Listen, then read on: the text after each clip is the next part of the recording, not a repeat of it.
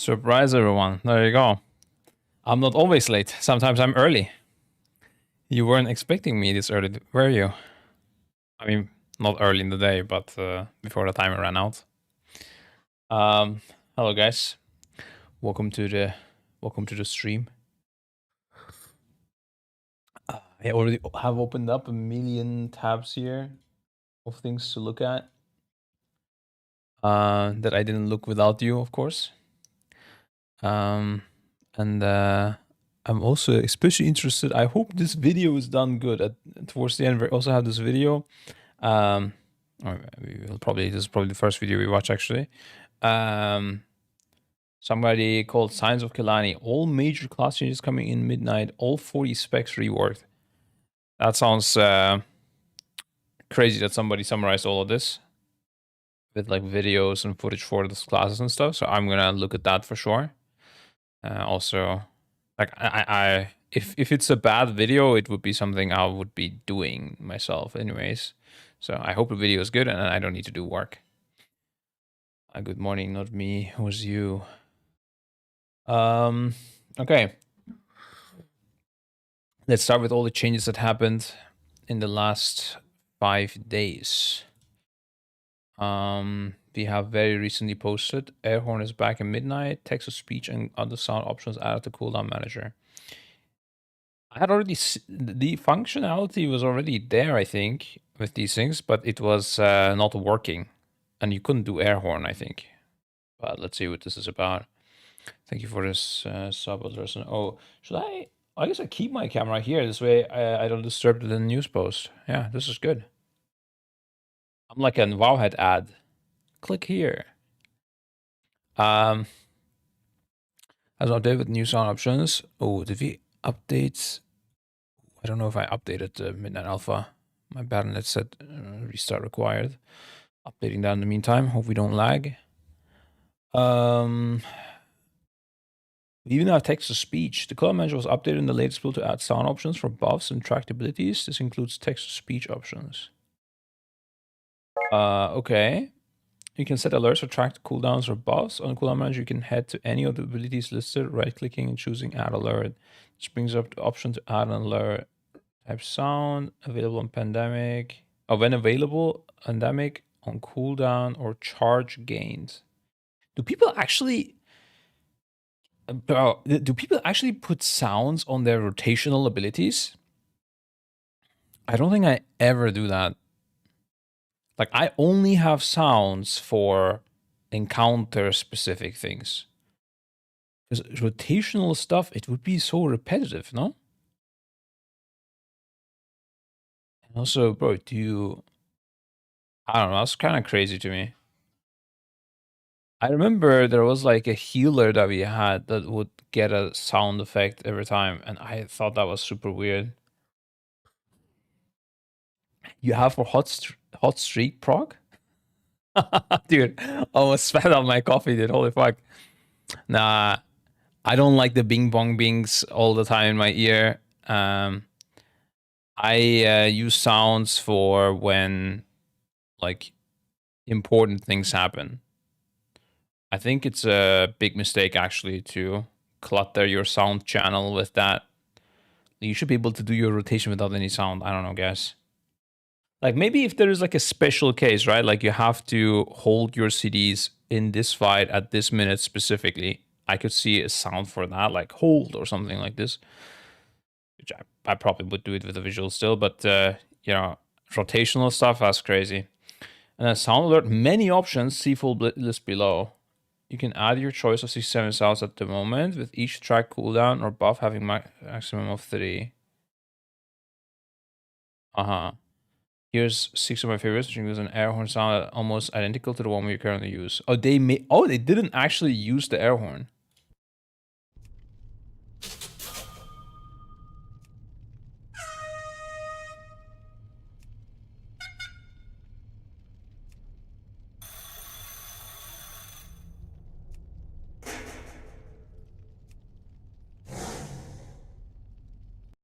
That's crazy.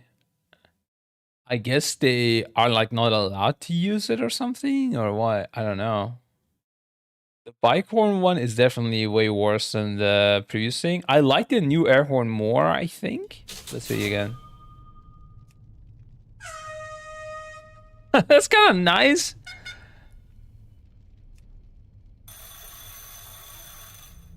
Isn't it kind of weird that the game adds this?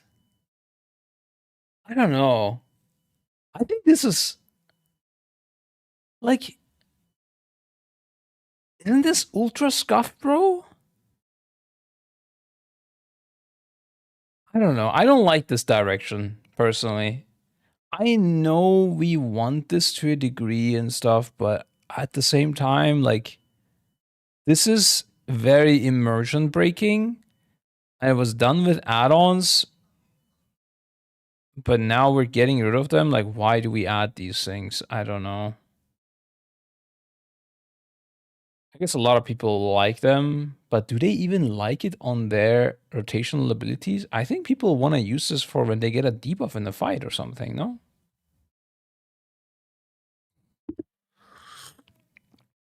I'll be surprised if anyone in our team is using these.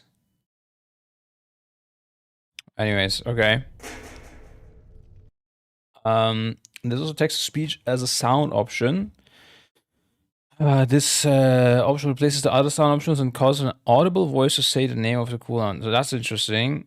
Let's see. Wait, the name of the cooldown slash buff. Note that what the voice says cannot be changed and will always just say the name of the buff. It is literally, it sounds like it's for people that have like visual like disabilities. Like maybe they're not fully blind, they can still play WoW. Or maybe they are fully blind and they somehow still manage to play WoW. And for them, it would be useful. I don't think anyone else needs this.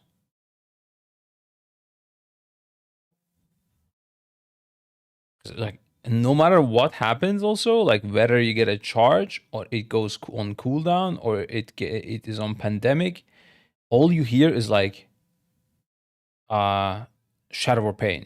You know, like it's nothing else. Like you don't even know what happened. Okay. Want to hear all the sound options? Check out the video below.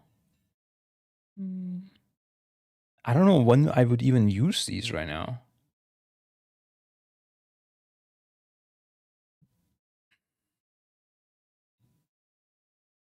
Okay. The biggest thing regarding sound right now is that you can't choose which channel it's going to. Oh, that's not good. Okay. Maybe it has its own channel. That also would be fine. So what channel is it then? What the fuck? Also, one of the features that players use is sound on non-personal buffs. For example, when time stars popped across the raid, many players usually have an audio indicator to signify that this happened. There seems to be no way to replicate this at the moment, which could be unintended. Oh, I don't think we have a sound when time spiral gets popped. It's entirely possible that wants players to communicate time spiral rather than it being completely automated by add-ons, but it's hard to know for sure. In addition, text-to-speech can only say the name of the ability specifically. You're not allowed to change it. There are also no custom sounds allowed at the moment. Yeah, maybe with custom sounds, it might be like an issue if people put like, I don't know, like slurs in there or something, and because this is now handled by a Blizzard, maybe that's an issue. I don't know. I have no idea. But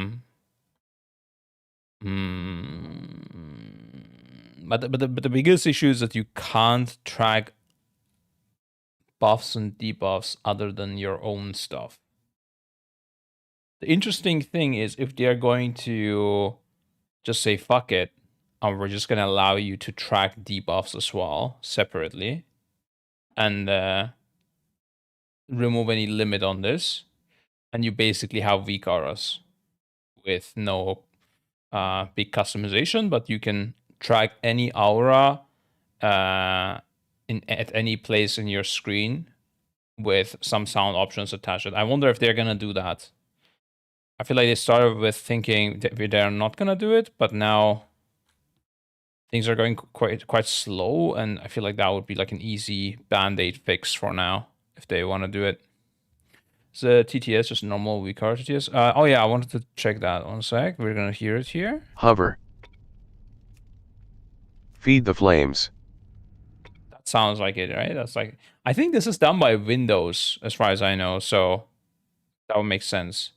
And you can install different TTS on your Windows as well, as far as I know. So okay, yeah. I see a lot of people being very pessimistic about the future of this, or at least the what will happen for midnight. I'm not that pessimistic, honestly. I don't know why. I think it's gonna be fine. And the thing that I like about this, guys, is that assuming people don't cheat, right? Assuming people don't third party program it or something, which I think the majority won't. Like, especially the high end gamers, I don't think they will do it. And if people don't, like, it's not just rating, right? I'm thinking M plus as well. I don't know, maybe PvP. This is a bit more like private. There might be some cheaters. I don't expect them to be in like tournaments and stuff. Everyone's gonna be on an even playing field with no massive thing you can do through add-ons. And that's what I like about it. Like, even if it is scuffed, everyone is scuffed. That's fine. Like, it's not like the current thing was perfect. It's not like you could do everything, you know? There were private hours, for example, or I don't know. There, like, for example, I always hated that we need to assign raid cooldowns. Like, I wish some AI would be taking care of that, and we just do the performance of it, you know, or at least like on farm and shit. Uh, like, it's not like we reached our technical limit with the current add-ons, anyways, and it was always bothering me. Now, if they remove this technical requirements, I prefer it. Although, yeah, there's still gonna be stuff you can do outside. I guess you can still assign cities, for example, outside. I like the change. I'll play Midnight right now because just too OP, in my opinion. Yeah, I definitely think it's gonna be fine. But it's sad to see that everyone is so negative about it. I don't know. I mean, if they really dump a lot of money and time, it will get better for sure. Oh yeah, it will. I think undoubtedly will get better. It's just like the first tier or the second tier. Like, how is that gonna be? But yeah, I don't know. I mean, in the end, if everybody's on equal footing, like, yeah, maybe it's hard to see certain things, and but that's then part of your skill expression. Like, it is what it is, yeah. And adjusting to the new UI, like, I don't know, putting your debuffs from here to next to your screen. I don't know if you want to do anything with.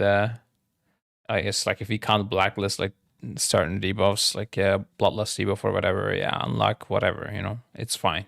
It's not the end of the world. I don't know. I don't see it as a massive issue personally. Anyways, yeah, interesting stuff. Maybe we log in and also check what else they may have changed that they didn't cover here. First look at Blizzard's in-game damage meters in Midnight. I wouldn't know what damage meter you'll be using. First look is now available. Well, let me just see also that my... What? I was trying to install... Yeah, I do have Midnight Alpha updated, it seems, so we can also log in later. We've got a first look in game damage meter, what options it will have. This is only a first look, as is incomplete at the moment. However, you can still give feedback on what you feel like is missing.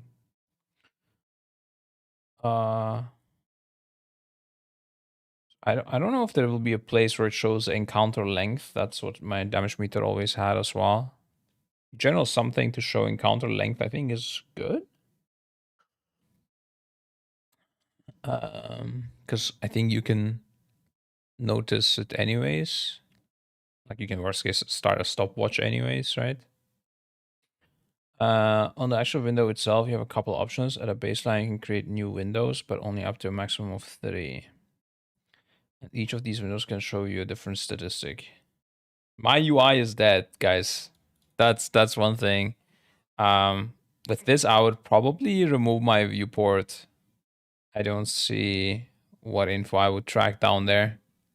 That's crazy. I've been using that UI since a very long time. Very, very long time. Wild stuff. Compared to the details add-on, the amount of data option is much lower. It only includes damage, DPS, healing done, and HPS. Yeah. I mean, 99% probably of the player base does not use much else. But yeah. Some interrupts, enemy damage taken. What are they cooking, bro? There's some construction. The whole building is shaking. Hope it's not an earthquake. Um, damage taken by spell, death. Not having death log in game is gonna be weird. Um if that's intended. The weird thing is that Blizzard is not communicating what they're planning on doing even.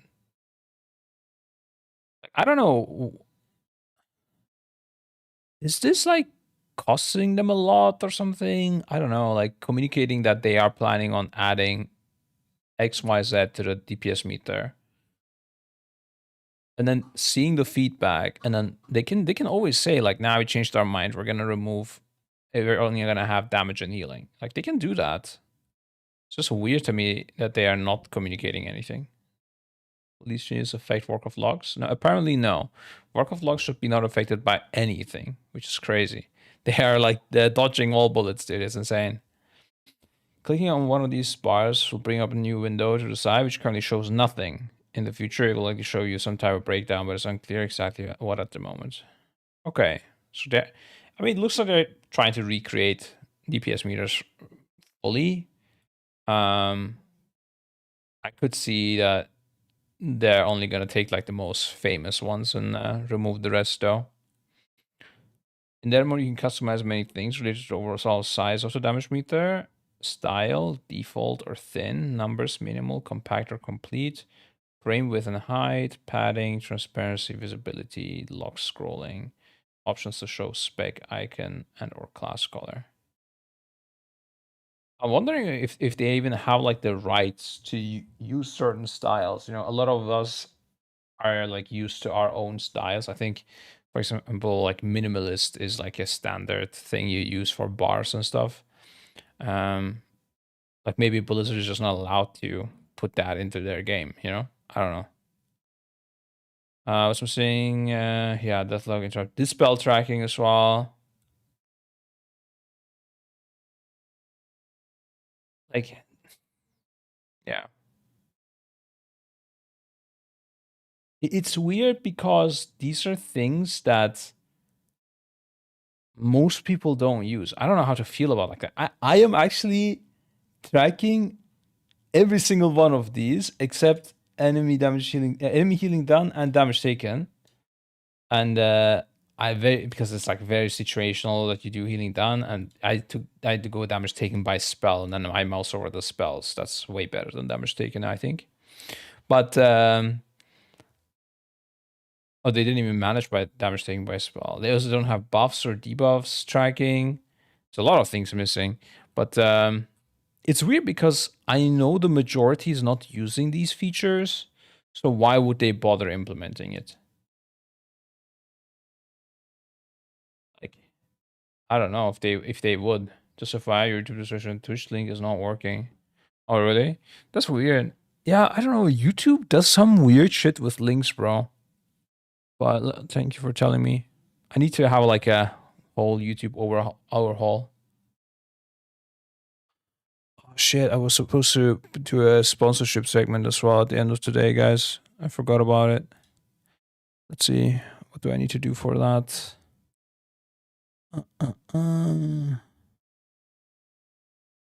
Go full camera and edit the panel in or something if I need to do something.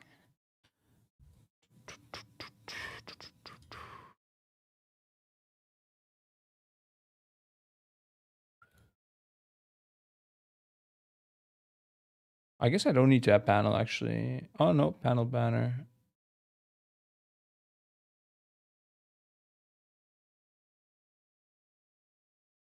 Uh,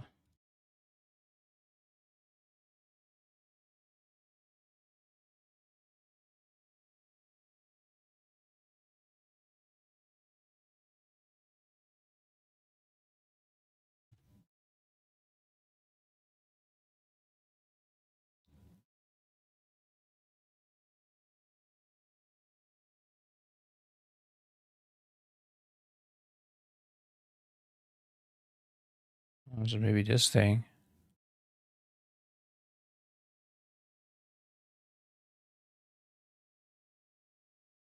I think I got it, guys.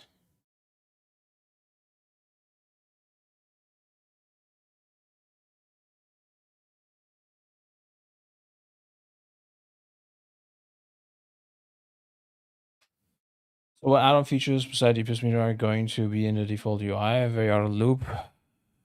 I mean, they have the cooldown tracker, which only tracks your own auras and cooldowns. Um, your own auras. I mean, the auras that you apply to yourself, and nothing else. That's super weird. And aside from that, do they even have anything, guys? I don't think so. Oh yeah, boss timers. Yeah, yeah. They do have their own boss timers. Or whatever. It's actually shocking to me that they went with the whole like the line instead of bars. Like, isn't like again, I would think more than 90% of people are using what do you call the bars, right? Like, aren't you guys using bars?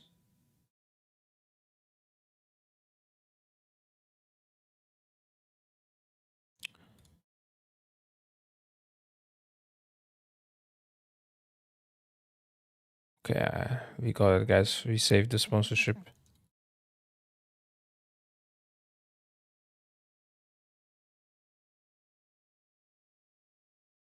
They need to change rate buffs to auras. As long as the class name is rate ID such encounter ID, you have the buff. Use the auras as long as class is in same rate ID such you have the buff. What does that mean? I don't get it.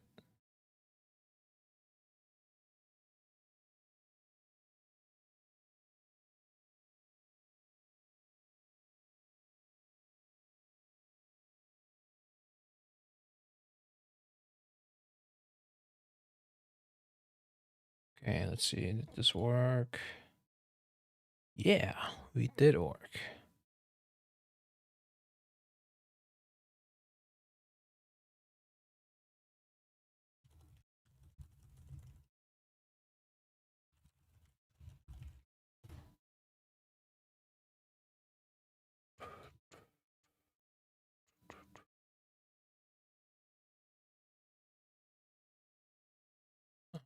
Okay.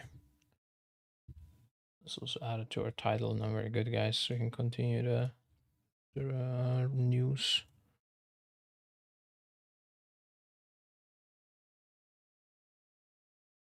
Wait, does this work? Grab tab. Is that it? Yeah. Let's go. Sound resumed. Sound muted.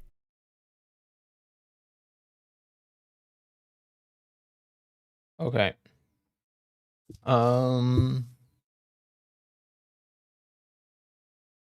Yeah, we go back.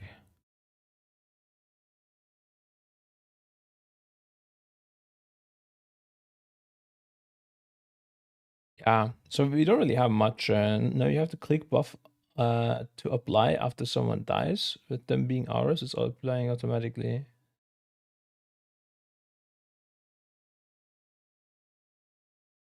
I don't understand it. Click buff to apply. You don't click anything. Clicking a buff. Is that TeamSpeak voice or eventual? We use TeamSpeak. I'm on there, yeah. We've never swapped from TeamSpeak.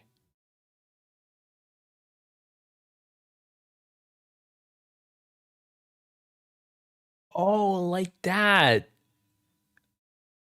I see. Raid buffs could be auras. Ah, yeah, that's an interesting thing. I like the concept of rebuffing personally. But yeah, it is weird that you won't be able to see who doesn't have your buff anymore. That's a good point. How do you track that? You can't, right? Yeah. You know how I do it oftentimes is like all the weak auras and things are like really shitty for that, and tracking different like there's so many rate buffs as well. People don't want to track it on their own UI what other people lack. So what I usually do is I look at your own buffs, like whichever POV I'm watching, and I'm checking how many minutes are left. If somebody died, I'll check like within a minute or two if they need a rebuff, right? Depending on how intense that moment is. Typically, when people die, it might be an intense moment. And I'll check if the buff says like 59 minutes, they probably got rebuffed. If the buff says like 56 minutes, okay, that guy didn't press that button. So I'll be like, okay, Druid buff, Unity buff, Druid buff, it's 56 minutes. And you also need to consider if it's like an intellect buff, that the person who died, is he like a intellect user, It's I'm doing some brain gymnastics there every time. Because all these add-ons and weakers always sucked, kind of. I don't know. I never liked them. But yeah, or they were like super performance using, like dropping your FPS. Okay, go next. Ice Wings all approachability with freezing in. First impression of Midnight for Frost Mage. Yeah, I was thinking I look at that maybe a little bit, but honestly, guys, I looked at this and this is an Omega Yap. I don't know. It's so long. People actually like. I mean, let's try reading it. Maybe it's like very well written. I know this guy. I think does works at Liquid. I think as an analyst, but I might be wrong. Maybe it's a different guy. Has received a full rework. The long-standing gameplay loop of managing Fingers of Frost and Brainless Rocks to optimize Shatter has been replaced with a new one revolving around generating freezing stacks through spells like Frostball, Glacial Spike, and Frozen Orb, and then shattering them with Ice Lance, Freezing. Freezing and shattering shouldn't cause as many situations where it's hard to rely on intuition to decide what is best to do next. Although freezing having a short duration of 8 seconds will result in difficulty target swapping without losing a lot of stacks in some cases. Another major component of the rework is the removal of icy wings. Actually, quite well written, yeah. And the new role of Ray of Frost as a primary offensive cooldown.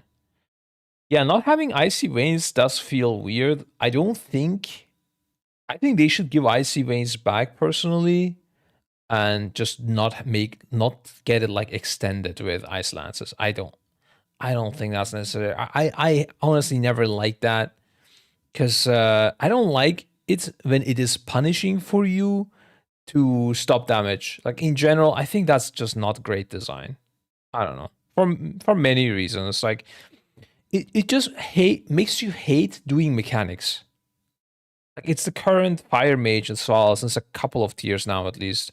Like as a fire mage, like you're just a mobile class. You're supposed to do things to help the rate, and then like you have kindling and you have like the procs that you need to send permapyros on, and I don't know. It just doesn't feel good, and it's very punishing to do mechanics, and this I don't think is good in general. Like this should maybe happen for like one class in the whole game, that doing mechanics is super punishing, and that class you like leave it alone. You just let him pump. He can even do a bit more damage than the others, but you don't want to take too many of them because then no one can do mechanics.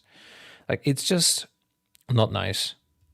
Okay, with ice veins, obviously you can still do mechanics. I'm aware of it, but in that design principle, I don't like. Extend like being punished for being AFK this much, I don't think is good. Reminds me, but more powerful with no extending thing. That I'm fully down for, yeah. It is weird not having anything. Like a Ray of Frost. It's nice, it feels good and everything, but I see and I see Wayne's like it's not a proper cooldown, it's only 1 minute. I don't know. Felt a bit weird to me. It's a surprising change, but it actually works reasonably well. Rayfrost deals a ton of damage on its own while generating a lot of guaranteed freezing stats. One aspect of having this as in the new cooldown is that the splintering ray slash frigid focus choice node is very impactful, but also means that you have to choose whether your major cooldown does any AoE damage at all. As we are only at the beginning of a long alpha and beta cycle, some final aspects of this new design are still a work in progress. However, in general, I think these changes result in vast improvement for the spec already. I'm looking forward to seeing it develop over the coming months and to playing it when Midnight releases. Interesting, quite positive about Frost. I didn't think that it plays nicely. I don't know. Like Frost, it didn't feel good. Like I don't know what it means with it was straightforward, that is true. Like you weren't really like confused what button to press too much, but it didn't feel fun, bro. I don't know. Maybe it was because I was so weak. I don't know. It was weird. Definitely also less movement than before. I think a lot of classes, perhaps like with Fire, is the same thing as well. With Arcane, of course, it is also similar. Are losing movement. I don't know how it is for other classes in the game, but as a mage, you definitely lost a lot of movement. Unlike Ray of Frost, I don't know, maybe most people love it, but I just never played that skill. It does. I also didn't play Frost much since Ray of Frost came out, but I think it feels good pressing that button. Um, it does feel good, yeah. It could maybe even be a little bit longer for it to be like unique, and you need to really think when you're gonna send it. Um, yeah. You know what would feel really good is if you could move while casting it. That would feel good. That would, I think, change a lot with the play style and how mage feels. Can't walk while casting. Yeah, you can't. That's the weirdest part. Yeah.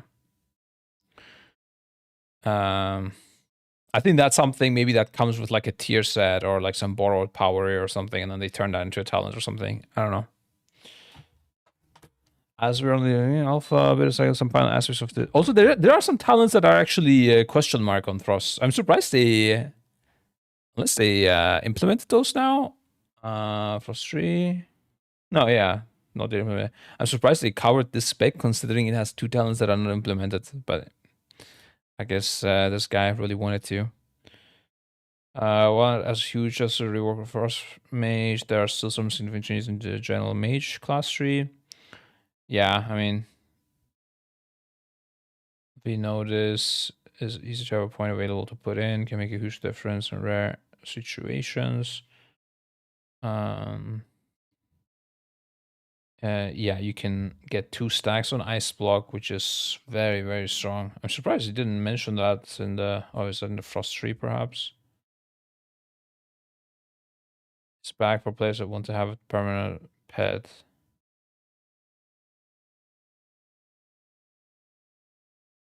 Oh, I guess it is a choice to get this pet.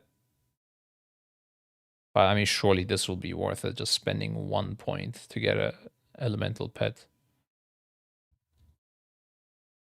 Sun is not positioned in the tree, so still will be required, but also bro, writing all of this with the 2 of the talents missing is crazy, guys.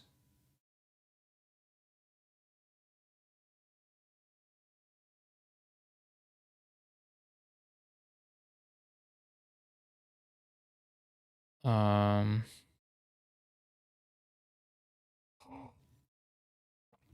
a few issues with first and second tier talent rows is so full of many required talents, especially in AoE situation, that there isn't going to be a lot of choice.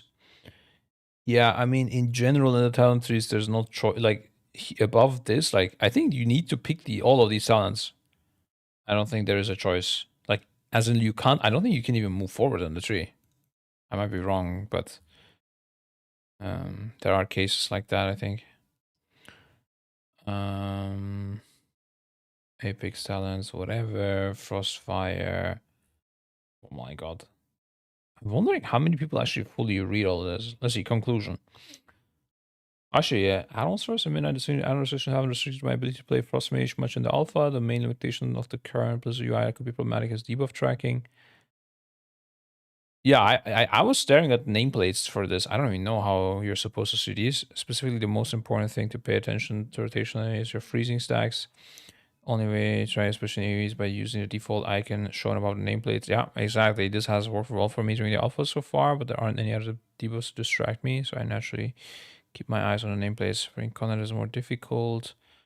Could be a problem. Secondary issue is that there are only 2 built-in Fingers of Frost indicators, and it stacks up to 3 times. That was the case like very long time ago. I don't know if they ever fixed that because I don't use those default ones, but it's crazy, yeah.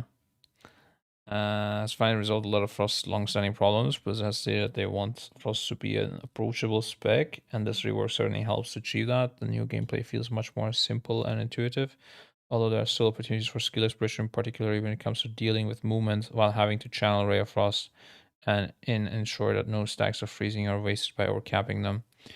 Look forward to playing Frost Mage at midnight, especially if some of its remaining issues are resolved. I think it could be like interesting if freezing stacks were more powerful. Like you took longer to build them up, and then you could have like this big burst with ice lances. I think that could be more like interesting.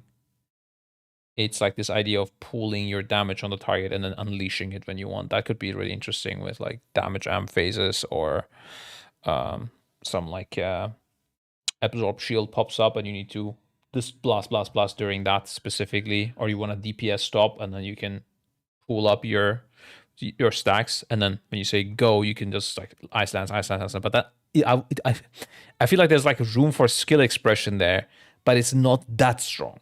Like I wish it was a little bit stronger, the ice lances, because then you could do like ice lance, and then ray of frost, stack up your freezing again, and ice lance again. It kind of feels good doing that, you know. But right now, ice lance, like it's okay, but it's not as strong that I would want to have it. Okay, yeah.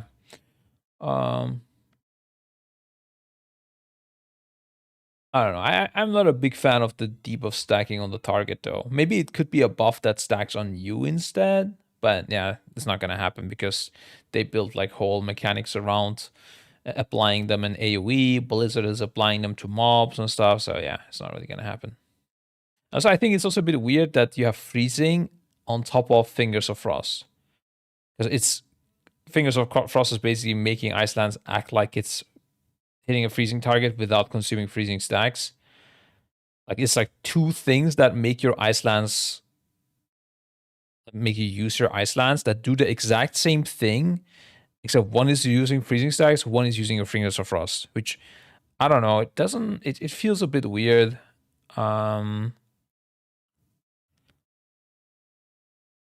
Yeah. Maybe like yeah, like your ice lances with Fingers of Frost could still use the freezing stacks, but like do even more damage, so that the optimal time to use ice lances with Fingers of Frost and with stacks. I don't know, something like that. Right now, it feels kind of pointless to have these 2 different things. Oh yeah, that's Frostmage, very specific. Pandemic dot assistance on the cooldown manager. It's just wait, what is all this? Place signs and pandemic range. Oh, there's also a dungeon available now on the beta, right? I can play dungeons now? Oh shit, okay, we need to swoop through this. Also, they increase threat generation with taunt. I wonder, what is the purpose of that, guys? Those of you that play tank, like, did you? Is it so that when you taunt swap with your co-tank, that you definitely don't get over aggroed back? Is that the only reason? Because I don't think a DPS will over aggro you, or could they? I don't know. Like I've never seen a tank that is taunting a boss getting over aggroed. Evoker Destro, like they do like a big engulf crit and then get aggro or what is Evoker Destro? It was big for Frost, but if the secondary target moves away just a bit, it ruins everything. I don't know how they can fix that. Yeah. I don't know. I think it AoEing feels really shit as Frost when you're tanking them ups in solo questing, but I think it's not gonna be that bad actually when you are in a raid setting. This Evoker could pull aggro on start because of their mastery. Okay. Interesting. Let's see, what did they change to mages? Nothing.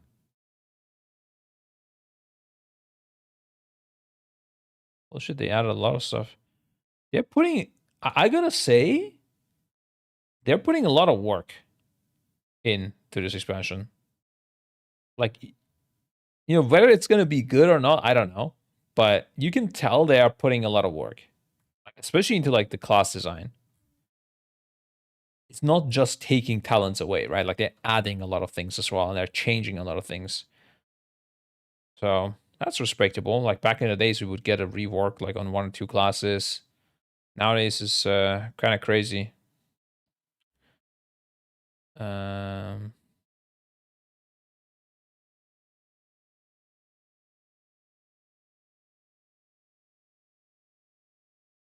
this is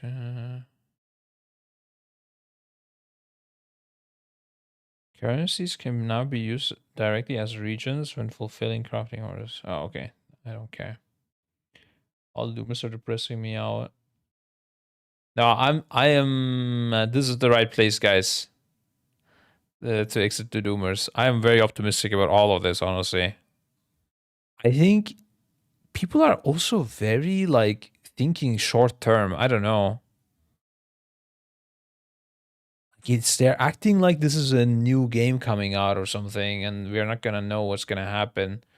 Like, okay, if it's not that great, it's fine. You still play kind of a new game. Enjoy the ride, a bit. Like, yeah, okay, if things are scuffed, they're a bit scuffed. It's fine. Like, it's new at least. So you can find joy in that, and then next time it will be better. Like, but if it sucks, this is not gonna be like, yeah, let's leave it like this. I don't think so. I mean, they're clearly working on it. Yeah, I don't know.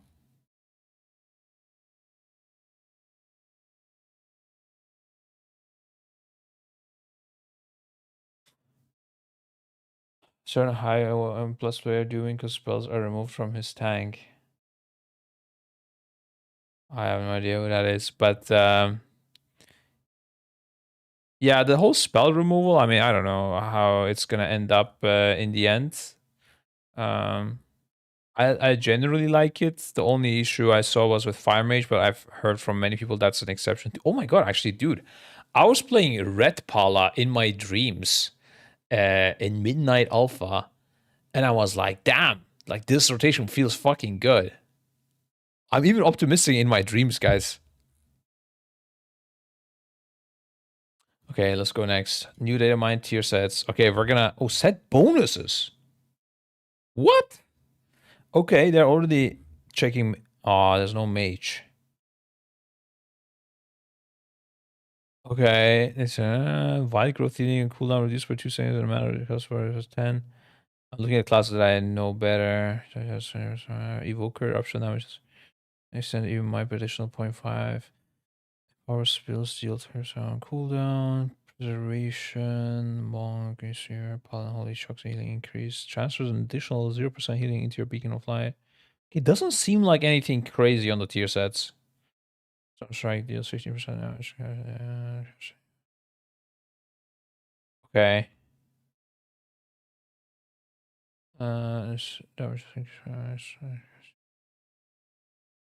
That is quite common for like the first tier. I mean, it's even common that the first tier doesn't even have a tier set, but that the tier set bonuses from the first tier aren't that insane because they are reworking everything anyway, so everything is kind of new anyway, so they don't really care. They just want to do something.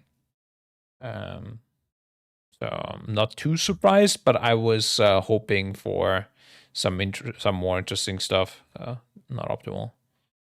New loading screens. Yeah, I just wanted to. That looks fucking insane. Is that because it's like really high quality? Is this how it's gonna look in game when we're loading it? Why is it? This is not my monitor size. Like it's weird. Like this would not fit onto my screen. I don't know how that's a loading screen, but I don't know what zone is this as well. It looks pretty nice. These look pretty good though.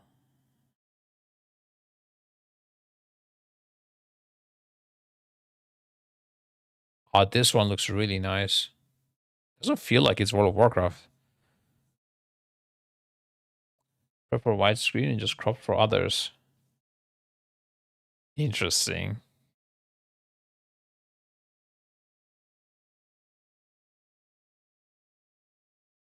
That they do it that way, but I guess.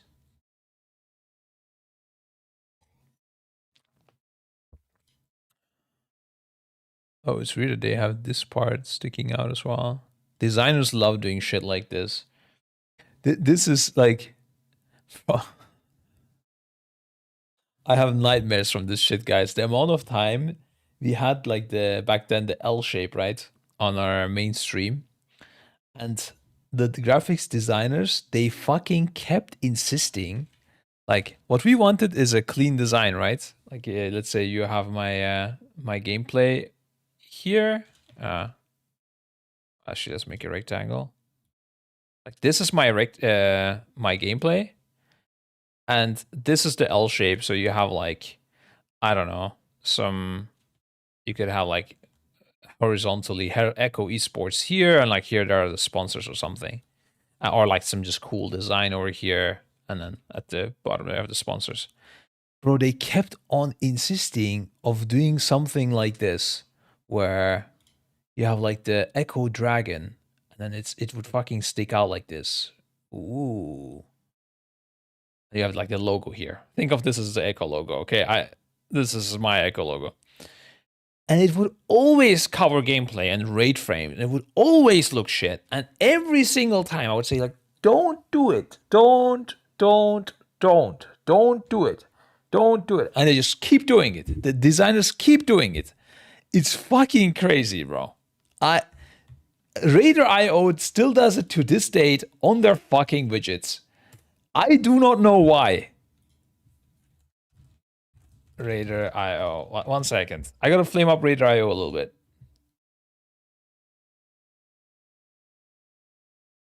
Look at this. Like, this little fucker here sticking out. I hate it so much. It may look nice, but it just over fucking laps with things. Okay, actually, maybe now with the new add-ons being removed, there's less things on our screen, so we have room for this shit. But back then we didn't have. Like, every fucking pixel on my screen is calculated, yeah? And this just annoys the shit out of you, dude.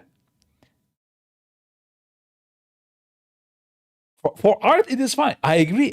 This looks better, but this is the common problem with designers. They think of what looks better, and as the person who's going to use it, you think of the usability of this. Like, how am I going to use this?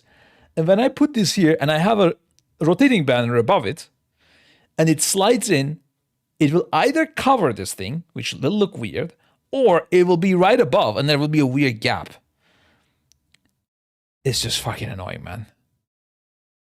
I mean, the Raider.io thing is also, if you're not paying them, right? They're just making it for us, so I don't mind it. But when it's the designer doing it that we're paying, that's a tilter. I just used them as an example here. Forgive me, Raider.io. Thank you for the free widget. Anyways, yeah, continuing. Your new main. Devour, Demon Hunters showcase, first impression. I'm not gonna do this now. I might do it later. What is this? Oh, okay. This is a very quick thing. 12-month subscription rewards. Just want to flame them up.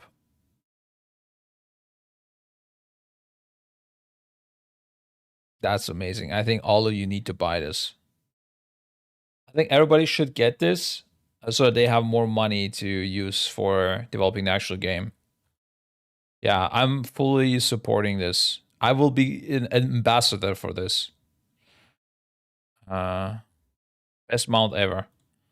Huge upgrade system changes at midnight. Data mine crashing. Oh, actually, I heard about this. I don't know what this is. Aha. The upgrade system was added in Dragonfly and hasn't been touched too much since then. Okay. Okay. Good start.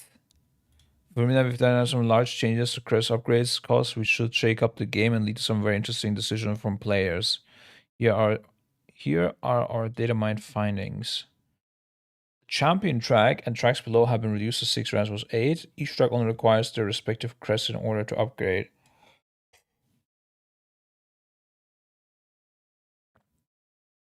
What?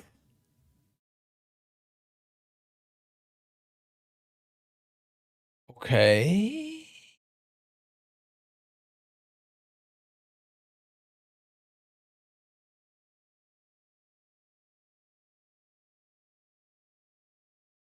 Whoa. That made splits more powerful in a funny way. Because that means both normal and heroic as well. Initially I thought normal not, but that means with normal splits you can get to heroic 2 out of 6. So you want to have as much normal as possible. Also, you will need more normal crests as well. Like, normal crests are actually valuable now. What the fuck? And then you do heroic ones. And you don't need... What the fuck? You don't need mythic that much. Huh. You will definitely not have enough heroic ones. Interesting.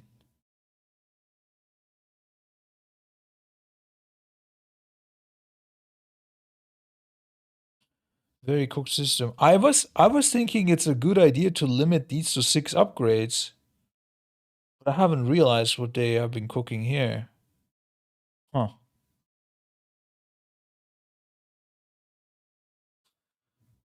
Thankfully, I don't need to deal with this. Students, we need to think about our arrangement for next year, by the way, already. So we're not late like last time.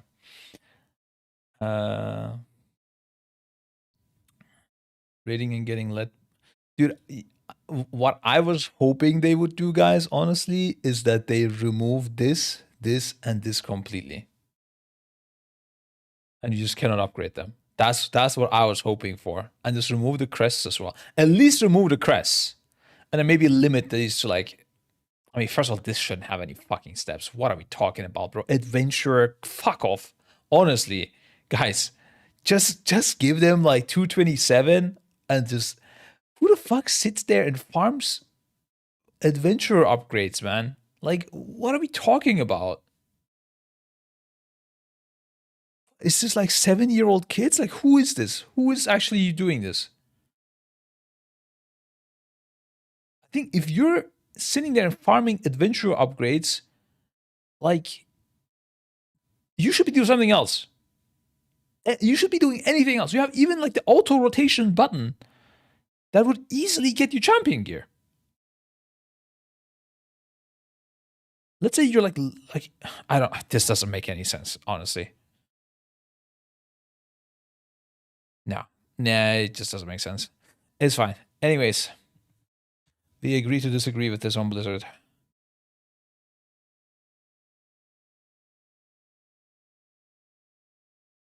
I want to get flamed by like toxic casuals for saying they should like get rid of this. I want to hear the arguments for why they should keep adventure upgrade tracks.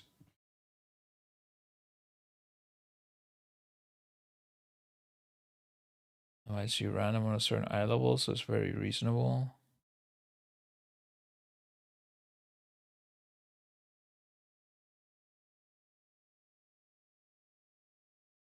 What difficulty is even adventurer, bro? Like, is it heroic dungeons?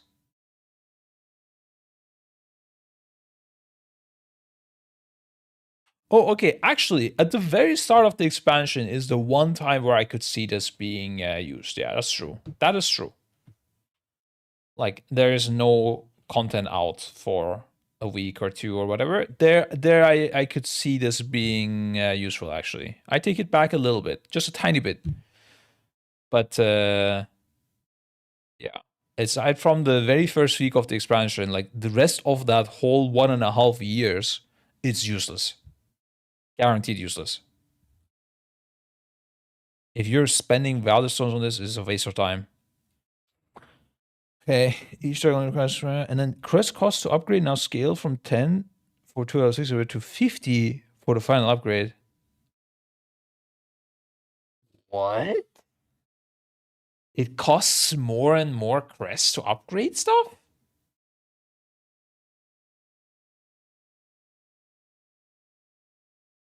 That's holy moly.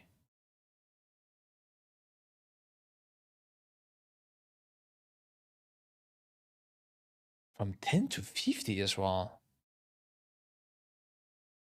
Wait, so does that mean like this costs 10, 20, 30, 40, 50? Oh, damn. 150 crests for. Well, I guess I wonder how many crests you're gonna get from things. I'm guessing that might have changed as well. But the interesting thing that this will cause is that it's no longer gonna be a no-brain to just upgrade your weapon first. Then your chest, legs, and helmet. You know, like maybe you want to spend 2 points on your weapon, then you want to spend 1 point on helm, chest, and legs, and then you want to spend 1 point on shoulder, I don't know, gloves and feet and belt, and then you want to go back to the weapon. That's interesting. I want you to consider for a minute how useless normal gear is now. Max 6 out of 6, and last steps cost your entire weekly cap if no change. That's gotta change. I think the weekly cap has to change. 50 crests, what are we talking about? What, you're gonna play the whole tier to up and to get mythic 6 out of 6? There's no way, bro. Oh, it actually says here 10, 20, 30 as well. I thought this was my calculation. Lol. Either way, max normal gear is worse than on plus 10 drops.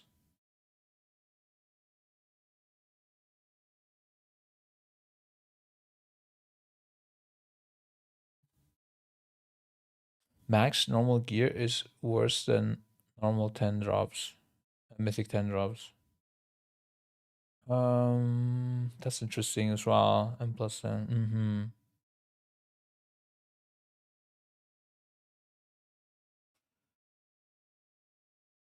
Huh. Yeah, this is definitely a little bit of recooking on the logic of how we're gonna gear up.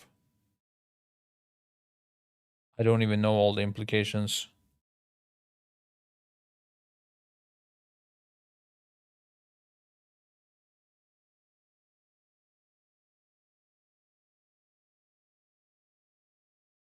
Honestly, like I don't mind it. Like again, because it's different and we're on an equal playing field, right? It's what it is. Just need to do some recooking. The only thing that tilts me is the first Viking thing. I just don't like it being complex, bro. Like that's the only thing I don't like. If this was just a simple thing, like I will not like simming everything. For example, like okay, do I upgrade my weapon now, or is it better to upgrade my bracers? Because my weapon is on 5 out of 6, but my braces is on 1 out of 6. But I might get a weapon from the raid that is 3 out of 6. Then my upgrade would be useless. Like I don't want to think about these things that much. I think loot should be more straightforward. I wish they would do like, if they really want to keep this upgrade system, just do like 3 upgrade tracks or something. There's 1 out of 3, 2 out of 3, 3 out of 3 done. And I don't know, bro, for all I care, it could just automatically upgrade when there's a new patch. Yeah, everyone's gear just gets upgraded. I just dislike this whole thing. It's just unnecessary complexity to the game, in my opinion. I thought if you already spent the crest on a slot, you don't need to again. Yeah, that's true. To that level, you don't.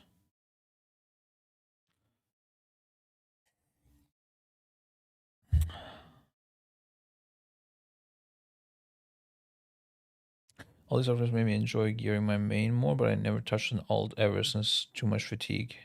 True, that's also a good point. Let's do low-level keys to upgrade gear. Well, like to get the crest, you mean? I don't know, it's just... I don't know, man. They're on the wrong path here. Like, it's honestly baffling to me that you look at the upgrade system and you're like, let's rework it. And then this is what you do. That's crazy. Like, either don't touch it, don't spend time on it. Be like, you know what? We don't have the time for this. Fuck this shit. It's working out. We keep it as the same. We remove valor stones. Okay? Because that's like obvious no brainer. But to go and touch it, rework it, and then do this shit? Why? Well, how did that happen? This is the best you could come up with. Yeah, like this because valor stone's gone. Maybe they will just like do no crest cap or something like crazy like this. I don't know. At that point, nothing really matters. It's just time you're spending. Looks the same. It's the increasing crest is weird, and you use like you need to do some weird brain gymnastics. Sometimes you'll have a 5 out of 6 champion gear and 1 out of 6 hero gear, and you want to think, am I going to spend champion crest to upgrade this and then free upgrade this? Or am I going to send a hero crest and then I don't need to spend 50 champion. I'll just spend 10 hero. It's just weird, man. It's just, I don't know. Unnecessary. Like, why this complexity? Just don't. We don't have crest reductions shared. Yeah, that's true as well. Yeah. I would think it is. I think eye level is always king. It will always make you. This is what is on alpha at the moment. Continue. Oh, what's this like? Things are rewarding.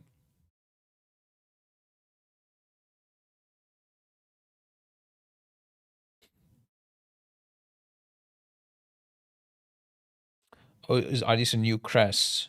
They're called Dawn Crest. Are they actually called Adventure Champion Hero and Mythic? Oh, and also Veteran. Yeah, that's good. Honestly, it's like at least not confusing you for no reason.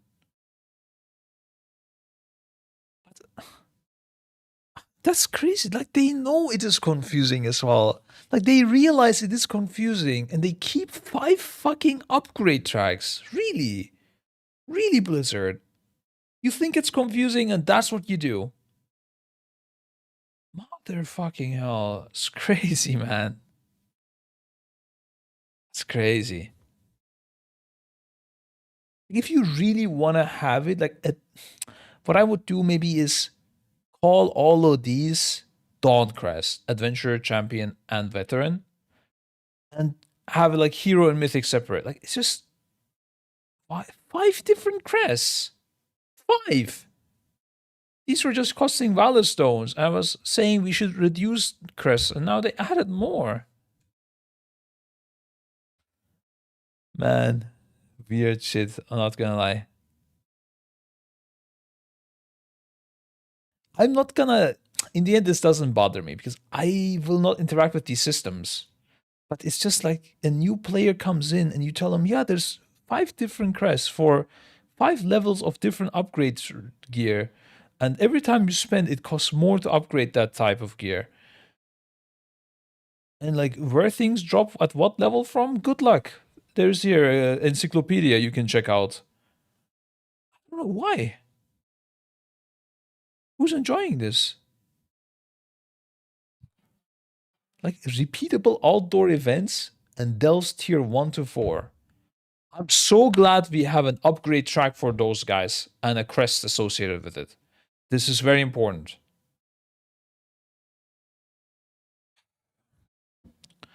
Crazy people, bro. Okay, whatever. Next. Developing a world without add-ons, PC gamer interview. Oh, this is actually interesting because he might have said, like, I don't know why they do this, but they say things in different interviews, so we got to keep track of all of them. It's like a deal with the interview websites or something. Students how raid encounters will change with the removal of combat add-ons, emphasizing that the goal is not to turn all raid encounters into giant puzzles. Topic range from visual clutter to improved audio accessibility. I mean, no one was expecting that, anyways. It would be cool to have giant puzzles in every fight, but yeah. Or at least in many fights. Consequences of restricting add-ons. Unsurprisingly, restricting add-on functionality has resulted in a host of trickle-down issues. Forcing Blizzard to reevaluate what's presented by base UI, how players interact with encounter mechanics, and the complexity of the class they are playing while doing so. Admitting that the high-end content is too hard without add-ons, the goal is to close the gap between players and bring everyone down to a more even playing field. Classes shouldn't require complex recurse tracking 3 different buff states to decide when to use an ability, and encounters shouldn't require 15 minutes of ensuring everyone is on the same version, followed by 30 minutes of troubleshooting to figure out why 2 players automatically shouted star instead of one being assigned to circle. Why? If you know this, why do you create Fractilus then? But yeah, okay. While removing these capabilities does limit players' ability to parse and process information. It also reduces a lot of the administrative burden that high-end groups so often have to deal with. Though Blizzard quickly realized that doing it right would necessitate changes to other areas of the game as well. Yeah, a lot of the class changes in Midnight haven't been in the works for years. Instead, he says that they popped up over the past few months when we first began our conversation with the community around the philosophy of where we were thinking we wanted to go with add-ons. We heard a lot of feedback immediately of that's all well and good, but how am I supposed to track this mechanic? Internally, we were like, they're not wrong. That's concerning. That it's popped up in the past few months only. It's crazy. Not turning all encounters into giant puzzles. Somewhat ironically, considering the mechanics of Mythic Fractalus this season, the developers have been trying to use less pure coordination challenges. Wait. I need to I need to prepare myself for this paragraph, guys. Okay. Again, somewhat ironically, considering the mechanics of Mythic Fractalus this season, the developers have been trying to use less pure coordination challenges. Since they are so often solved by add-ons, instead their approach has been to layer multiple types of challenges atop one another, asking players to solve a puzzle while launching swords, meeting a throughput check, all at the same time. This helps ensure that even if an add-on is helping solve part of the problem, players are still facing multiple challenges. Though in a world without a VCAR coordinating which players are going where, that simultaneous split-second decision-making could become overwhelming. Yeah, of course. An intellect-based encounter is the sort of thing that add-ons have historically solved pretty well. Barker says, and as a result, the team has been using less and less of them. To make an encounter with an intellect coordination challenge that might require 4 players to move to specific spots, they can't just make one more player have the debuff, for example. We've had to layer on dexterity and speed and pace and lethality to make things that were coordination tests harder. He says, in Mythic typically, I have to pull out 6 shooters and I'm firing swords at your feet, so you do both at the same time. It's a very different axis of skill. Yeah. I mean, it's the weird thing is, it's not like a lot of fights had these issues. Like, if you didn't have Fractilus, Ovinax,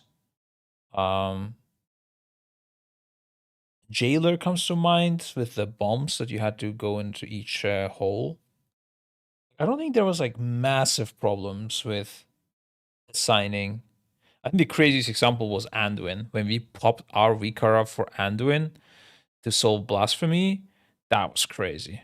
That was like we shot like an insect with a bazooka there. Liquid was just fully YOLOing it, and we had this crazy cooked program, and it ended up being better, but it's just such a small part of the race that it didn't really matter. I guess it wouldn't matter if they gave us like a second less to solve that mechanic. Our strat would have been much better, and it would have shown. Another big part of that is the amount of given time for players to solve a particular mechanic. In a world where weak can solve the problem in a split second, pacing has ramped up to counterbalance it, giving players less time to assess the situation. Players will now need to solve these mechanics themselves, though by tweaking the amount of damage, reducing the number of targeted players, or giving them a few more seconds to react. The intent is to keep roughly the same level of overall difficulty as before. I don't think it's going to look all that different, he says. I think the skill ceiling should be in about the same place, and the ways in which it's measured should be fairly similar for people.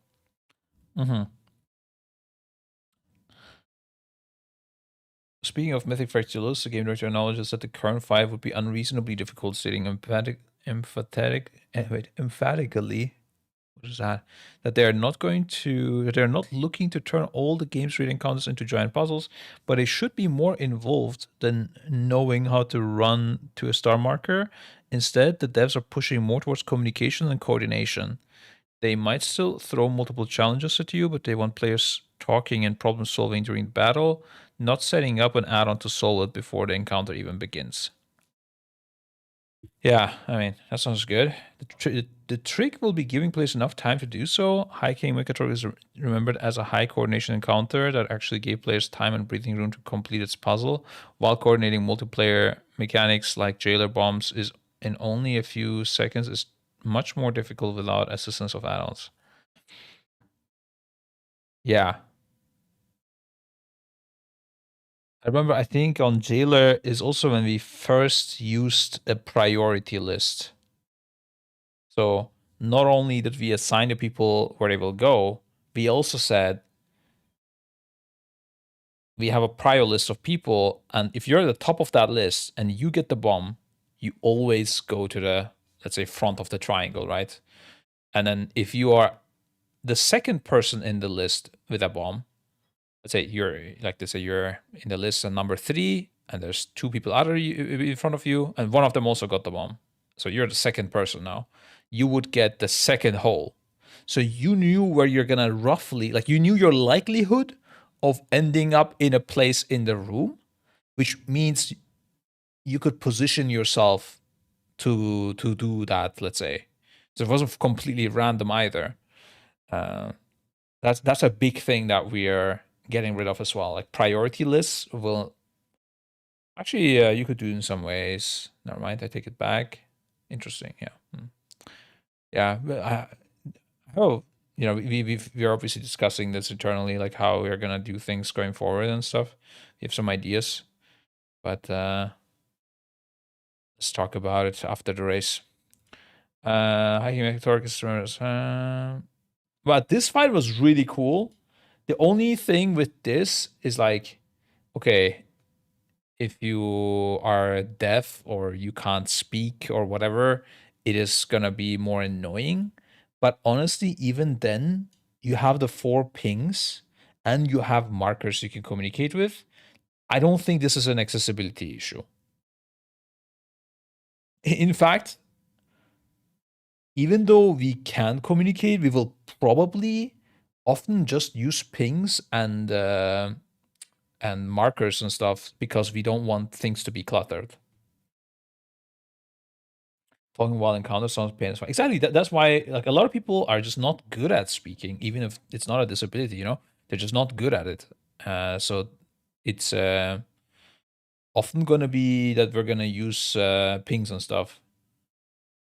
Would you not screen share Mechatorque nowadays? That sounds crazy.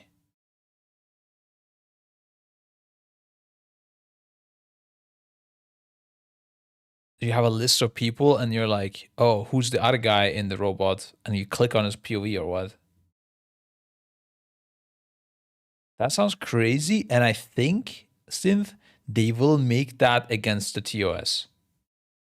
Like, I think they will need to word it somehow where they say, like, any functionality that is given to you that the game doesn't have to that you would use while being in combat is not allowed. It's like something like that, you know? Because you could say like, oh, but we use voice comms, but voice comms are actually part of World of Warcraft. Like you can use voice comms in WoW, but you can't screen share, for example. Watching streams while an encounter can't be toss. I think they can make it toss. Why not? What's blocking them for? They can't detect it potentially, but that doesn't matter. They can make it still against TOS. They can't detect if I buy 100 gold from you. How are they going to detect that? But it's against TOS. Right?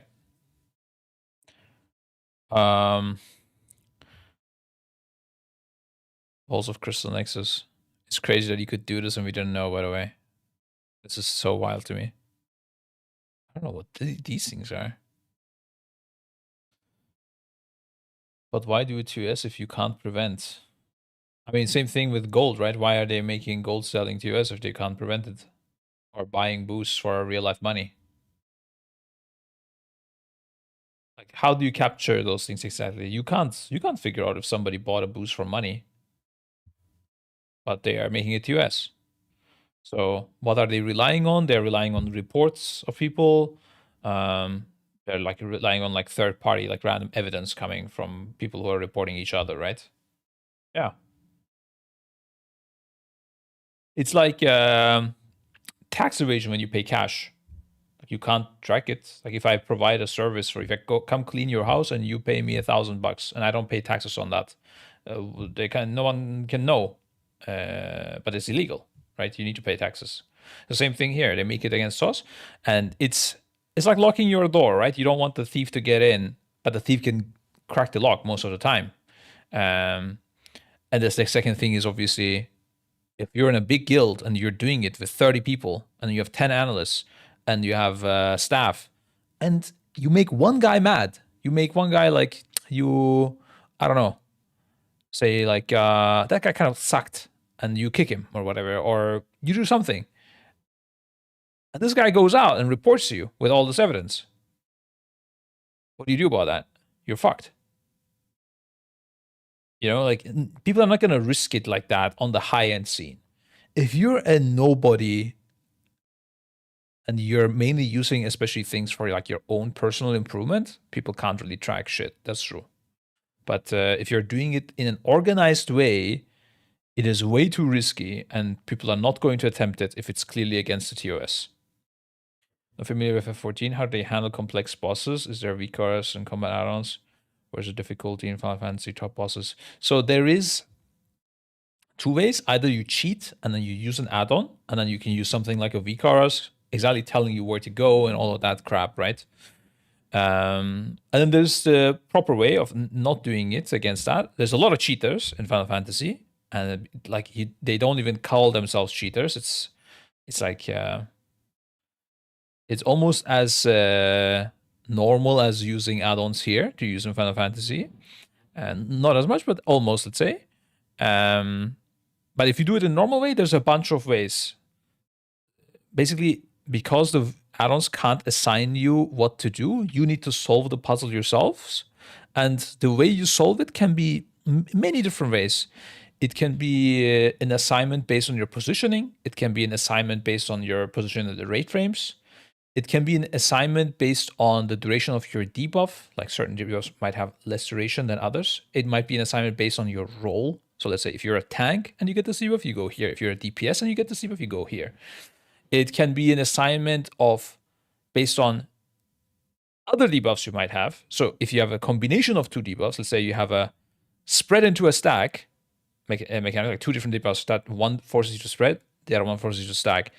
So then you would do one certain thing. But if you have a stack into a spread, you would do another thing. And if you have nothing and stack, you do this thing. You know, like it could be the same as other people, like different combinations, but it helps you assign what you do. Um, you can have a shot caller. You can have somebody marking you what to do. So maybe sometimes one guy with a debuff needs to go left, one guy with a debuff needs to go right, and it's on like 2 DPS, and typically it's done by rate frame in that case. But let's say, or like with a priority list because it's only 4 DPS. But let's say you have 20 DPS and it's World of Warcraft and it's harder, so many people. You could have like a rate leader marking um, who goes where. Um, is there any other way to assign it? It can be you can get a debuff, but like the game assigns it for you sometimes. So you get like the number of orbs on top of your head. You can have like a 1, 2, 3, 4, 5, or they also put PlayStation markers like a circle, a cross, triangle, and a rectangle, and you get one of them, and then you know if you have one of these marks, you go there, and then maybe you have a mark and a debuff, and then you look at the combination, and then you go somewhere.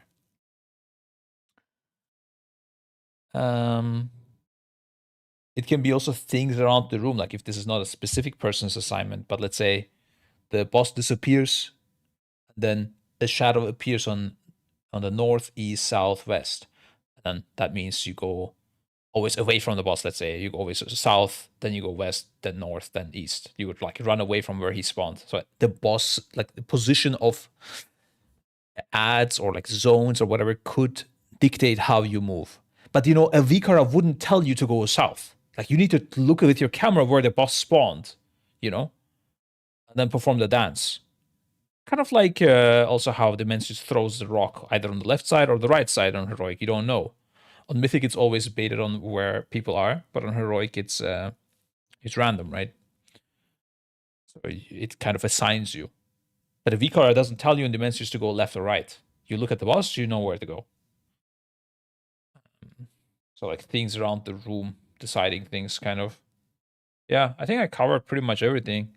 I don't know what else exists. Also, what animation does to the boss. Yeah, there might also be like equal spell names, but I don't know, like the boss's left hand will glow. I mean, it's kind of like Dimensions, right? Him throwing the rock is the same thing.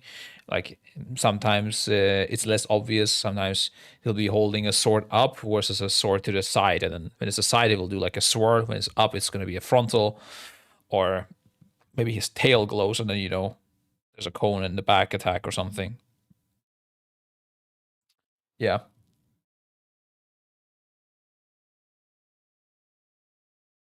I think that's pretty much all of it, though.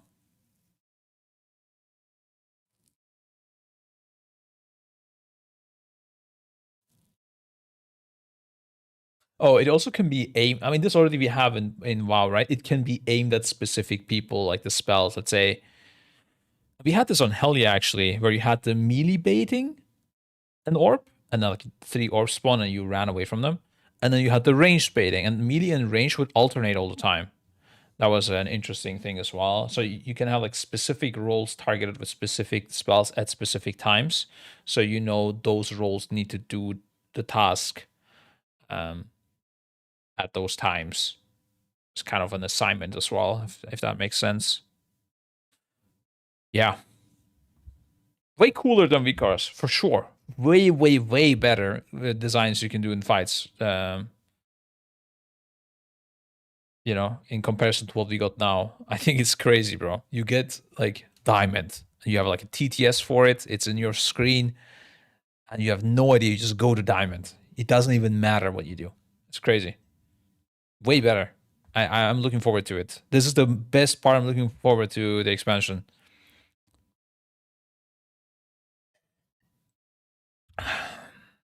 Um, continue to improve accessibility. New accessibility features on the Midnight Alpha include text-to-speech and audio cues. Accessibility remains a high priority for Blizzard, particularly following feedback from Undaunted dev servers, which were since invited to give more feedback. I've speaking to Undaunted people, like their raid leader and some other people from there. And I noticed one interesting thing is that I was expecting like, oh, I don't know what difficulties they have, right? So it's hard for me to tell how this is affecting them. But what I realized is, in a funny, sad way, is that they don't know how we play the game either. Does that make sense? Like I thought I was the only one that I can't like, because I'm hearing and I can speak, I can't understand what they're going through, but they don't know how we are solving mechanics either. Like they have these certain things that they believe what we do, but they don't know actually. They have like sort of mis ideas. For example, they think we use communication a lot to solve mechanics, which we don't actually. Which we will probably or potentially going forward. I'm not sure how it's going to develop. We can in certain cases, but it's really rare that we use stuff like calling for an external, for example. Nowadays is quite rare. It's not something that you do all the time. Certain fights is just fully locked in, things like that, you know. So, for example, they were saying to me like, yeah, the reminders being gone is really bad. Like they will have to memorize everything before the fight, what we need to do where, and like have notes for themselves and just look at the notes and stuff. But that's exactly what we will do as well. Like they think we will call everyone's thing out, but we are not going to do that. Like at least most of the things, of course. I'm not gonna say it's like the same level, playing field. Obviously, if you have a raid leader that can call things, still it's a big bonus. But a lot, like the most things are not called. Most of your assignments you will need to remember and for yourself. And if you're calling for something, it's like the option of last resort. Exactly. And honestly, in the latest years, like less and less it got used because add-ons got better and better, reminders got better and better. Like back then, bro, if you would go in a fight, I would just YOLO call shit. It was crazy. Like raid damage was coming out. Like, fuck it, let's use a rally here. I don't even know if we need it, but let's use it. We have two available. Like I remember Heimwall, just me randomly calling raid cities, or yeah, let's deal this, let's barrier this. It wasn't even assigned. Nowadays, everything is assigned. So me calling something, like I would need to remember everything what is assigned in my head. Let's say if I'm playing also stuff like super crazy, like on the spot, being able to remember and call everything is ridiculous. And if I call something randomly now, it will mess up the whole rotation. People are gonna be like, Scribe, what the fuck are you doing, bro? Like this is supposed to be a barrier, not a rally. And now we didn't have rally for the next ability and you fucked us up. So I cannot do anything. It's like everything is so static and I cannot, touch anything. Now that is going to change a little bit going forward with less abilities existing, less raid cooldowns. I might be able to actually memorize all of them when we're using them. So that's cool. But like people used to randomly press things and randomly call things. That's not really happening nowadays. So voice comes from the raid leader were quite most of the time quite boring. Like I was waiting for something to go really wrong and then trying to repair that. That's mostly what you did as raid leader. And aside from that, trying to be as consistent as possible and mainly becoming a VCAR pretty much, like a text-to-speech VCAR for random mechanics that you don't have an add-on for all the time. I play a very different game to 99% of other players. Yeah, I mean they're comparing it to high-end gamers though, right? Like Undaunted, they're like saying, they're comparing themselves like their thing, and like it's not like they're not comparing themselves to casuals. They're already way better than the casuals. They want to. The discussion is about mythic rating and stuff. So, yeah. So I think now with the new expansion, add-ons being gone, it might actually be more communication being used. But yeah, like the discussion with them, it made me realize they think we're playing in a certain way, but we're actually not doing it that way either. So yeah, it was like a surprising thing, I guess.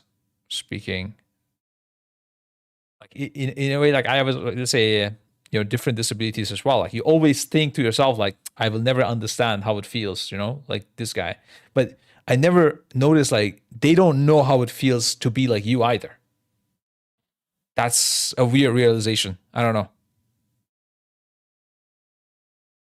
It, obviously it's a easier life to be able to hear or see or whatever, but it's still interesting that those people don't know. They have an idea of what it could be like, but they don't know. Just like I have an idea of what it could be like to not hear or not see, but I have no fucking clue.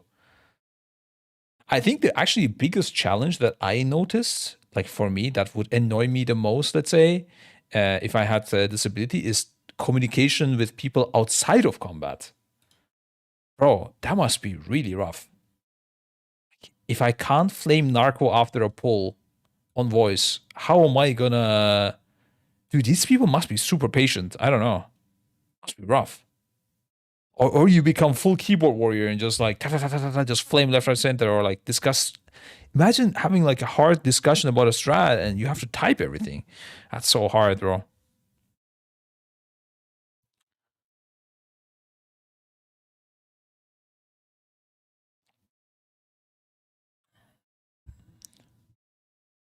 He was showing me like clips of them having a video call and the radiator presenting the strat on like a whiteboard drawing.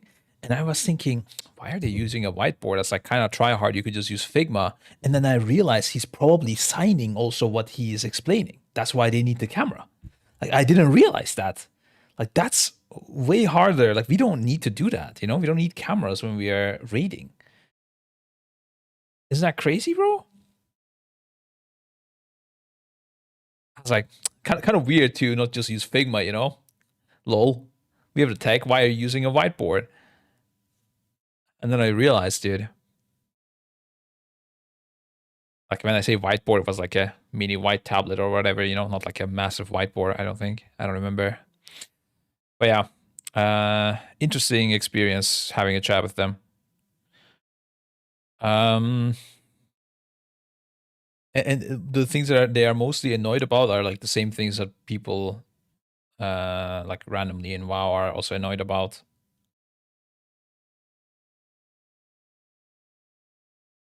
Yeah.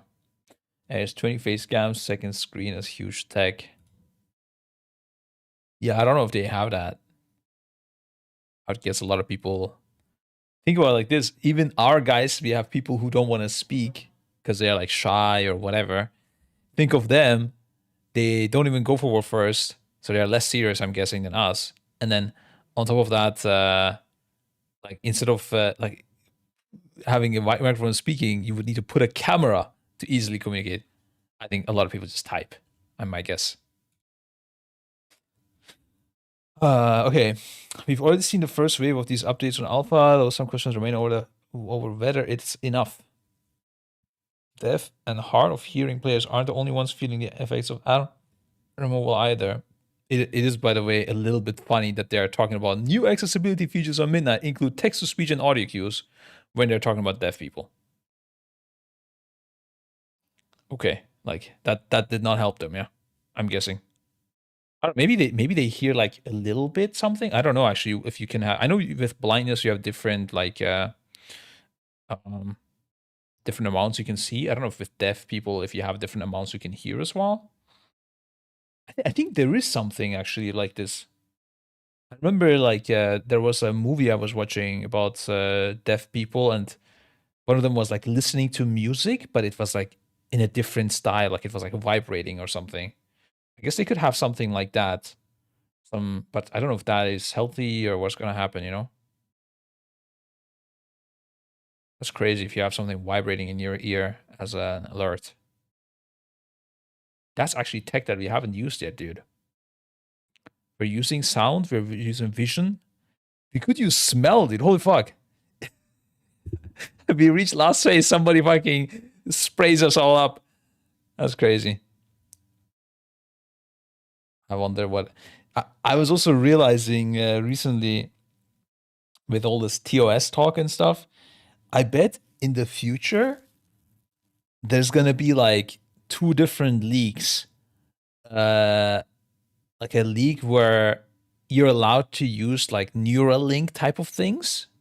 Like, I don't know, basically things that enhance your brain. And there's gonna be like a natty league where it's gamers using no computer support in any way. I bet this is gonna be the future, like, I don't know, 40, 50 years from now.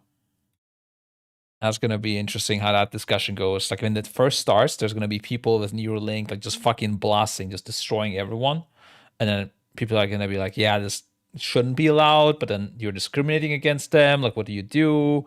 It's gonna be an interesting case. I doubt that you don't see leaks where no one uses voice comms. Yeah, but it's gonna be. It's not like voice comms easily. I mean, okay, if everybody instantly suddenly has it, then yeah. But I'm gonna guess a lot of people will not want to use this because it's obviously like changing your uh, brain and body, and like people don't want to do it, right? And also, a lot of people will not be able to afford it. So it's. I would think it's unlikely that those are not separated. If it was like super easy access and like it's a no-brainer, everybody gets it, then I agree. But I'm gonna guess there's gonna be a lot of people, even when the tech is fully available to them, they will choose not to take Neuralink. Hope Blizzard devs test Fellowship and adapt their cool UI design. I'm not sure about that. Current professional sports could use a lot more tech, but don't. I'm not thinking of using Neuralink type of things just for sport. I'm saying like some people will just have it. Like a lot of people, let's say eventually, let's say 30% of the population will have it. What do you do? Or like, let's say even if it's 10%, right? Like, what do you do? Are you gonna block them out from entering the tournaments, or are you gonna allow it? You have to make a decision. One of the biggest dangers of cyberware is like that is tech is often designed to break or suddenly is no longer supported. Imagine if the company running your Neuralink goes under and suddenly it doesn't work. Yeah, I don't know. It definitely is a crazy discussion, guys. But I think it's unavoidably gonna happen, right? We're gonna be enhanced in some way. I don't know how it's going to be, and like the question is if that enhancement will be allowed in esports. Also, normal sports, I guess, as well. I don't know. Yeah, need like a Black Mirror episode on that to form an opinion. Okay. Not entirely certain if visual clarity would be better or worse without add-ons.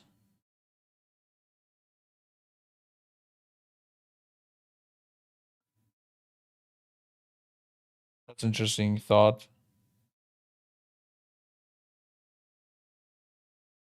I think it will be better because there will be less things to track. Not necessarily because there's no add-ons. Yeah. Although cutting down of visual clarity markers used by VCRS. What markers used by VCRS? Wait, what are we talking about? I'm lost here. Maybe I skipped a sentence or something. So if use timer-based reminders will still be possible, why need anyone remember stuff pre-fight? I think the idea of all red is that it's supposed to not be possible. I think it is possible right now, but I'm guessing they're gonna do something about it. I guess. We've already seen the first few updates. Yeah, dev and hard players aren't the only ones feeling the effects of add-on removal either. Colorblind players have also dealt with accessibility issues for years. While Blizzard does appear keen on adding more options to their UI and cooldown manager, they're still limited by what developers decide you need to see or hear. There's no option to create a personal reminder indicating that blue is the left group and red is the right group, or an extra loud air horn when targeted by a particular important mechanic, though customizable audio cues for pulses are something that Blizzard will look at over time. Although cutting down the visual clutter of word markers used by VCars as mentioned, I still don't understand visual clutter of word markers by VCars. VCars doesn't use word markers. I don't understand it. Anyways, nothing is said about the propensity. What is that word, bro? To have a purple boss in a purple room, dropping purple void zones to continual wall of spell effects flying in from allied casters, or melee being firmly eye to the eye to belt. They have options for things, by the way, like this. You can reduce the spell effects from allied casters. Weird. With the latest larger than life raid boss and its unreasonably small hitbox. Despite repeatedly acknowledging these issues, general visibility, something that even non-disabled players have continually struggled with, which we can only hope that Midnight will take good care of us. Is this like Wowhead's opinion, or what is this? What am I even reading here? Maybe firmly eyeball. I don't know. Accessibility remains the top focus for the team, especially as it relates to this initiative. So we want to hear from all of our players, and especially from those who rely on special setups to play our game. Crash lead user experience designer says Blizzard will also be adding customizable audio cues specifically for a player class cooldown manager tool. Options will include assigning sounds or text to speech to abilities coming off cooldown, or a variety of other event states. It sounds like they will allow specific TTS to be used as well, even though I don't know why that's not in yet. My big guess is that this is because of, like I said, profanity, like blocking. They don't want people to say like random shit, you know? Like, I don't know, wishing death upon people or saying N words or something like that. Just random shit, you know? And it would be kind of like Blizzard providing that feature, just something that might be problematic. Personally, I'm a UI person, but I would much rather hear it than stare at my UI, Reed says. That's funny. Boss warnings will also come with sound cues, but at this point, those are locked in by the team and not customizable. That would be something you could look at over time, he says.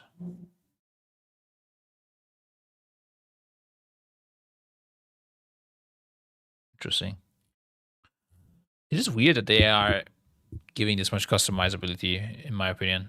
I don't think it's needed, personally. They should focus on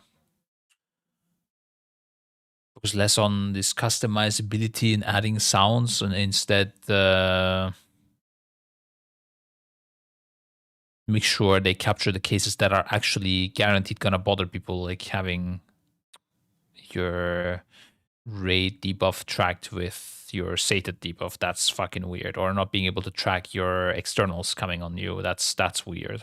Like if it's within 30 out of debuffs in your buff frame, like that just doesn't make any sense. No matter how you do it, no matter like, it doesn't matter if I can add a sound when I don't know, send my arcane power or arcane surge or whatever. Like, it doesn't make any sense. I don't know.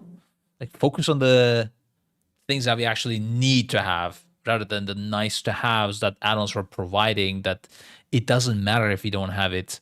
It's more like a for fun thing to have. Probably biggest players for years, so the minus or the chance to have colorblind people is bigger. Do our players have abnormally bad eyes? I feel like I hear them complain about colors more than any other game for some reason. Yeah, honestly, I think this is, guys, hot take. I think the reason people are complaining about purple room, purple boss, purple mechanics is they fail, and this is like they fail the mechanic, and they just need to throw an excuse there. Instead of saying I fucked up, they say like, oh, it's just this fucking shit room, man. Everything is purple. I can't see things. Most of the people, I don't think it has anything to do with color blindness. I mean, some people, of course, are colorblind. It's actually sad because we can't properly hear those people giving those examples. Like, wish there would be more discussion around that and maybe providing options for them. But I think most people who give this excuse is because they fail. They don't want to admit they failed. Instead, they give this shitty excuse. And because it's so widely accepted that this is a thing in World of Warcraft that's not so great, they hop on that hate wagon. I don't know. I've never failed a mechanic, and I blamed the game for it. That's ridiculous, bro. Like, you can blame the game for it if you like lag out and you're like, oh fuck, I hate my internet. That okay, I get that. You know, that's a thing that can happen. But I couldn't give a fuck if there's like 70 purple balls shooting at me. The sky is purple, the ground is purple, everything is purple. It's not like the others are playing a different game. Everyone's playing the same game, so difficulty is equalized across everyone. Like, what are we using the excuse for? If you die to this 10 times and the other guy doesn't die to it 10 times, he dies to it only 2 times, then you are worse than him. Unless you're colorblind, I mean, then it is unlucky. Yeah, it's not great. I accept that feedback. I'm just saying most people are not colorblind saying these things. As a colorblind person, Mechathor can go fuck itself. Dude, I have no idea how that works. If you're colorblind and you play Mechathor, I need to see actually that fight. Did it have like different shapes or something? That's rough. Hi, I'm Hazel, and this is get out of any and all. Like Mechathor Mythic.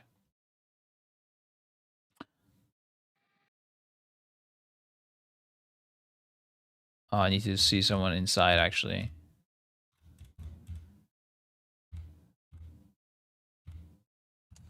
This is another thing, guys. Yeah, we spoke about it at the start of the stream. Beautiful, nice shape with all the sponsors, and then this fucking name is like, I hate this, bro. This is like sticking out like this. I hate it. It just makes things harder. In this case, not, but yeah. Oh, this is my UI. They had my POV. Oh, this Arcane Mage, by the way, was so much fun, guys. And it was even with Arcane Power being on GCD. You gotta just lock in at some point, pop your Rune of Power, send your Arcane Power in that global, you pop your trinket, and you just spam Arcane Blast. Look at this. And then, oh, wait, I was about to do some play there. No way they cut that. No way they cut this. Oh, God, I hate video editors. Okay. Here, the play is I blink and displacement back during this cast. It's a 1.1 cast, and this is 0.7, so I need to min-max it so that I blink right here. You see the scribe right here? And then I must have reappeared there. Look, he's back. Isn't that fucking amazing?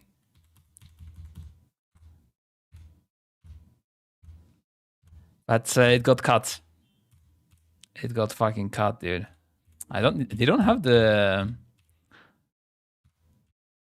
they don't have the inside the robot shit.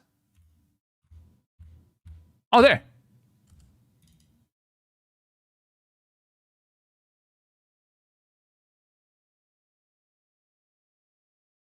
Wait, I only saw one. Oh, okay. It is different shapes, but yeah, this looks rough. I have no idea. Yeah. So it's like, is it called a wrench? Chicken. I don't know what this is called in English again. Something with S.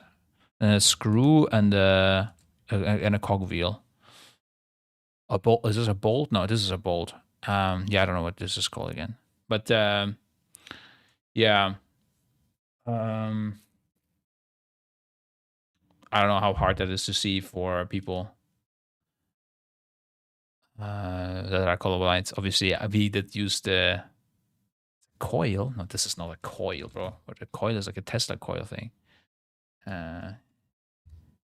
Wait, yeah, in English, it's a spring. It's a spring, right? Is it called a spring? Why does it not translate, bro? Yeah, English. Spring, yeah. I really like this thing, but yeah, if I had to call it, you have the wrench, you have the chicken. I don't know. I don't know if I could see it as easily. But if other people call it, then you don't hear it anyway. Oh no, you're colorblind. You can. You have other. Oh yeah, that sucks. That's, I guess, what's the main problem, right? You're in a raid. You're not like, you don't have colorblind guilds.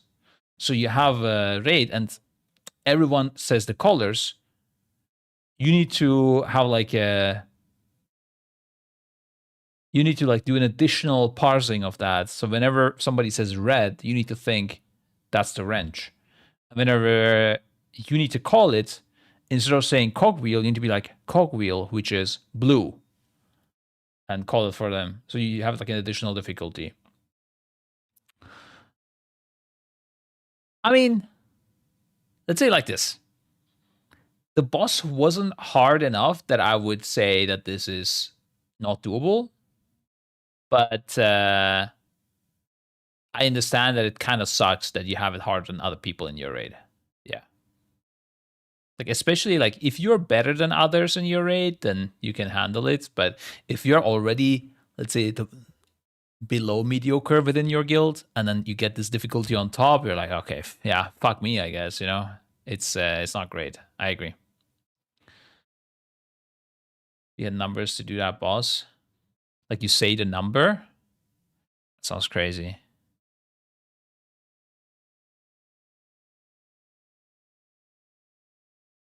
Yeah. Okay. Where were we? Did we finish this? Oh yeah, we did finish this. Okay. Yeah. I just want a clear thing what they want to do, bro. What is allowed and what is not allowed. That would be nice. Because we're getting like weekly updates, and their whole design philosophy is just unclear still.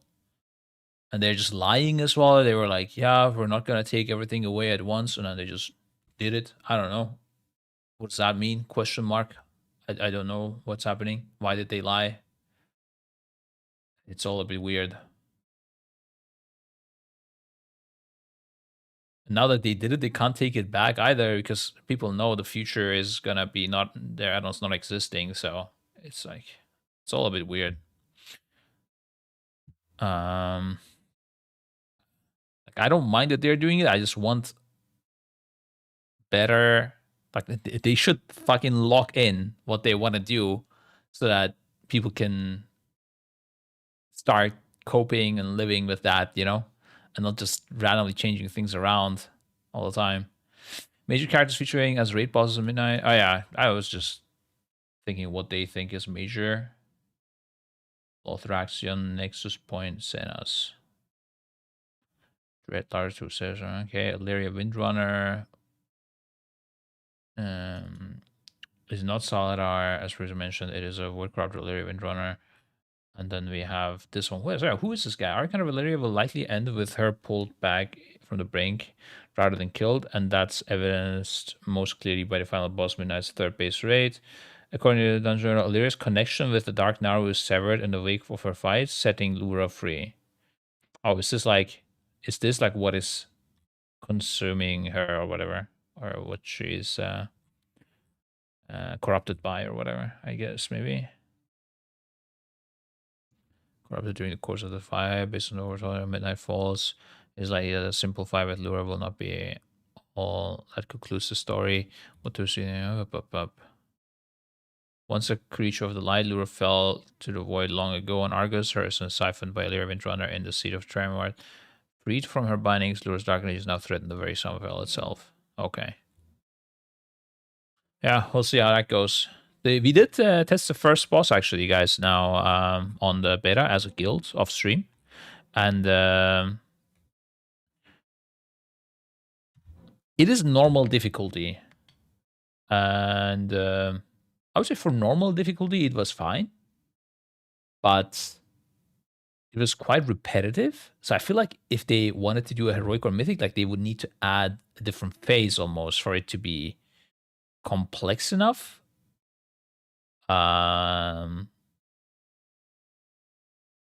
I like that they are pruning the abilities from us and the add-ons to make the game not so hard, but I feel like the fights themselves shouldn't get pruned. And this first bird boss, there was not many mechanics. Basically, on the bird boss, I don't know if there's a video out there. What's the raid even called? March on Keldena's first boss. Did anybody? Oh, actually, don't want to lose that video. Although we're not gonna get to it today, I'm pretty sure. But wait, what's that? Oh. Did anybody make a video on that?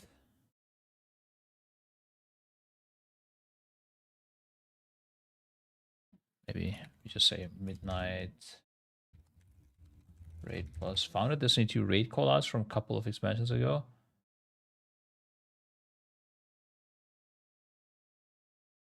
Ah, yeah. Yeah, true. I don't know how we communicated this. This was a really cool boss, man. This was a really cool boss.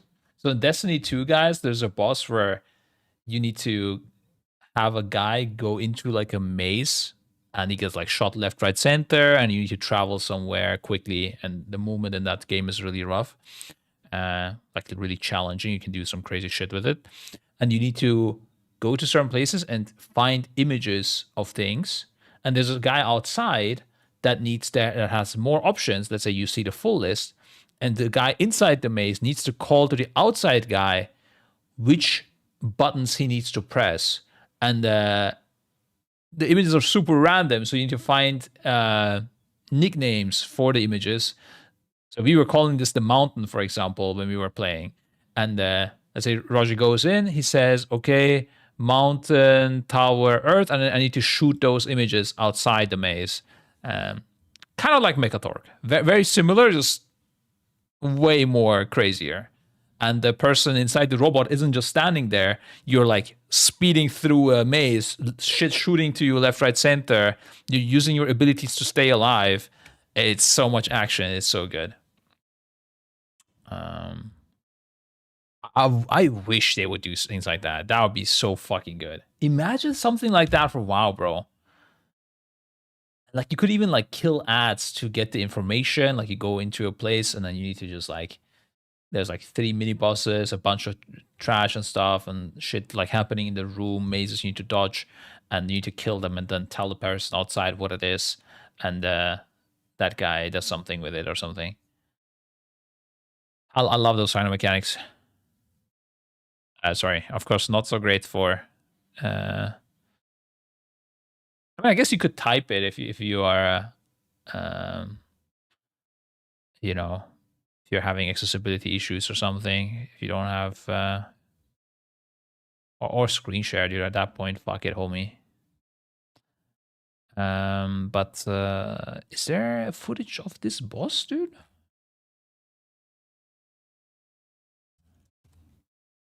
Did no one actually upload a video of this boss? What is this construction, dude? Holy fuck, it's like they're lifting boulders and dropping them down for fun. 1 second, guys.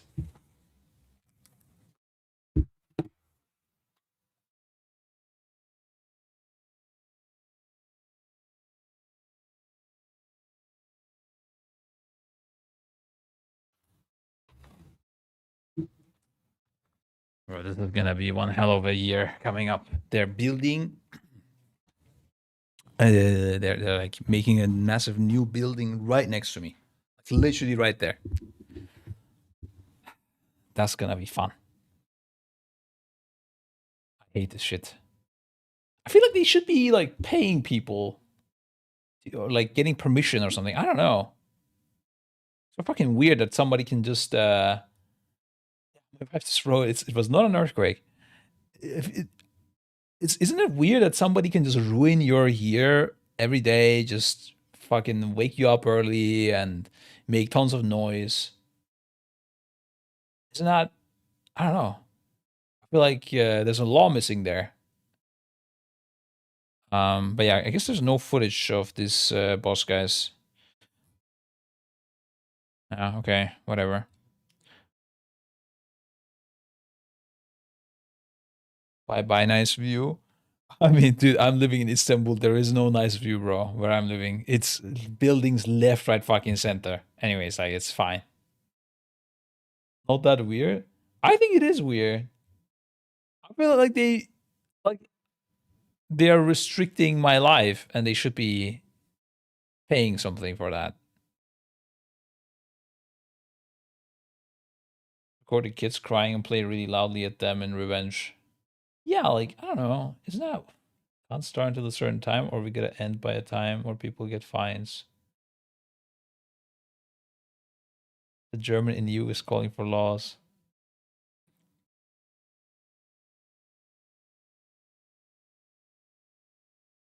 How about eminent domain? They just take your land to construct something?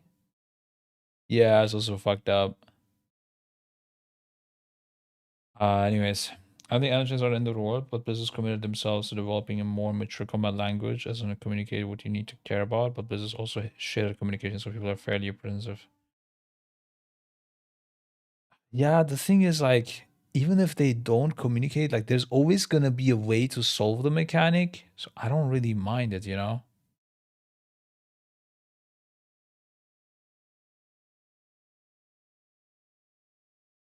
I don't think it's gonna be that bad. I don't know. Like, the thing is, the fixes they would need to make for the game to be decently playable is very few things.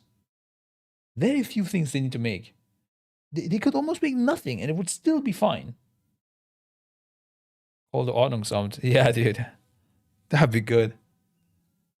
Like, maybe they can't, like, maybe they shouldn't be allowed to, like, reach a certain decibel or also vibrate my whole fucking building when they are doing something, you know? I don't know what they're dropping on the ground, but anyways, guys, it's fine. It's okay. They start quite late in the day, so it's fine actually.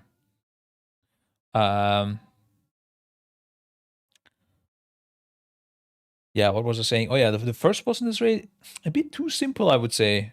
I don't know, but it is normal, so maybe they also have different mechanics and different phases on Mythic. Because there's like one phase and there's one intermission phase, and there's just alternating all the time, and the spells are completely repetitive, repeating each other. Intermission phase is basically just a DPS. It was a bit easy, this first boss from this raid.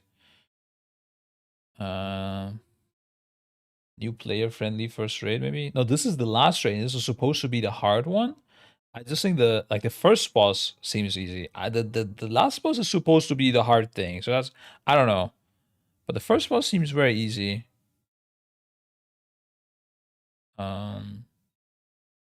Yeah. But again, it is normal and we did wipe to normal, I guess. So maybe it's not easy. I don't know.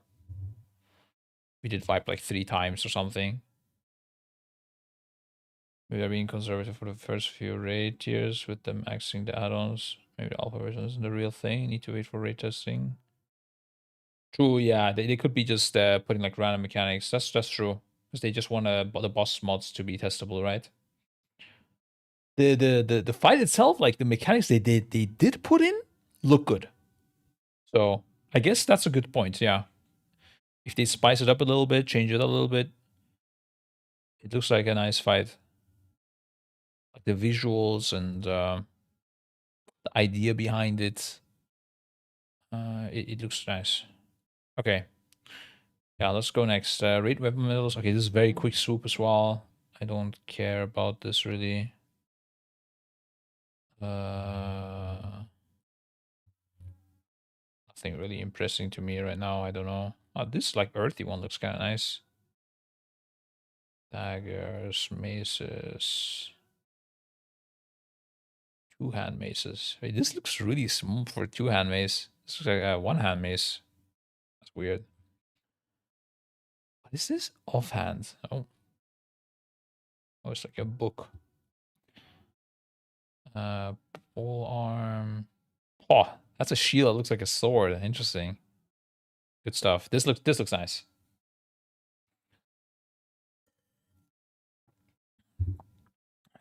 The staff, I guess, is an agi one, it's an int one. Doesn't look that great. Two-hand sword looks okay. Yeah, looks good. Go next. Longer intro durations and less animation. I think I saw this, but did he say how long? Duration? Oh no, okay, I did not see this. We're making some adjust. Should I read this? Maybe I should, let's read it. While some players may be vexed to learn that they have lost some of their stun and crowd control capabilities in the transition to midnight, stuns are becoming much more easy to use. PvE enemies will still suffer DR, but no longer become fully immune, no matter how many are used on them. What? What? That's crazy. Okay. What the fuck? So you can like perma interrupt something with a stun. It like never ends. Or stop a cast that's not interruptible all the time as well. That is super weird. This reduces the need to track DR while also serving as something of a soft buff to groups with lots of crowd control effects. True. In contrast, players in PvP will become fully immune after 2 uses of crowd control rather than 3. Okay.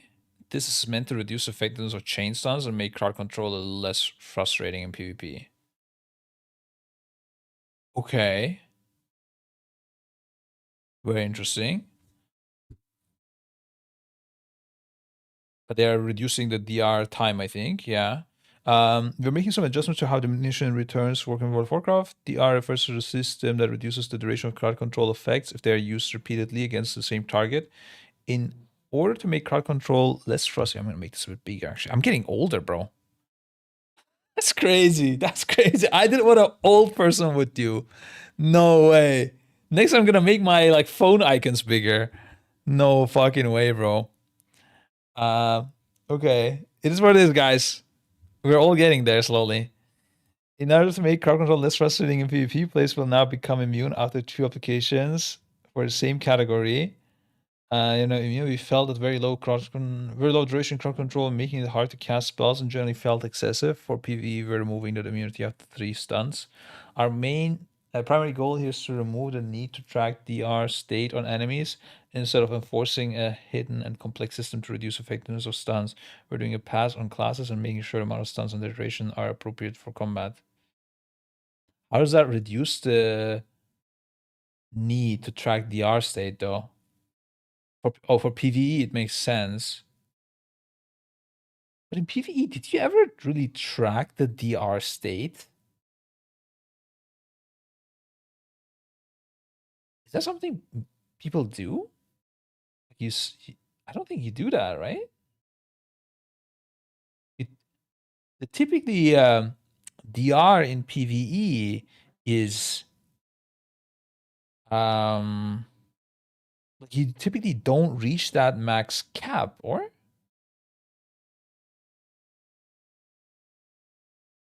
Stun immune from DR is relevant. Yeah, I guess. I just don't know how often you would use an AoE stun. I guess maybe the reason I haven't seen that was because automatically if you follow the meta comp, you don't have enough AoE stuns. Need some DI team does it this season? Okay.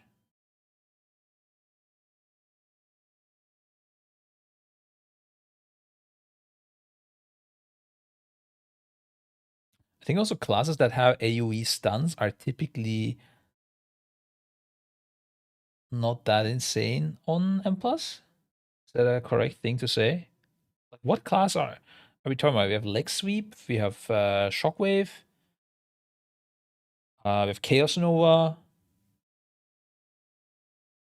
Oh, Tauren, I guess. Interesting. Yeah, Tauren is really weird. Wait, you can just keep war stomping now. What the fuck? Shaman Cap Totem, you're right.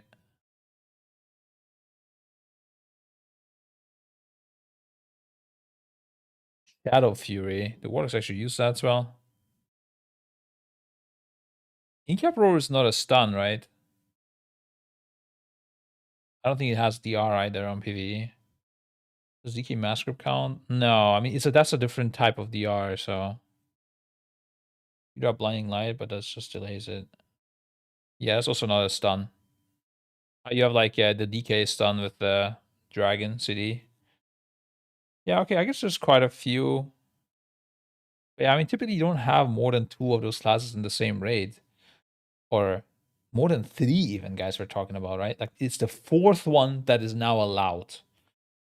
I don't know. I think it's a bit weird. Yes, we see. I'm not counting single target ones because like you typically don't send 4 stuns with like single target on a target. But I guess yeah, a combination of AoE stun and a single target stun might happen. I don't know. I just never remember anyone in my group saying, I used my stun actually, but they were DR. I do not remember this at all. I don't know. Maybe I'm just too low level at M plus. Might also be a more recent thing. You got dog shit like random earthquake stuns, dropping infernal stuns and shit like that. I think infernal stun actually does not cause DR. Earthquake, I'm not sure. I don't think it does either, but I'm not sure. It can possibly be a thing if you got a bad coordination pucks or just because you're a bad.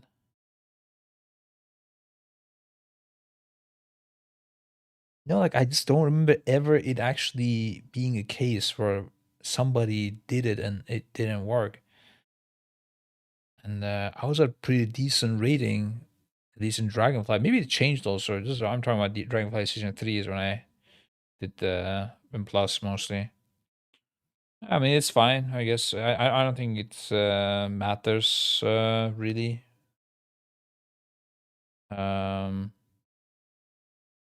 Yeah. I mean high rating, I mean like 3 months into the season doing +8s.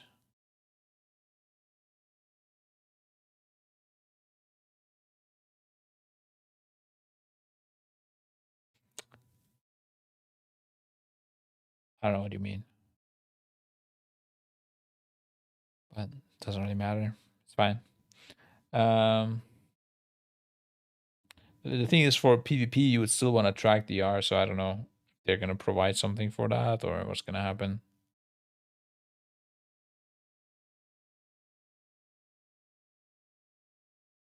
You can always do it off of your CD as well. PvP combat players will be fully immune to crowd control after 2 casts. Yeah, okay. Until they reach 1/16th duration, where it will remain until 16 seconds have passed. 1/16th of the duration. Dude, imagine having a War Stomp reduced to 1/16th of what it is. How long is War Stomp stun? Anyways. Is it 2 seconds actually? That's pretty long. Didn't expect that.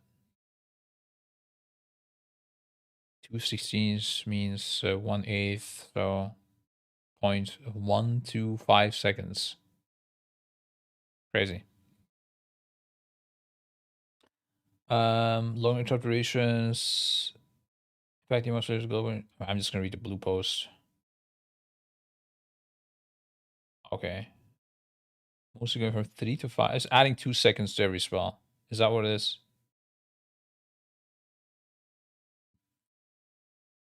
Oh, silence went from 4 to 5. So up to 5 seconds. Oh, this is just like a silence effect. Oh, kick went from 3 to 6. Being share from 2 to 4. Spell log 5 to 7. Oi, oi. 3 to 5. What about counter spell? I think they already had said that it is to 7 in the past.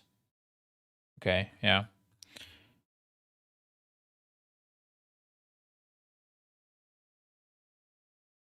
Interesting. Okay, and we have 3 separate. Oh yeah, this is an interesting one I saw. 3 separate halls of fame for 3 raids. I'm wondering, like, if we should care about this. Does that mean we go to the one boss raid first to get that ASAP? When are you gonna play Fellowship? I don't know. I don't know if I will at all. I do have a code that I can play it. I have not installed it yet, the release version. Yeah, not sure. If I would lack things to do, I would probably do it. But it's just with Midnight, there's so much. How do you guys think Fellowship is doing? What do people think of it?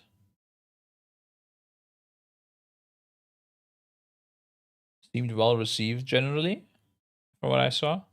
Extra most cringe kick ever. Yeah. Doesn't it have like a travel time or something?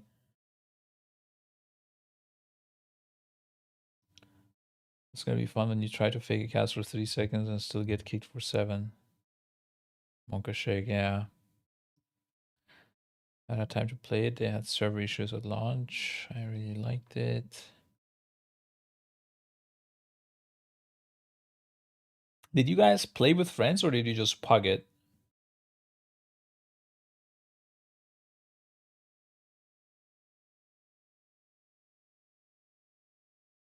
Oh yeah, the stun kick combinations of tilter. Yeah, you're right, Zarok.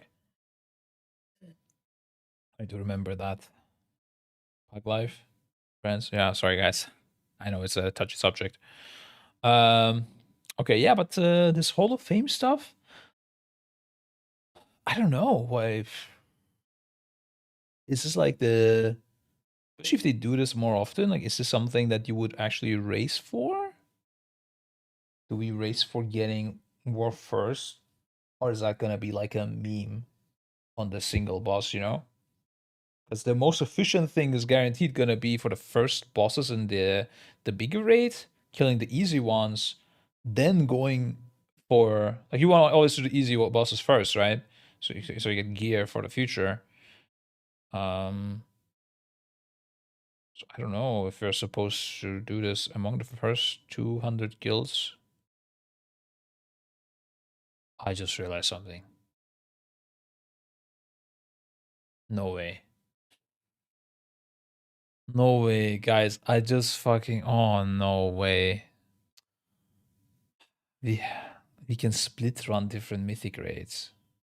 Oh my god. Stinth. This is on you, brother. I'm out.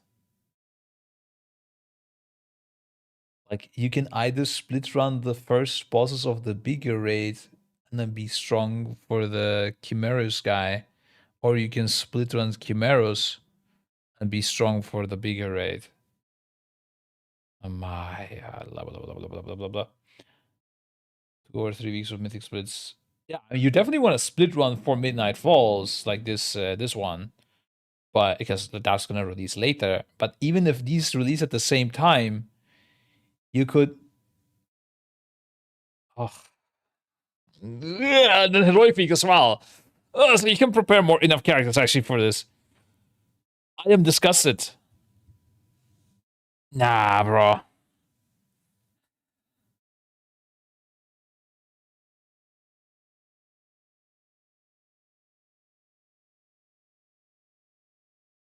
I don't know what to say.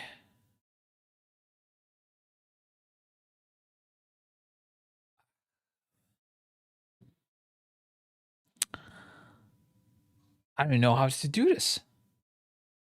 Like, it's a thing that is a tilter because you know there's a min max, but it's a tilter to do. I hate that sort of shit. Do you expect hard boss like Dimensions when it comes to difficulty? Yeah. I expect the last boss of the first boss to be like that, kind of, yeah. The last boss of the last raid. This, like, what they said in an interview is this raid is supposed to be like a typical raid we would have right now. This one is supposed to be middle of the pack difficulty of a normal raid. And then the end boss of this raid is supposed to be like super hard. So this is a standard raid we have right now. Just 6 bosses instead of 8. This is middle of the pack, so basically this is 7 bosses. Basically, these two are like one raid that are equal to what we have right now. And then the end boss of this is actually really hard. That's what they're saying. But the weird thing is that you can split run this to become strong for this, or you can split run this to become strong for this. That's the weird part. Definitely very weird. I don't know. Not a fan so far. I hope it's just irrelevant, the loot somehow. I don't know. Or maybe so hard that we can't split run. But we have heroic week, so technically you will definitely be able to split run if you want to, the first bosses. Okay.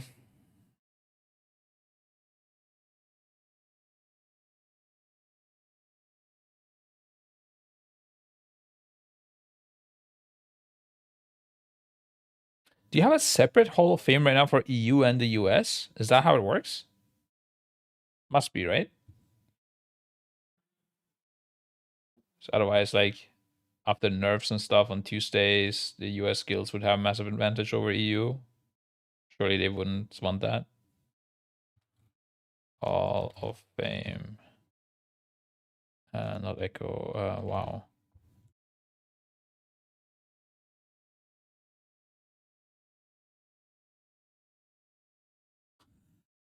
They don't?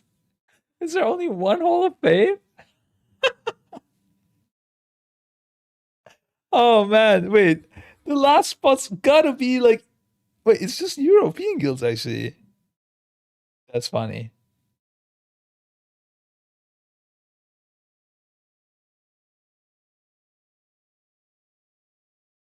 They're all on the same day. Oh, dude, this is so funny. This is actually so fucking stupid. I guess it doesn't really matter, right? But like you can see like this is the same day. Like this is probably like a reset day or something. And these guys just had access to it earlier. You see like 4 hours. No, not 4 hours. How many is this? 12. It's 17. It's like 18 hours later or something. They're killing them instead. I don't know how that is with standard like American and European raiding times in the evening and stuff. Like there's probably like people like 201, maybe could have made it if these guys didn't steal the kill from them, because they got early release. That's a tilt there. I mean, not as big of a tilter as us, I guess, but still quite weird.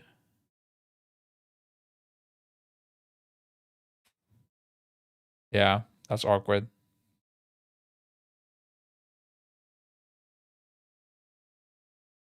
So your top 3 guilds are almost killing in the same day, and then you have 3 days later Chinese guild actually. That's pretty good. That's pretty impressive. And then you have Fat Shark, yes. Advance and instant dollars, Chinese, European Chinese. Surprising how good the Chinese guilds are, dude. Not gonna lie, this is pretty impressive. If you think about how delayed their releases and that they had WoW cancelled. Getting more and more raise the prize money if they win the race for friends, they still didn't get it. Yeah. I wish they made it like so that if you are in China, like if you're in like just the War First Chinese team, or like not War First, Chinese first team just gets the money. That'd be nice. And they just like don't allow like people like it needs to be like Chinese citizen or something, And if somebody's like if Echo is literally like willing to put their players to China and become a Chinese citizen, then fuck it, then we get the money. But no one's gonna do that, We're not gonna all move to China. Some CM guilds playing on an A. I mean, not these ones. I'm sure there's some Chinese people playing on an A, but these guys are playing in China. Okay. Anyways. Yeah. This is gonna be weird having 3 different Hall of Fames.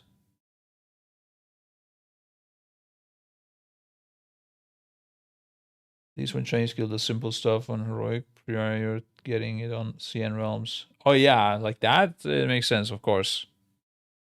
I mean, otherwise you're just sitting there doing nothing. It's crazy. Okay, guys, I don't know. I don't think I'm gonna look at Devour, or am I? Maybe the showcase. Hello again, this is Preheat. Welcome back to another World of Warcraft video. So as you probably know, the Midnight expansion features a new range specialization called Devour. Today we're going to take a little bit of a deeper look into the spec. I don't actually. I thought this would be a shorter TLDR. Okay, I want to look at this video. If this is good, I'm going to start with Mage. If this is good, we watch the rest of this video. And it's an hour long, so it's a lot. But, I mean, it's like doing your homework, kind of. We need to do it, so see what all the things are that are changed. Starting with Mage. If Mage is good, I'll continue the rest. If Mage sucks, because I know the Mage changes, then we don't need to look at the rest. I'll just play the rest. Yeah. Then we come to the mages, who are seeing some very big changes both to the class in general and to every specialization. Shifting power is being removed entirely, which I am very happy about, while being somewhat interesting and cool. Having none of your cooldowns line up with anything else was really frustrating, and shifting power essentially just became a DPS loss if not used optimally. Shimmer will no longer have 2 charges baseline, but you can talent to get that extra charge back for either Shimmer or Blink, which should make Blink more competitive. Mirror Image will no longer reduce damage taken and will instead just be a threat reduction spell. Greater Invisibility will also no longer reduce damage taken, and most of your defensive ability is going to come from your barrier spells, which will have a longer cooldown but will shield you for more. That's only for personal shields though, because Mass Barrier is being removed as well, so you won't be able to offer this video already gets a like. Holy fuck. Defensive I'm linking it as well, guys. And if this keeps it up, I'm going to post it on Twitter as well. A lot of crowd Actually, I don't know control if that options helps have this been guy, placed but in choice nodes too. So Mass such a good video. Polymorph has a choice node with Ring of Frost, and Ice Nova is now a choice node against Freezing Cold. So you'll have access to less tools at any given time. There's a long list of talents that have been removed, including things like Incanter's Flow, Slow, Blast Wave, and Ice Flows, and a lot of minor passive talents have been added in their place. Now, Arcane has seen some big changes too. The first major change is that pretty much all Arcane charge refund mechanics have been removed, so you're going to need to charge up every time you decide to Arcane Barrage. All of the Arcane Barrage buffs are also being rolled into one new buff called Arcane Salvo, so you won't have to keep track of... That's so weird. Do we have this right now, by the way? That this cast fills up your action bar? And like, why? Why does this even exist? I don't understand. You have a cast bar? That's such a weird thing. Or events that empower Barrage enough for you to cast it. Arcane Salvo can stack up to 60% damage boost for your next Arcane Barrage baseline, with a bunch of talents to increase that further. You can generate those stacks from dealing damage and various talent effects. A lot of management buffs have also been removed, like Ether Attunement. That's now just a talent that always makes arcane missiles hit extra targets. Evocation has also been removed as a powerful cooldown, so now it just provides mana regen, and it actually is a choice node alongside Mana Adept. There's also a new AoE spell called Arcane Pulse that replaces Arcane Explosion and does more or less the same thing, but it is a ranged spell with a cast time, and it also looks really cool. So you don't have to sit in melee to generate charges in AoE if you don't want to. So you're mostly just back to building up arcane charges and spending them on big arcane barrages. There are a lot of talents that help speed up your arcane charge generation. You can choose to spend arcane charges to empower. Oh, that's weird. When you do an arcane pulse into a barrage, which was something that I didn't try. I mean, I guess maybe that's obvious. But do you like overcap on charges? For whatever reason, it felt like it should give you the charges anyways. I don't know why. What does this remind me of? I guess Fire Mage, where you send a Scorch into a Pyro when you have the Pyro ready, right? And it still gives you the crit from the Scorch. up Yeah. your arcane I don't know, charge whatever. generation. You Obviously, can it's choose not to like spend that right arcane now. charges to empower arcane missiles arcane. instead, or you can go with an arcane orb build that consumes clear casting to fire off multiple orbs at a time. You also really only have Arcane Surge and Touch of the Magi as major cooldowns, so the rotation should be much easier to keep up with. Arcane's Apex talents buff up Touch of the Magi, give you an extra charge to use, increase the bonuses from arcane charges, and the last one turns Touch of the Magi into a bomb that deals even more AoE damage. Now, as for Fire Mages, they're losing quite a lot of buttons, and their rotation is being pared down to almost the minimum you would need to execute Fire's standard Hot Streak mechanic. Phoenix Flames is being removed, so you'll be relying mostly on Fire Blast to trigger your Hot Streaks, and Scorch is being removed as a spell, which means your Fireball is your main filler spell going forward, and Fire Mage is going to be far less mobile with Scorch gone. A lot of talents that introduce complexity have either been simplified, like Kindling becoming a flat 30-second cooldown reduction for combustion, I like that. or have been removed entirely, like Sun Fuck King's Kindling, Blessing bro. or I never Call of liked the Sun Kindling. King. A lot of talents have been removed from Fire actually, and replaced with various passive boosts to your core rotation, and Ignite functionality has been spread across more talents as well. As a trade-off, your leftover rotation spells will deal significantly more damage, and you should see big payoff. You know what this rotation reminds me of? Like the current prune state reminds me of Wrath of the Lich King. I don't know. I feel like it's not like TBC. It's not like vanilla. I think Wrath of the Lich King is kind of how it was like this. For every hot streak you consume, and during every combustion window. This mainly leaves you with Fireball, Fire Blast, Pyroblast, Flame Strike, Which I and think Meteor. that is when I started PvEing, and it was kind of nice. I liked it. Asa Rogue was a little bit too simple, I'm not gonna lie. But I heard it's still very simple, so I guess nothing changed there too much. I don't know.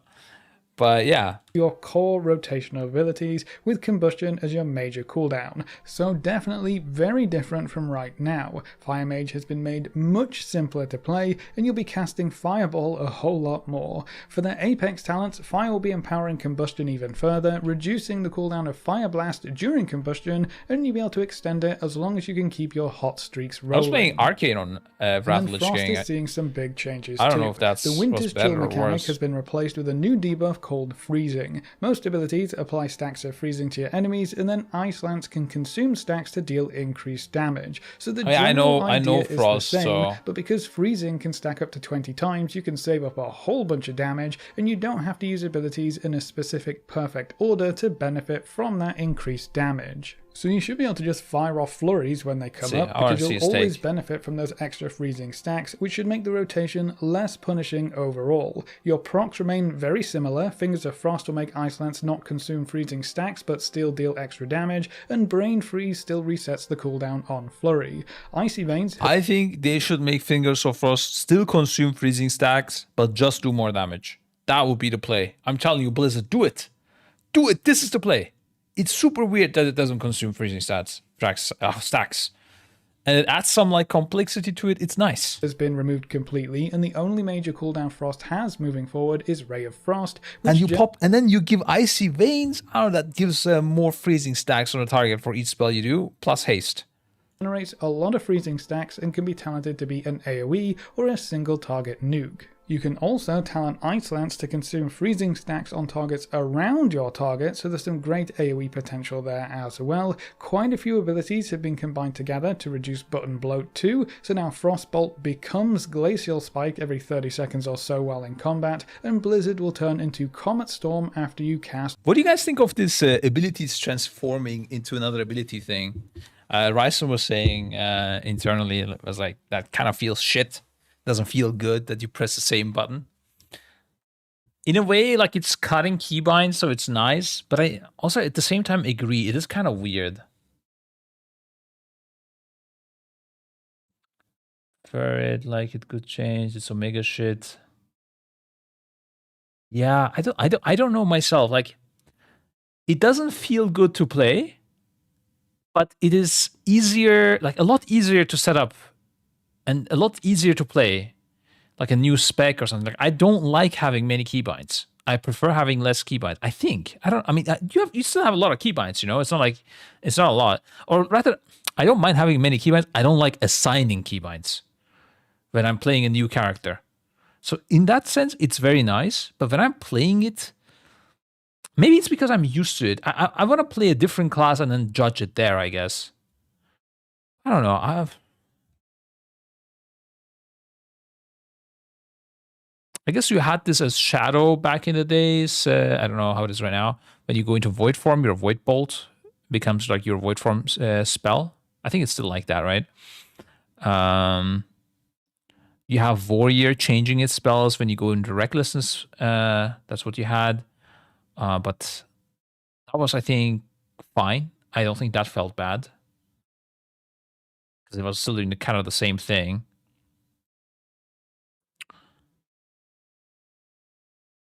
You have it on Shadow with the new Void Torrent or something. Then you press the Void Torrent again or something before it explodes or something. I don't know. That's... I don't know. Maybe a bit too often it's happening. Maybe if it does like once, it would be fine. Also, specifically with Glacial of Spike, like it changes the haste of the spell as well. Because Glacial Spike is a faster cast than Frostbolt, depending on your talent. And like Glacial Spike was this like cool talent that you played around with. You used your pet's freezing along with your Glacial Spike, and it did some cool shit. And now it's just like you press it. I don't know. Nothing really happens. It feels a bit weird. I don't know. And then also Frozen Orb, I think. Or no, something transforms your Blizzard into a Comet Storm or whatever it's called. I don't even know what anymore. Was it Glacial? I think. Oh yeah, I think the. What's the spell? What's the spell called? Or what the fuck? I forgot it. It's crazy. Yeah, that one. Glacial Ray? Frost Ray? What? What is it called? How am I forgetting this right now? Everything feels weird. Anyways, yeah, that one. Ray of Frost, what the fuck? Yeah. I actually said it before I saw the chat.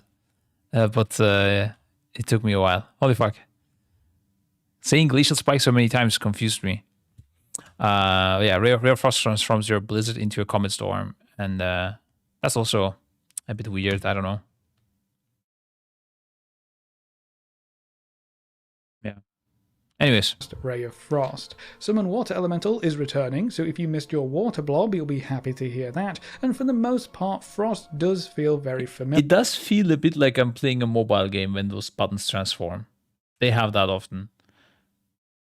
It's definitely the like ringing alarm bells that they are trying to adjust this to be good for Xbox or mobile or whatever the fuck. It's still the same set of core rotational abilities, there's just fewer buttons to push, less buffs to keep track of, and really it's only Ice Lance getting a damage boost from those freezing stacks, so you don't have to line things up super neatly anymore. Yeah, that's also a small thing that's not feeling so good. Like with the Ray of Frost, you would still wanna I thought that was really cool that you make your Ray of Frost get shattered. That felt always good to me, and now you don't do that anymore at all. Yeah, because you can't. For their Apex talents, Frost will be summoning Hands of Frost that deal damage and apply stacks of freezing while increasing your spell damage. The new in-game shop looks like a mobile game. For Hands of Frost, like and you this. get a second charge of Ray of Frost, so that sounds quite powerful indeed. Moving They on to release WoW in mobile? Could they do that? Like those of you that play mobile games, I don't play it that much, so I don't really know. Is that a thing they could do? With the extra action button, surely, right? No? No, I mean, like, I'm not talking about like the engine or whatever the fuck, you know? I'm talking more about like the gameplay. Like, let's say the tech is there. Like, how does the gameplay feel? I think you could do it. I don't know. You have extra action, like not extra, the one button rotation, worst case, right? But I mean, I've recently played a game that is on mobile and on PC, and you have like 5 buttons here, and then you have like another 8 buttons here, and then you have another like 3 buttons here. That's more buttons than you need to play WoW right now. The anime you can play on your phone. What? So too many buttons? I don't think so. Chi Burst has been removed for Mistweaver and Windwalker monks, and Rising Sun Kick was removed for Brewmaster. Diffuse Magic is now a passive talent that causes Fortifying Brew to reflect harmful magic effects. Wait, let's... Diffuse Magic... Oh, we started with Monk. Wait, hold up. Should we do Monk next, or do we do something else? A lot of people are talking about Shaman. I'm going to look at Shaman. Moving on to the Shamans, there have been quite a few updates to the class talent tree, including the loss of quite a few talents. Lightning Lasso is being moved to the PvP talent tree, Stone Bulwark Totem is gone, Thunderstorm is now elemental only, and Totemic Recall was removed as well. Thunderstorm is elemental only. Dude, they are going back to the roots. Yeah, can you link video? I did actually link it. It's still in my clipboard, dude. There you go. Elemental being Thunderstorm, Thunderstorm being elemental only. That's reminds me of when was that happening? Was it TBC that they did this? I think so. When it came out, it was elemental only, I think, and I would knock people out of the Eye of whatever battleground that also came out at the same time. Earth Elemental will only last 30 seconds now, but it's down to a 3-minute cooldown. Poison Cloak is gone. Thunderstorm is now elemental only, and Totemic Recall was removed as well. Earth Elemental will only last 30 seconds now, but it's down to a 3-minute cooldown. Poison Cleansing Totem is now a choice node with Tremor Totem, so you'll have to pick which utility you want to take into a dungeon or raid encounter. And Chain Heal's cast time was cut down to 2 seconds, down from 2.5. Each specialization will also now only learn 1 spell baseline, down from 2, so you'll kind of have 1 less talent to play with in the class tree. For Elemental specifically, you'll have fewer abilities. Now on cast time was cut down to 2 seconds, down from 2.5. Each specialization will also now only learn 1 spell baseline, down from 2, so you'll kind of have 1 less talent to play with in the class tree. For Elemental specifically, you'll have fewer abilities and cooldowns to use. Storm Elemental, Primordial Wave, Liquid Magma Totem, and Ice Fury are all being removed, so you're mostly down to your Lightning and Fire spells, and most talents will just be boosting those leftover abilities. You still have a few cooldowns to work with in Stormkeeper, Fire Elemental, and Ascendance, so you've got more to work with when compared to some other classes, and there is a new passive talent that summons a greater Storm Elemental when you use Stormkeeper, so those 2 abilities kinda got rolled into 1. There's also a new talent that replaces Flame Shock called Voltaic Blaze, which applies Flame Shock to up to 6 enemies and causes your next Lava Burst to hit every enemy affected by Flame Shock, so it's a very quick bursty fire AoE combo that you can talent into, which is a lot of fun and works very well alongside Ascendance. Enhancement will see the same kind of treatment with fewer buttons, less buffs to track, and fewer highlighted spells on your bars. The dev team also noted that they want to make playing either hero talent tree easier to understand. They'll be losing Elemental Blast, Hailstorm, Ice Strike, Primordial Wave, and a bunch of other talents. Maelstrom Weapon has also been changed to only affect the cast time of Lightning Bolt and Chain Lightning as baseline. Ascendance now replaces Doom Winds when talented, so they've been combined. Enhancement also gains access to Voltaic Blaze, so you can quickly apply Flame Shock to multiple enemies, and Fire Nova is a passive talent that can proc when you use Voltaic Blaze. So quite a lot of stuff has been combined together. You'll have less abilities to keep track of, and you'll see a lot more passive effects in general. Enhancement does have some Apex talents to look at, which mostly empower Crash Lightning. When you spend Maelstrom weapons, you have a chance to cause your next Crash Lightning to ignore its cooldown, and the weapon enhancement effect can overlap. There's some damage boosts for Maelstrom weapon spenders and weapon imbuements, and the last point causes Crash Lightning to deal even more AoE damage and increase your attack speed. Now, as for Restoration, you're going to lose a whole bunch of spells. Ancestral Protection Totem is gone, Cloud Burst and Earthen Wall Totem are gone, Healing Surge is being removed in favour of Healing Wave being your main filler spell, Mana Tide, Unleash Life, and Wellspring are all gone too. So they're really taking the whole fewer buttons thing to the next level with Restoration Shamans. In addition to all of those cooldowns being removed, Healing Tide Totem and Ascendance will now be a choice node, so you can only take one of those at a time. So your CDs are either Tide or Ascendance and Spirit Link. This mainly leaves you with Riptide, Healing Wave, Chain Heal, and Healing Rain as your main spells, with a couple of cooldowns for when things get spicy. The trade-off is that all of those spells should be significantly more powerful in their own right, without having to rely on buffs or auras to make your heals move health bars. You still offer some great utility, Spirit Link Totem is still very unique, and you will have things like Windrush Totem, Earth Elemental, and your Poison or Fear Cleansing Totems, so it's not like you have nothing, but you will have far, far less as we head into midnight. Next up, we have the Interesting. Warlocks. There aren't any huge sweeping changes to the class's general kit. You'll still have a lot of your What was the difference between Healing Surge and Healing Wave? Is it just that Healing Wave is a longer your cast, heals, or what move, is it? health bars. You still It's the other offer way some great around. utility. Spirit Link Totem is still very unique. Healing Wave is the shorter caster.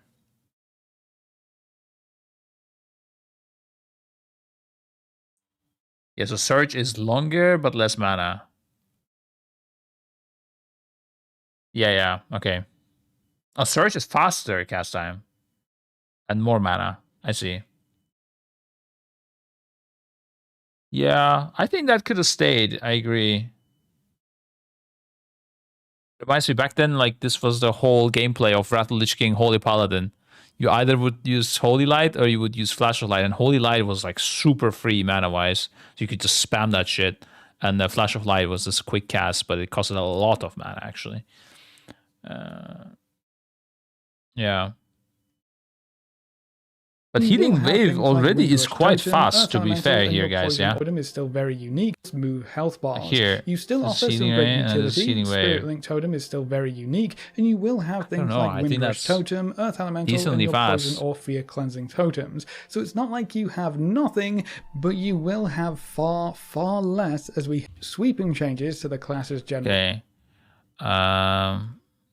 I'm gonna go from the beginning for the rest. Okay. So it doesn't get confusing. Too much to report on there just yet. Blood with Let's the see. Death Knight. Subscribe so you too many much to report on there just But yet. actually, yeah, let's subscribe to this Blood guy as well. has seen some massive changes. Who though. is this Their guy, Death bro? Strike That's healing such a good video. I feel like I remember the voice.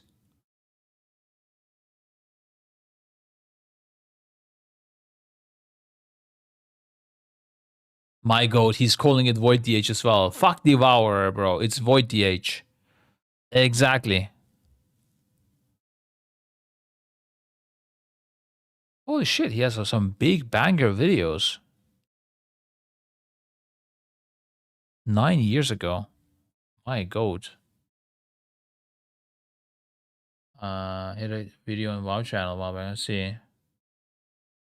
has been reduced by quite a lot, so they will be passively tankier, which brings them closer to how other tanks work. You're not entirely reliant on Death Strike healing to stay alive, so you should be a bit sturdier as you progress through harder content. Bone Shield has also been changed to mostly just be a passive defensive boost. You won't be spending them as a resource to fuel other spells and abilities. You're also going to see far fewer active abilities in general, and a lot of talents have been removed, including Blood Drinker, Blood Tap, Bone Storm, Rune Tap, and Tombstone. One major highlight from the new spec tree is that Abomination Limb will be returning as a choice node with Gorfiend's Grasp, so you can choose how you want to AoE grip. Abomination Wait, is this for blood decays only? Looks like it. Limb isn't going to deal any damage anymore though. Consumption has been redesigned to be an empower spell that provides damage reduction based on how long you charge it for, and it consumes different amounts of your blood plague. Then there are new Wait, on that's how interesting. Oh, depending on how much you charge it. Wait,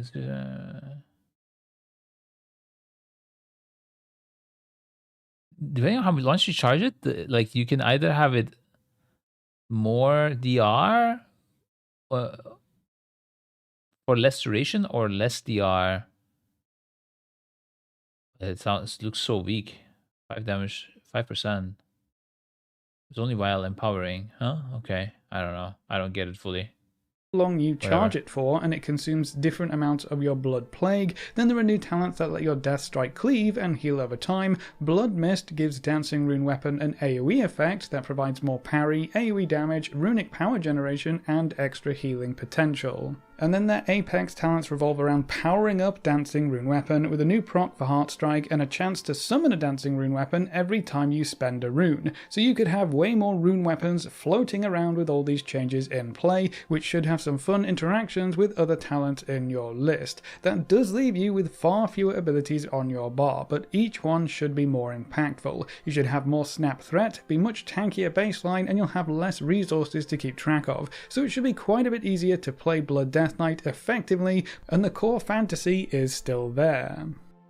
Now, Frost won't see anywhere near the same kind of revamp in this first alpha build, which isn't too surprising seeing as it just got reworked in the last patch, but there are some important updates. Obliterate now deals physical and frost damage, Shattering Blade will now also increase the damage of Frostbane quite significantly, and Empower Rune Weapon is going to be instant and no longer a projectile, so there's no delay on the damage or effect. Frost also has a preview for their Apex talents, which all focus in on Frostworm's Fury, increasing its damage and providing you with a haste buff, and you'll be able to cast Frostworm's Fury again to have it fly back towards you at 50% effectiveness, so you get an extra use of your Frost Breathing Dragon every time it's up.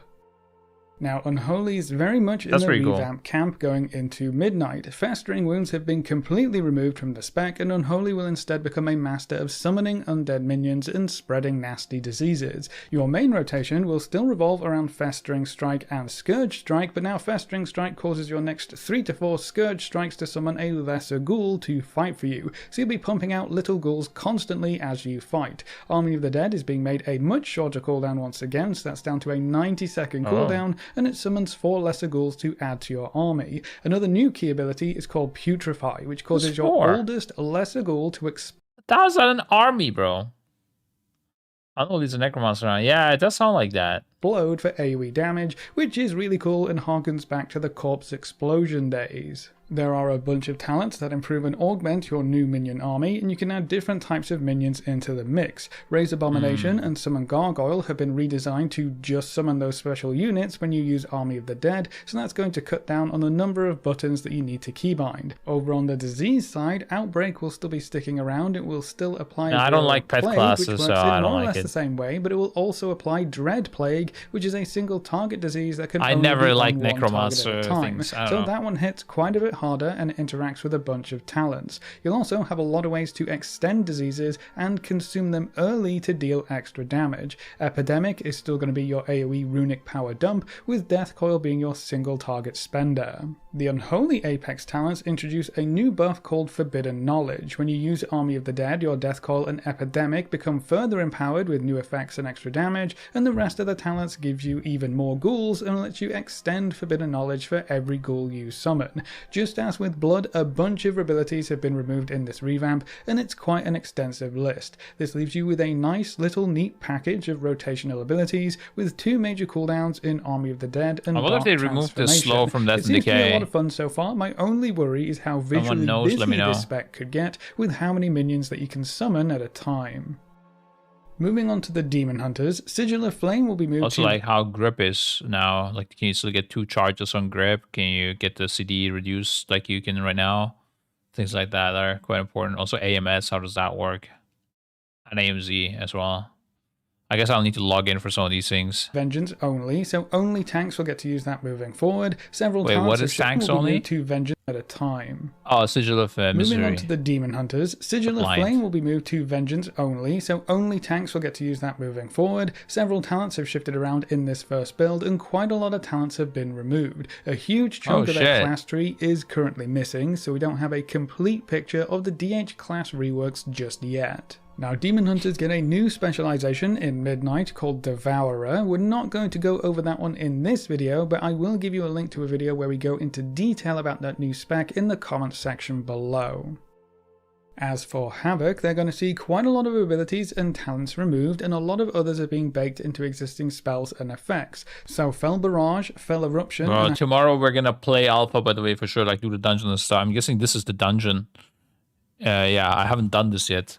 a handful of other talents have been removed, and Collective Anguish, Demonic, and The Hunt I can are show the now video all again, Havoc dude. exclusive. I'm just gonna pin it. Just Netherwalk keep is being asking. baked into Blur, so when you blur, you just become immune to damage, wait, how do and you you do- can now slash attack pin. while in that state. And then Glaive Wait. Tempest You is can being hold on. We're missing stuff. I was gonna. How do I pin stuff again? Pin like this.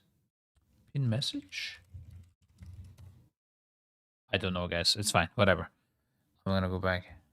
Oh wait, I can just. Oh, I just clicked it by mistake. I can just. There we go. Put it for 60 minutes. There we go. Okay. There. What did you becoming say? a quick You can exclusive. move. You can Netherwalk attack? is being baked into blur, so when you blur, you just become immune to damage, and you can now attack while in that state. And then glaive What? That's pretty insane, actually. It increases your movement speed and gives you a 2.5 seconds immunity only.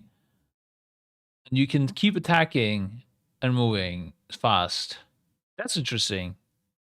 DH bubble.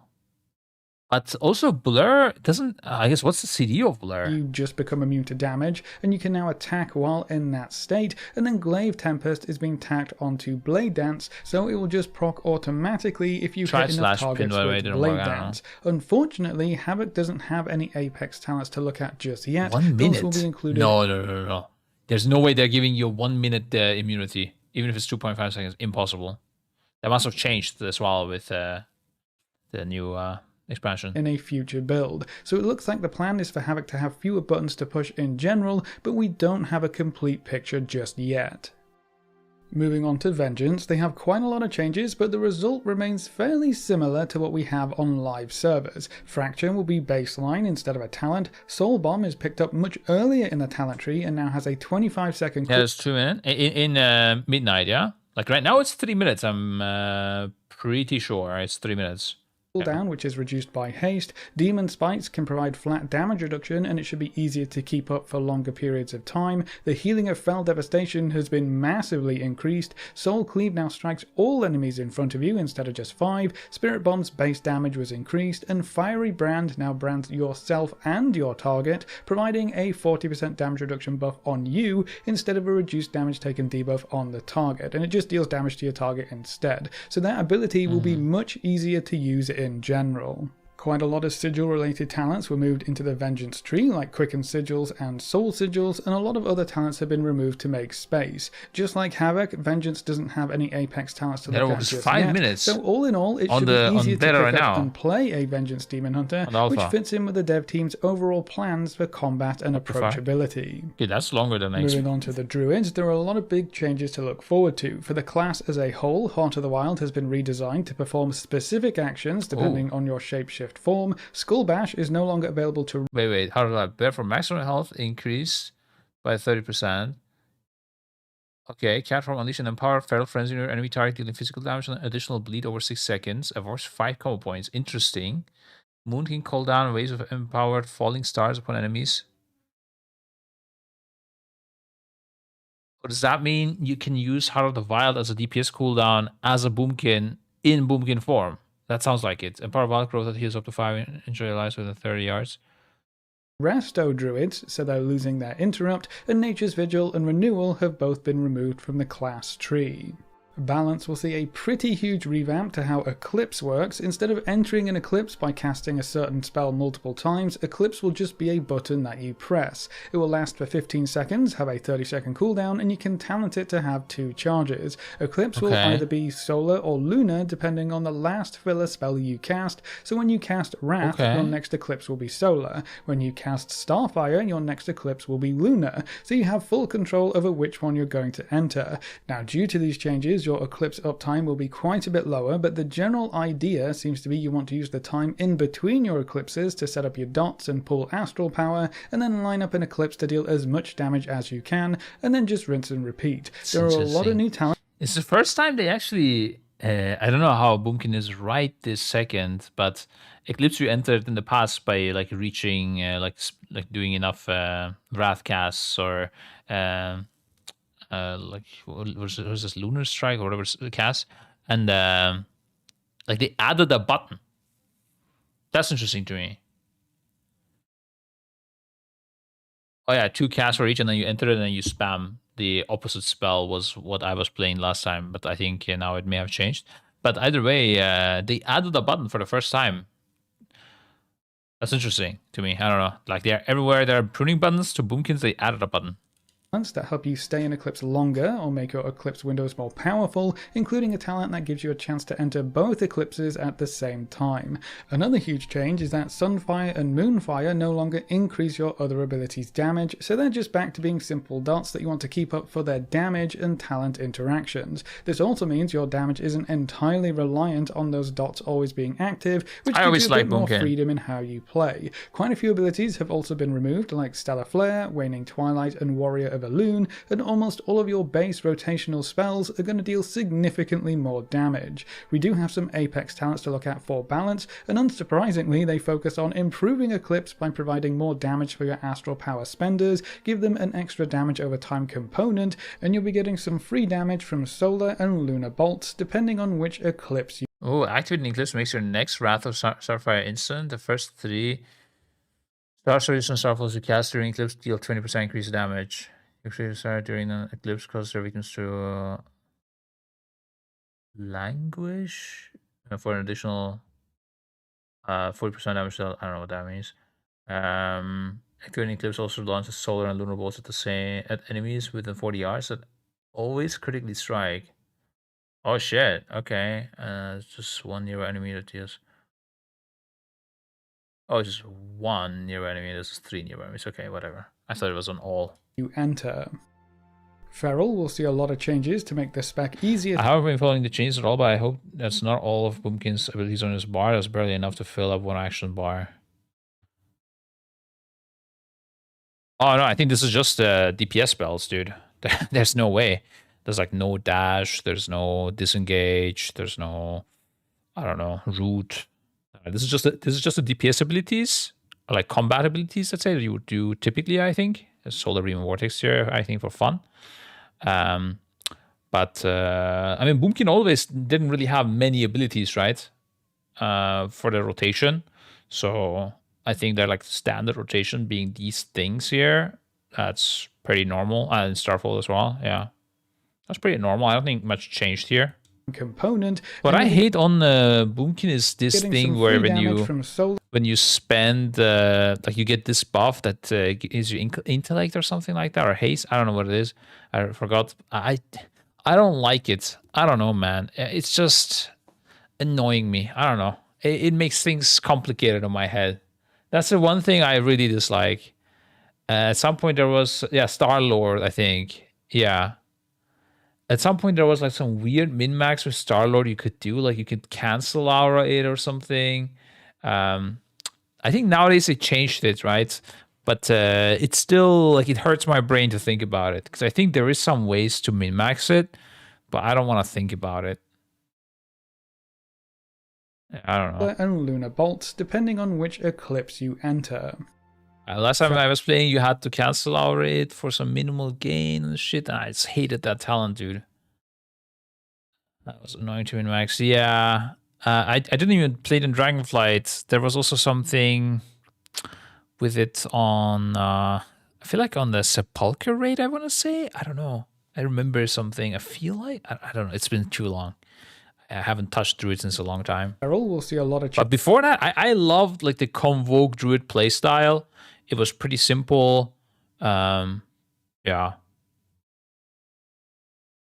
Has been around a few times. Yeah, I know. Changes to make the spec easier to play in a few different ways. Snapshotting is now only tied to Tiger's Fury and Prowl, and Blood Talents has been removed entirely. So your focus is going to be mainly on maintaining your bleeds, building combo points, and spending them, which should make Feral much more approachable. Wait, what does that mean? The snapshotting is only tied to Tiger's Fury and Prowl. So when you have Tiger's Fury, everything's... Oh, okay. I see now.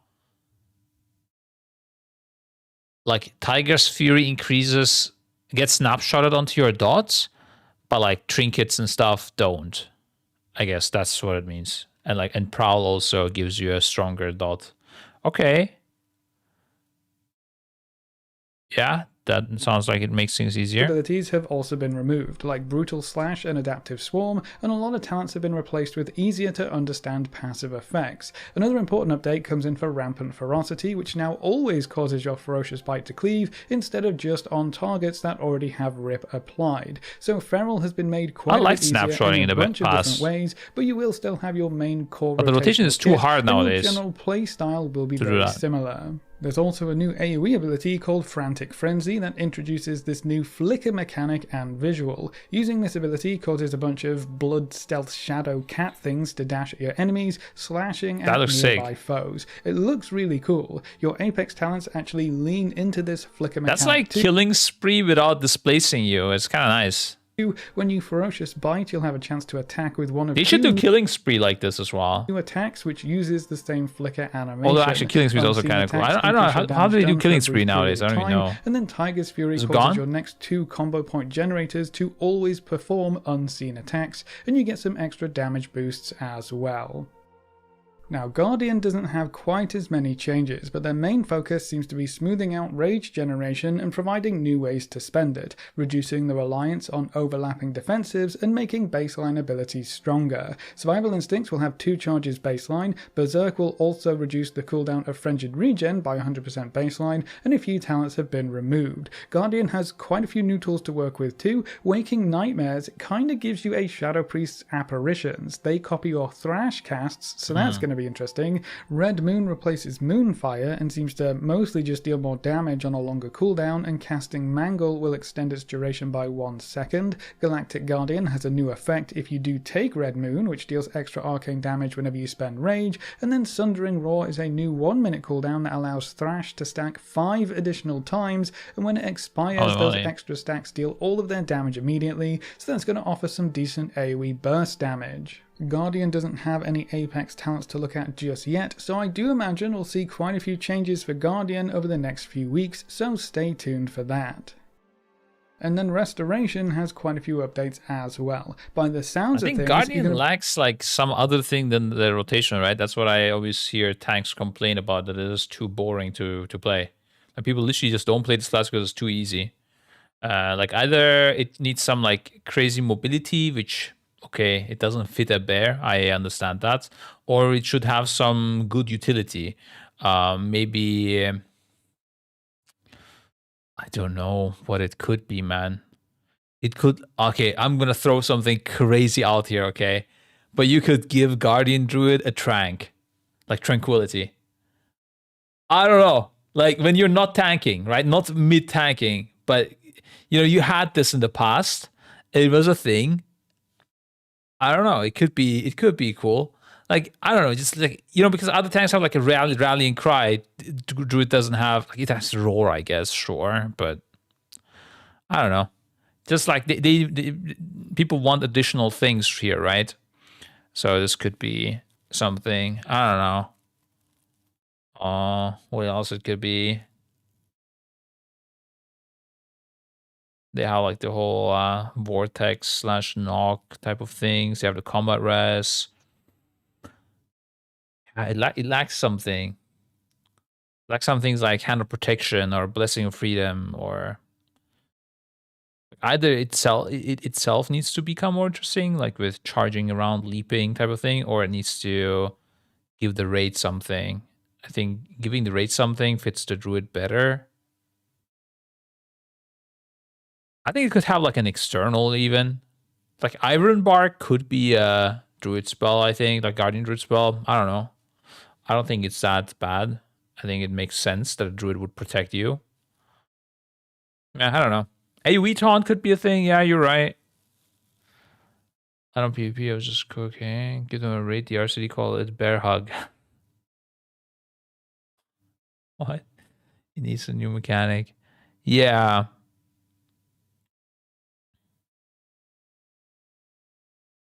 Yeah, I don't know.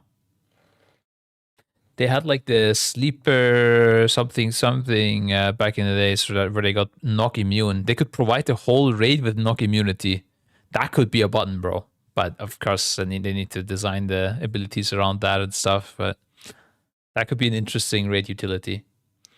It makes it easy for people to get into tanking. I mean, you can do that as well, of course. Yeah, you can make an easy spec, I guess. All right, so I don't think like having tranquility or an external would make your spec that much harder. I don't know. Like if you're playing at that level, it doesn't really matter if you are pressing that button, you know?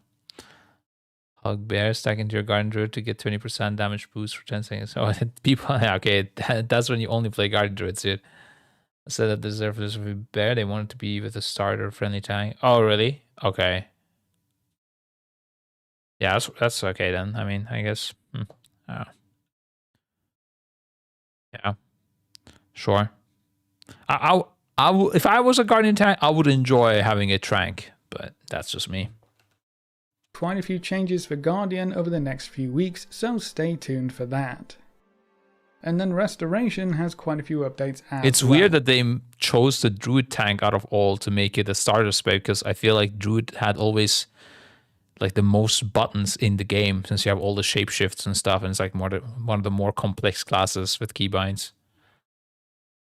By the sounds of things, you're going to be strictly limited to 5 heal over time effects on any one target at any time. Quite a lot of abilities that provided some extra heal over time effects do not anymore, like Tranquility, but its direct healing has been increased. Quite a lot of talents or passives have been combined, like Soul of the Forest and Power of the Archdruid, and then Flourish is now a passive that causes Tranquility to extend your heal over time effects instead. Quite a lot of talents were removed from the tree and replaced with new options that provide extra functionality, like efflorescence following your life bloom target, so as long as you keep your life bloom up on someone, you don't really ever need to hardcast efflorescence again, and there are quality of life changes like Tree of Life pausing its duration while channeling Tranquility, while growth and regrowth should also heal much more baseline. The dev team's goals for healers in general seems to be for them to be less reliant on larger cooldowns or procs to make their heals worth casting, and for them to have fewer but more impactful buttons. The Apex talents for Resto let Life Bloom stack up to 3 times, cause Life Bloom's healing to splash to nearby allies, and gives it a new interaction with Soul of the Forest, which causes it to bloom 8 times in rapid succession.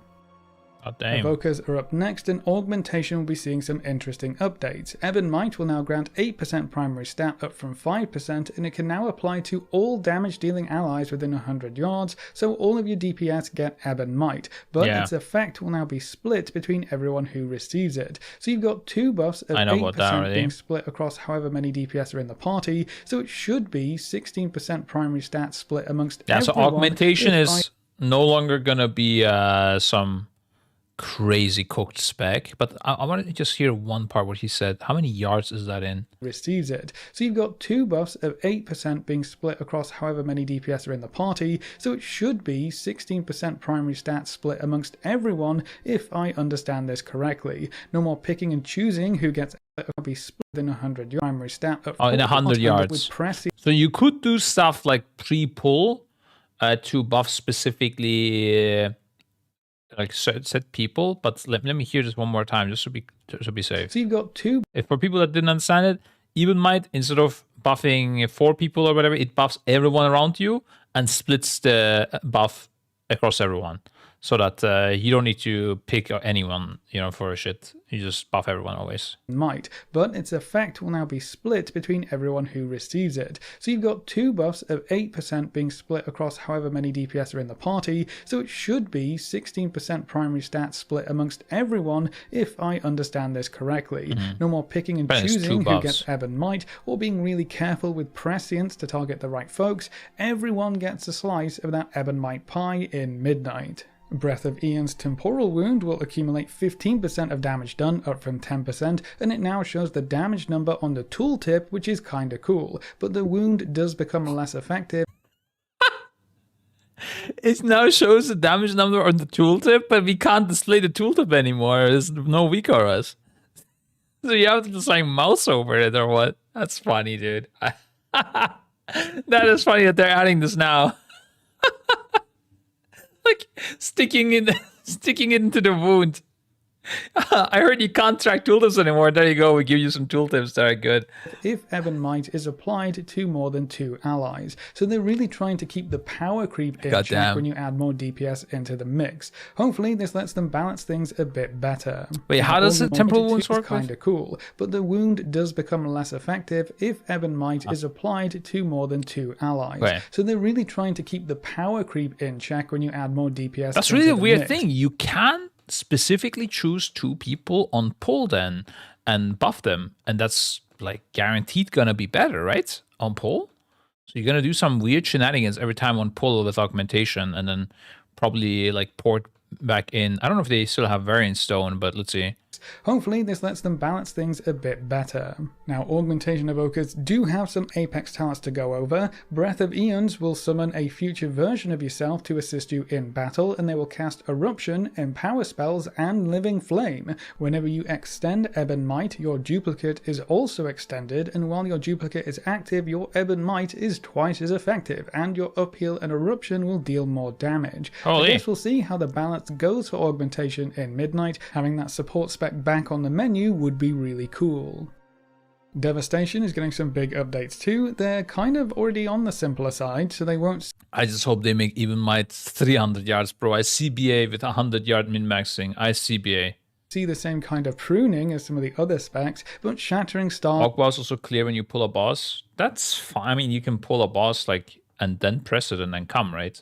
It would still be way better. Like if you have a class that's really good on burst on pull, like that's still gonna be worth it being a second late there as augmentation, I would think. is being baked into Eternity Surge, so now you just fire Shattering Stars at every target that gets hit by Eternity Surge, which looks fantastic, I might add. There's a talent to let you Deep Breath a second time within 18 seconds of using Deep Breath, which sounds kind of insane, and it should be a lot of fun to play around with. It should also let you cover entire battlefields as you soar across. A few talents have been removed, including Firestorm, so you'll have a couple fewer buttons to push or keep track of. Devastation doesn't have any Apex talents to look at just yet, so that will hopefully add in some new fun interactions when they come through.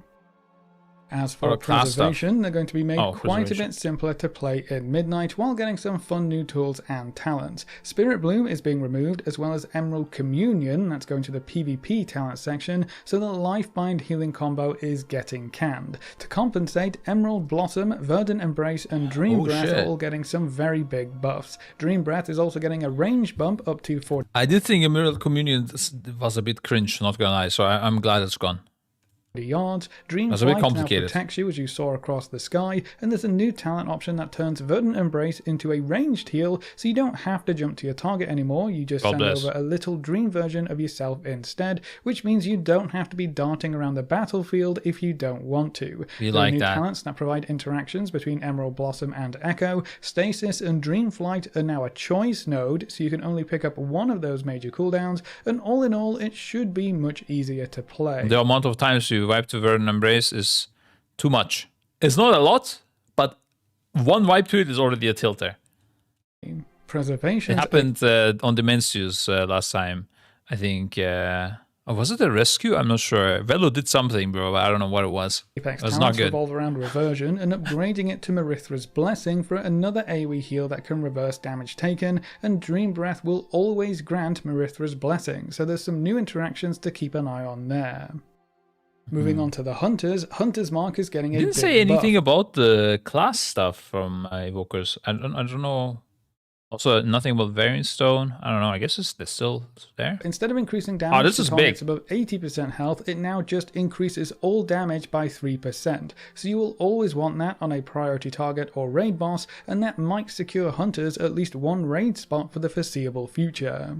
For Beast Mastery specifically, they're doubling down on pet damage and bleeds. Bestial Wrath will have a 30-second cooldown baseline, and Barbed Shot will no longer reduce its cooldown. Barbed Shot will also be a rolling periodic effect, so you can stack them up on one target without losing damage, and there are talents to help you spread them without having to tab target around. Multi-Shot is being... Barbed Shot is a whirling periodic effect, he said? Does that mean like you can have multiple applications and it doesn't stack? Or what?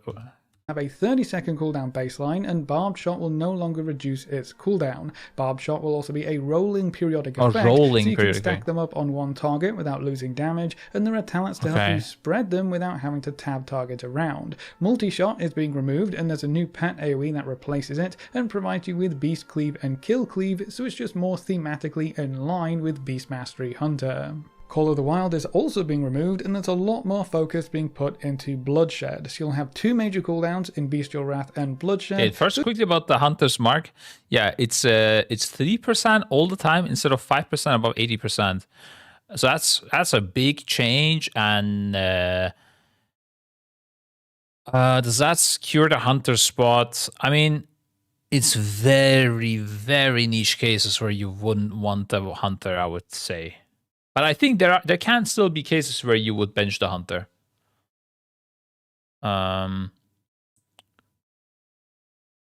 heavy AoE, the buff still doesn't provide anything, right? It's but I mean, which boss fight is just all the time heavy AoE? Doesn't really happen that much.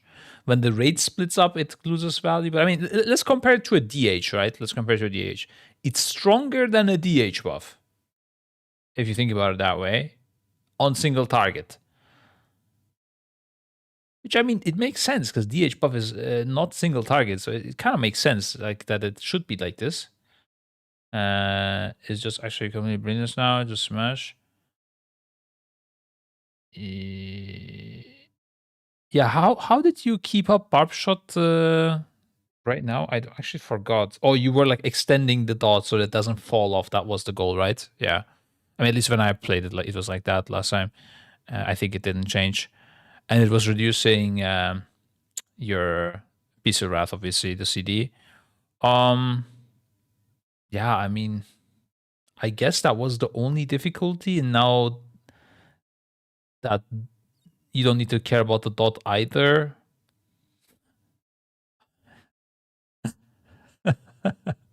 That's true, yeah, it's a bit easier, I guess. That was funny a little bit. You just spam buttons off CD. Yeah, and just not overcap on Barb Shot, I guess.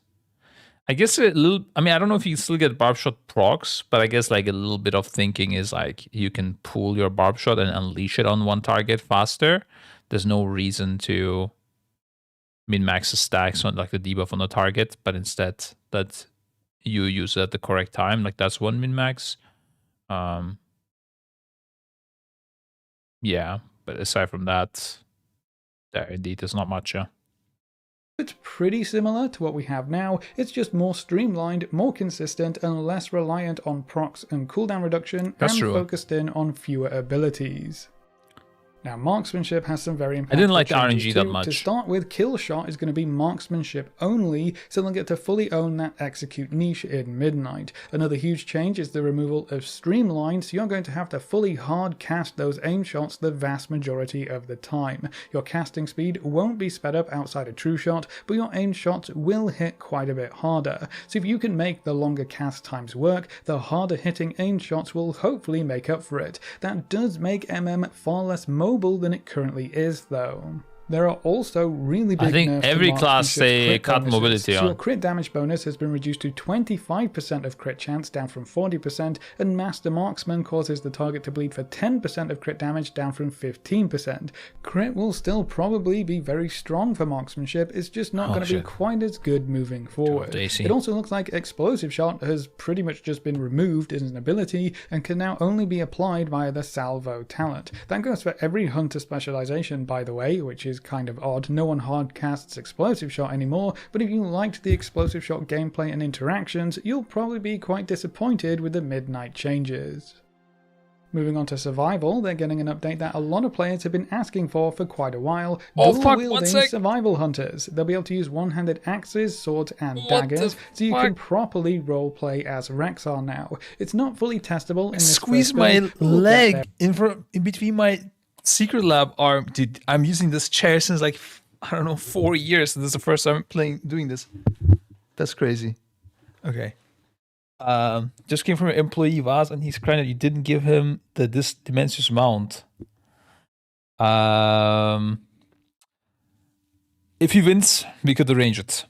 Okay, if you win the AWC, I'll see what we can do. Eventually. Survival as a whole is also moving away from the spear fantasy, and you'll see a lot more focus on explosives and munitions. Fury of the Eagle has been reworked Make my as discount. Boomstick, where you fire a huge shotgun several times in a row. There's a new AoE bomb called Wait, what's happening in survival? The Forgotten quite Spec. disappointed with the midnight changes.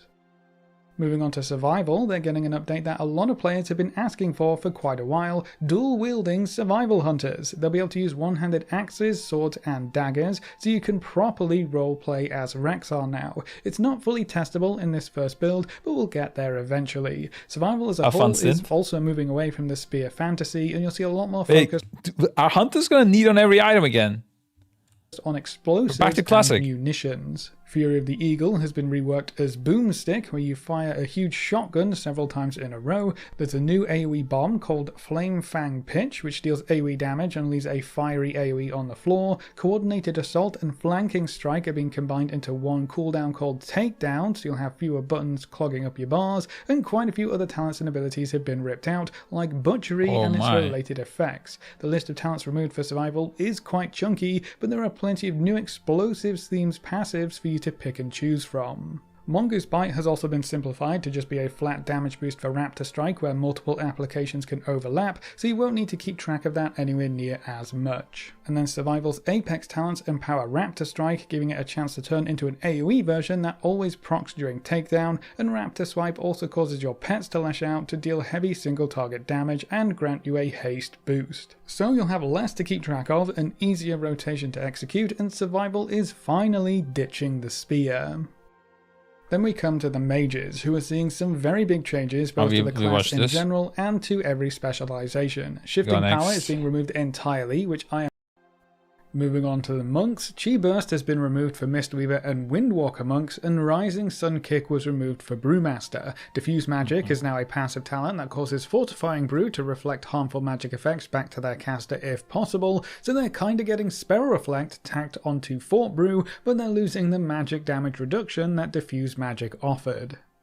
Brewmaster will see quite a few changes that make it easier to understand and play, including a lot of tooltips being updated, so it's clearer what your abilities are actually doing. Quite a few talents were removed, with power being consolidated into a smaller core kit, and then there are some cool new talents like Fuel on the Fire, which creates worlds of flame that spiral outwards when you keg smash. Empty the Cellar lets you reactivate exploding kegs to throw 5 additional kegs at nearby enemies, as if you weren't smashing enough kegs over your enemies' heads. Jade Flash gives you AoE Crackling Jade Lightning with a cooldown, and there are also a lot of new passives that increase the effectiveness of Stagger and your various brews. Brewmaster's Apex talents revolve around generating extra damage when you keg smash. The empty barrels can also ricochet for cleave damage, and there's also a heal over time effect whenever you use Fortifying Brew or Celestial Brew that applies to a couple of nearby allies as well. For the Windwalker monks, you're going to see quite a bit of pruning for spell modifiers, and that damage will be rolled into the baseline abilities to make them more impactful. They want you to mostly be focused on procs, resource management, and combo strikes while executing your rotation. So things like Fury of Zuen, Martial Mixture, and Transfer the Power have been removed. A huge surprise to me is that they're also removing Storm, Earth, and Fire, which is really disappointing, because that's been at the core of monk gameplay since Warcraft 3. You'll instead be building. I just don't like. I think it had the 2 stacks, right? I just don't like cooldowns for stacks. I mean, okay, I don't like it as a raid leader. I would like it probably if I was a player. It's just confusing. Of Order as your main cooldown, which reduces the chi cost of abilities, gives Blackout Kick some extra cooldown reduction, and you'll also reset Rising Sun Kick and gain 2 chi. Jadefire Stomp has also been removed as an active ability, but there's a new talent that tacks it onto the end of your Fist of Fury casts, which is basically just Jadefire Fists without the cooldown. Strike of the Windlord and Whirling Dragon Punch are now a choice node together, so you can only pick up one of those options. Another new talent called Skyfire Heal increases the crit chance of Rising Sun Kick for each nearby enemy, and Rising Sun Kick damage. Boomy also has 2 stacks, but Boomy didn't have another CD to pair it up with. Like, I know he can just use it, you know? Whereas with the Monk, he's like, yeah, I want to pair it up with this CD though. But, it's like, I don't know, it's weird. splashes onto all nearby Generally enemies, not a with damage being Windwalker reduced beyond fan. 5 targets. And there are quite a few other passive talents that provide minor bonuses as well. Tracking your mastery is also going to be a bit easier thanks to a new buff that shows you what your last used ability was, which you'll be able to highlight using one of the in-game UI options. Windwalker's apex talents are called Tiger Eye Brew, which increases your crit chance during your next Weapons of Order. There's some bonuses for crit strike damage, and you have a chance to increase the damage of your Fists of Fury. So not super interesting in the grand scheme of things, but all of that extra crit strike and damage will definitely add up.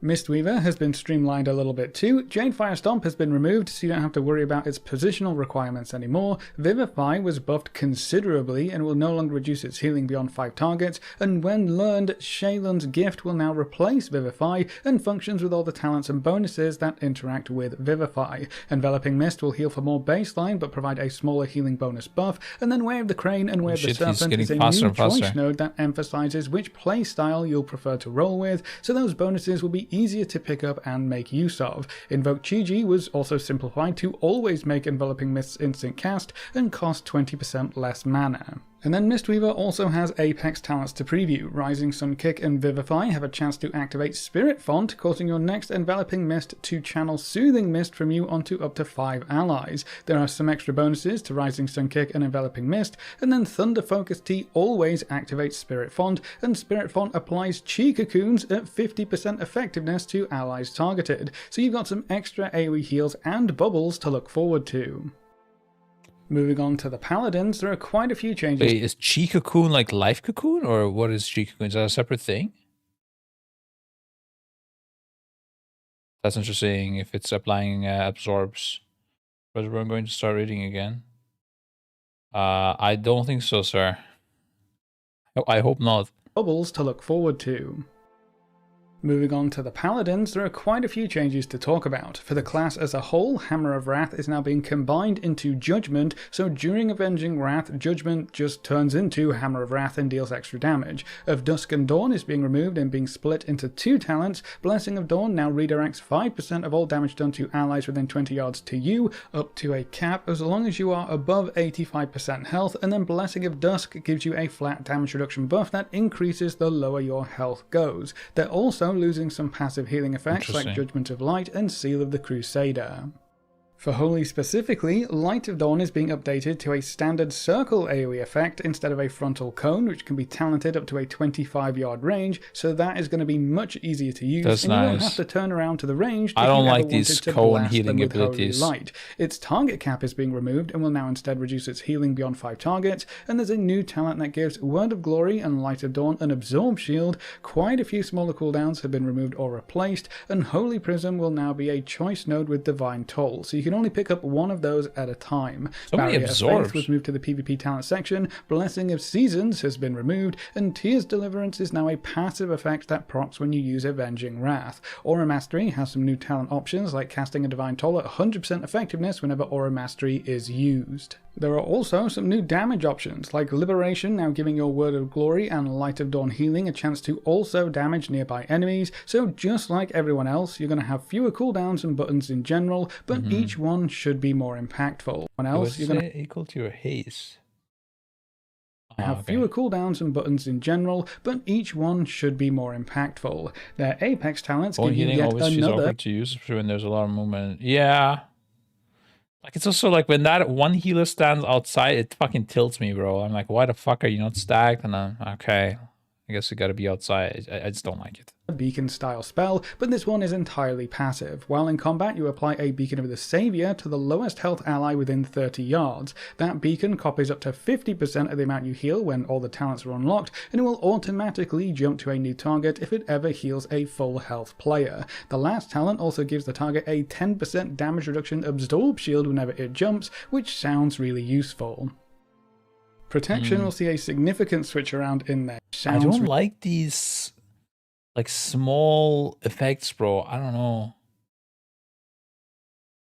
What is it? A 6.2k damage absorb for 15 seconds with a 10% damage reduction. Like, I don't know. I don't like this. This smells like AI again. I don't know. Like, it's already a random effect, pretty much. It's every 5 seconds or when it transfers to a new target. Like, how do you even value this? And well, what do I even do with this information? I don't know. It's just weird. Like, it might help balance the class and make it stronger or weaker, but as a player, you're not interacting with it. And whether you're the healer or the receiver of the healing, like, you either way, you're not doing anything. It's just weird. I don't know. Like that, like this could be, I don't know, 5% buff to some healing spell. It's the same thing to me. It doesn't affect how I play. In fact, it bothers me because it's clutter on the UI. I don't like these kind of things. Why is it here? I thought we were going away from these random ass damage reductions and absorbs. I don't know. Tilted. Really useful.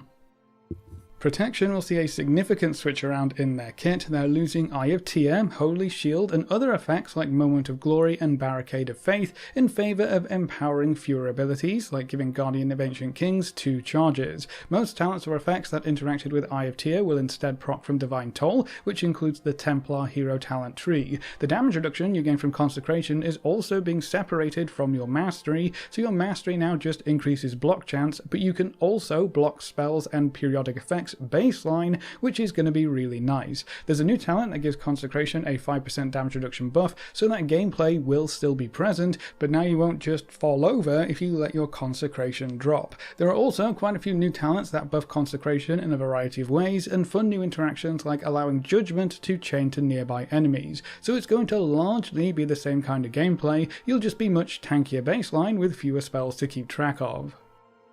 Retribution will see quite a few changes, but you'll end up in largely the same place. Crusading Strikes has been removed, so we're back to hard casting Crusader Strike, and there will be a stronger focus on Templar Strikes as a talent option. Templar Slash now also always crits. Divine Hammer is being moved into the Templar Hero Talent tree, and you just proc that every time you use Divine Toll, so that's going to be totally passive in Midnight, and just like other specs, Hammer of Wrath now replaces Judgment during Avenging Wrath. So those two spells are basically just combined. Another huge change is that Execution Sentence and Final Reckoning have been smushed together, so you get the benefits of both and no longer have to choose. Quite a lot of talents have been removed and replaced with simpler passive effects too, like Shield of Vengeance now being a passive that procs when you use Divine Protection. Blade of Justice damage has also been taken down a notch, but both Templar's Verdict and Divine Storm have been buffed significantly, so your Holy Power spenders will be more impactful and should make up more of your damage profile. So you're going to play in largely the same way. You just have less restrictive talent choices for single target versus AoE scenarios especially, and you'll have fewer abilities on your bar to worry about. For their Apex talents, you'll see significant boosts to Avenging Wrath to increase the damage of Blade of Justice. Bro, it's just like my dream. Red does look kind of nice. I don't know. It made Red even stupider. Do you think Red is stupid? Increase the damage of your Holy Power spenders, and Blade of Justice will also unleash a wave of Holy Energy to deal extra AoE damage. So Retribution is looking pretty good with less filler and more control over your Holy Power. Then we come to the Priests. Quite a lot of talents have been shifted out of the class tree and into hero talent trees or spec trees. So Death and Madness. Red is like reminding me a little bit of Fury. Like, it's not about, you know, some complex decision making, but it like the quick like tack the whole time. I think that's decently hard. I don't know. Like just high APM, just blasting, you know, spamming shit. And Vampiric Embrace were moved to the Shadow tree, Shadow Fiend was moved into the Shadow and Disc trees, Halo has been moved into the Archon Hero Talent tree, and Prayer of Mending is only available to Holy Priests and is learned at level 11. Then there are a whole bunch of other talents and abilities that have been removed, like Renew, Divine Star, and Power Word Life, with some new talents to take their place, most of which seem to be passive buffs to things like Stamina, Intellect, Haste, or various spells. What's also interesting is that a lot of baseline abilities are now talents, so Psychic Scream, Desperate Prayer, and Fade are all in the class tree now instead of being learned baseline. Power Infusion is sticking around, so you'll still have all your DPS fighting over who gets that when you're in a group. For God Discipline bless. specifically, things are going to get much easier. Quite a lot of damage increase buffs and talents have been removed, and you'll just deal more damage baseline. Atonement was also doubled up to heal for 60% of damage done, so your healing should Priest becoming easier is really nice because like it will allow you to do better, bigger plays with life grip. Same with Evoker, by the way. I hope Evoker is easier as well, and you can do cool gameplay with Rescue. I hope people like see the joy in that as well, and not just think about, oh, my DPS rotation is simpler. I'm sad now. be far less spiky. Atonement healing will be reduced when healing more than 5 targets, but that should be a smooth spread of healing instead of just dropping off when you start healing that extra target. And in addition, full health targets won't count towards those numbers, so you should always get the maximum benefit out of your atonements, even if they're on players who don't necessarily need them. A lot of talents have been simplified, removed towards those healing that extra target, and in addition, full health targets won't count towards those numbers, so you should always get the maximum benefit out of your atonements, even if they're on players who don't necessarily need them. A lot of talents have been simplified. This isn't the case right now, right? When like if you're in a raid, your atonement will do less healing, obviously. But whether you have it on 2 targets or 10 targets, each atonement will receive the same healing in a raid right now on retail, right? I mean, I played this, but that's how I thought it worked. I think it's only in M+ that it does more. Since of the many talent, oh, there's a talent for that specifically. Let me see.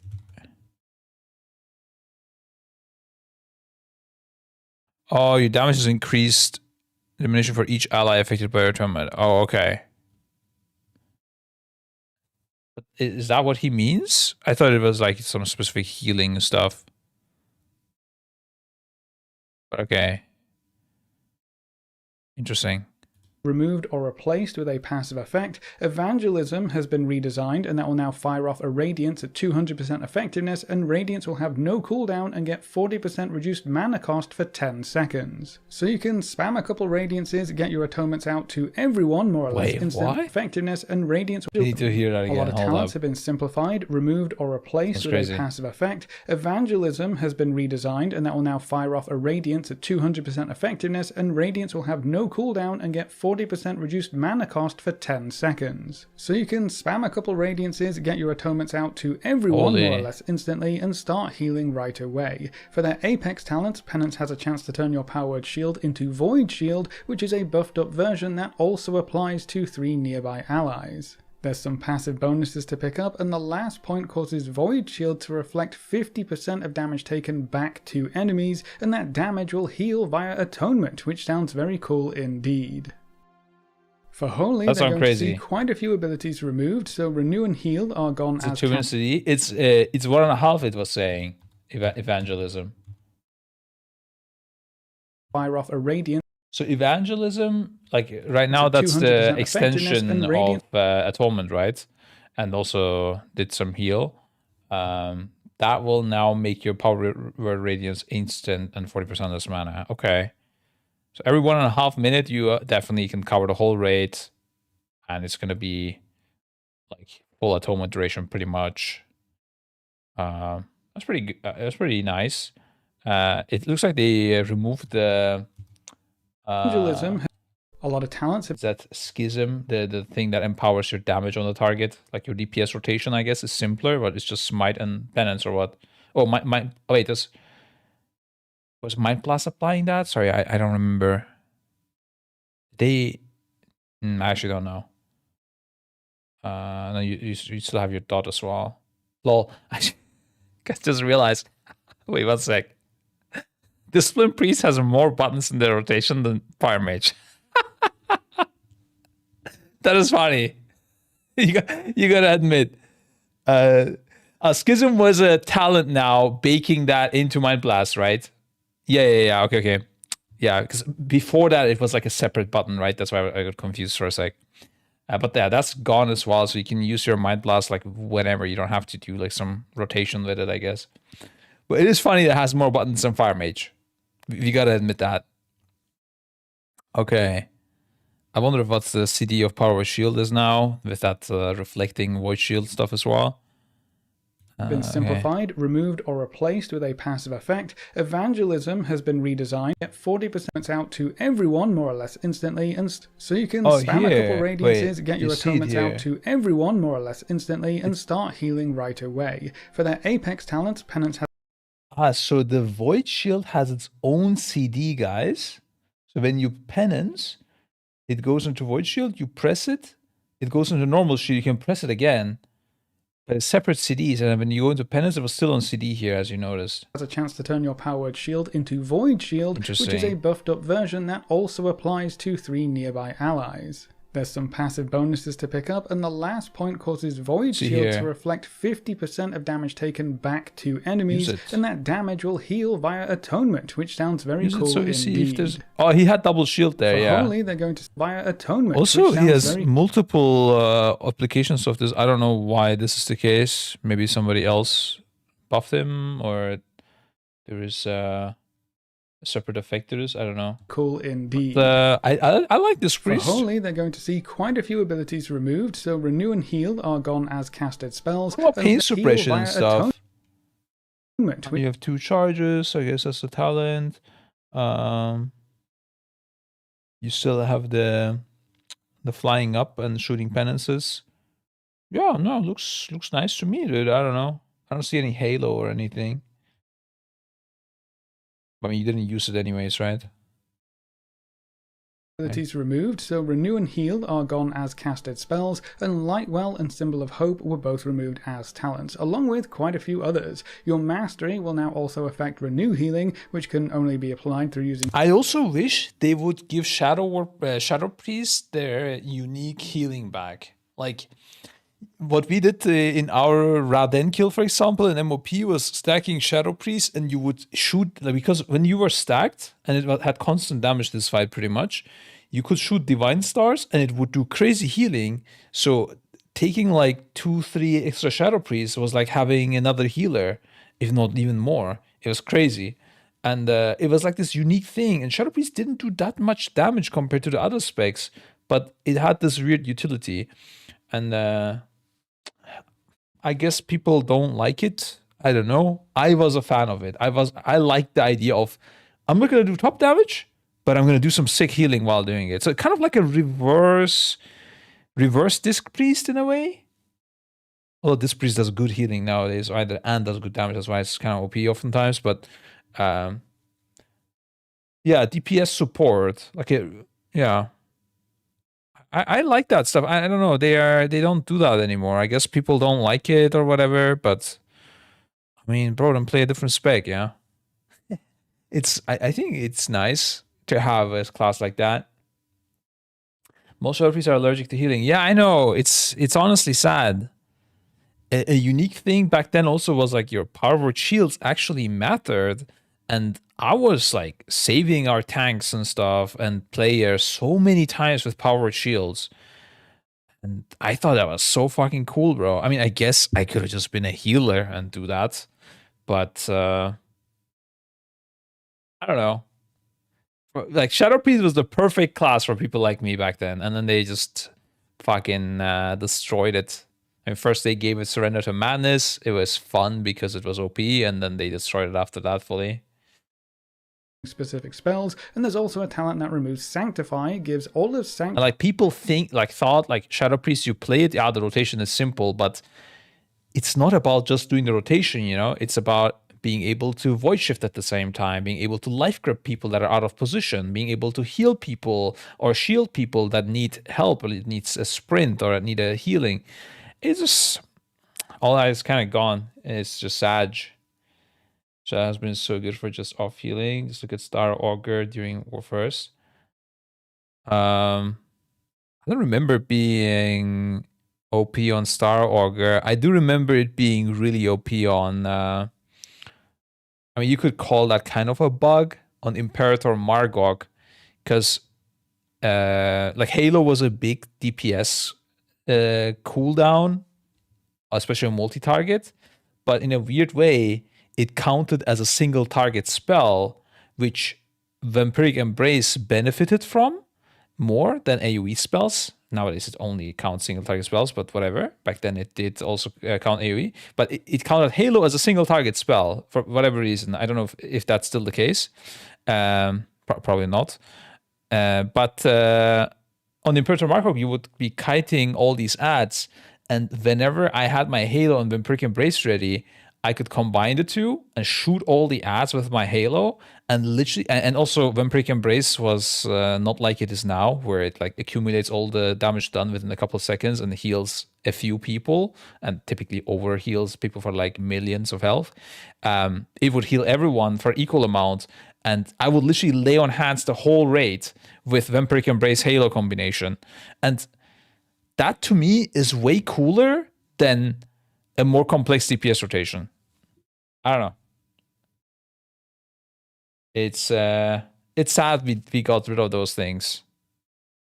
First thing I hear about Shadow is that it's nerfed around PI, should be class specific only and properly balanced. At least a last Shadow kick is not in the tree and 30 seconds. Yeah, that's true. The nerf around PI is definitely a problem as well, right? Maybe PI should only just be like a healer city or something. If you, like the fact that you can give it to others. I think that would make more sense to me. Or you can just give it to one person, but yeah, I guess then people are gonna want the Shadows PI, and the Shadows are gonna cry about that. Like, this is also another thing. It wouldn't bother me if I give my PI to someone else and I do shit DPS and he does good DPS. For some reason, this doesn't bother me. But yeah, if people don't see it that way, I know. I think PI is cool, but just give it to healers and be done with it. End the discussion. Like, healers can give the PI to other DPS, that's fine, and then make healing priests do less damage and be done with it, because they won't care that they're doing less damage than their red pala, like than their holy pala or whatever, you know. What did I not see? The most thing I hate about Shadow is that it's nerfed. Oh no, wait, you should say that. Last Shadow kick is not in the tree and 30 seconds CD. He really needs to mount. Oh, what's this clip? It's like asking you to get rank 1 and 3s for free. Bro, if Scribe DM me tomorrow, Wes, I need Glad so bad. Bro, I would be on the case. I would be on the case tomorrow. I would be on the case. I would be on the case tomorrow. The classic. If he would want something from me, I would do it. No, I might actually get some coaching from us next expansion. I'm looking forward to PvPing a bit. I think it could be fun, and we can play some Mage Rogue together, dude. Let's go. I like 2v2s. I can replace Raikou, no problem. Yeah, but I mean, just win the AWC and you can get the mount. Yeah, it's easy peasy. Just gotta win. You can't be worse than Raikou. Holy moly, why are we flaming Raikou now? I'm guessing it hasn't finished it. Oh yeah, AWC is not finished. It's ending in a month. Like, the finals are mid-November. But I know we are like not doing perfect, but we're doing good so far, I think. Just the last, like yesterday was not that good, I think. But I'm not following it too tightly, honestly. I'm too out of PvP, dude. But I'll watch the finals for sure. Would you like or dislike if WoW had rage-wide DPS CDs in the same way Final Fantasy 14 does? I mean, it kind of has that with Temporal Wounds or whatever it's called, with with Evoker now. And do I like that? I mean, I guess it's not as powerful as in Final Fantasy. Do I like that? It's interesting. I think not. I think I prefer the way we have it right now, because right now balancing the DPS is part of the challenge in WoW and different times of the fight. Whereas in Final Fantasy, you just want to get the max output like whenever. It doesn't really matter. Like WoW has ads you want to kill. The boss will gain an absorb that you need to destroy. I mean, in Final Fantasy, you do it sometimes as well that some people will delay their like potion or something, but it's like typically you want to pop everything together, right? So, and even in those cases, it feels kind of weird if somebody is like holding CDs and the others are sending or whatever. I don't think I would want that for a while now. Would I change it for Final Fantasy? That's a weird thing. I probably wouldn't. I mean, Final Fantasy is not like WoW, right? Doesn't have those like certain DPS checks in specific parts of the fight. It's just a DPS check per phase typically, and then you, as a group, decide to shift the whole like all CDs forward or not. It's weird, yeah. It wouldn't fit into WoW. They wouldn't change the encounters. Yeah, I think what we got in both games is good for each game. But yeah, if the encounters changed, then I could see Final Fantasy benefit from that complexity, perhaps. But I mean, there you typically like use a charge extra if a spell or something like this. Like if I would use a Ray of Frost charge outside of my CDs to kill an ad in WoW, that would be the equivalent that you do sometimes in Final Fantasy. DPS in general, I hate holding CDs. Was there ever a time a DPS was excited if you told them to hold your CD for this ad? I know I am. I don't know if the DPS is. I enjoy doing that kind of stuff though. Yeah. Especially if it is rewarding, you know, like if you know, like I'm gonna solo this ad, I'm gonna destroy it and save the raid, that feels good. But if you're holding for everyone's holding for no reason, that's kind of weird, yeah. You hold it and then you gain a big damage increase because there's like multiple AoE ads or something. That feels rewarding. It needs to be rewarding to hold. It's not just hold to hold, you know? That's I like that. Also, I think it's also nice if like you have 3 ads popping on pull, 3 ads popping 30 seconds from there, 3 ads popping another 30 seconds from there. And then balancing the CDs across those, I do think is fun. Now, especially with them removing the complexity, I think it will be even more fun. Like it was a one-arm bandit, for example. We had to do that a little bit. What guys would you hold to hold? Like on Kel'Thuzad, the remake, like you would just hold everything because you don't want to overkill the boss.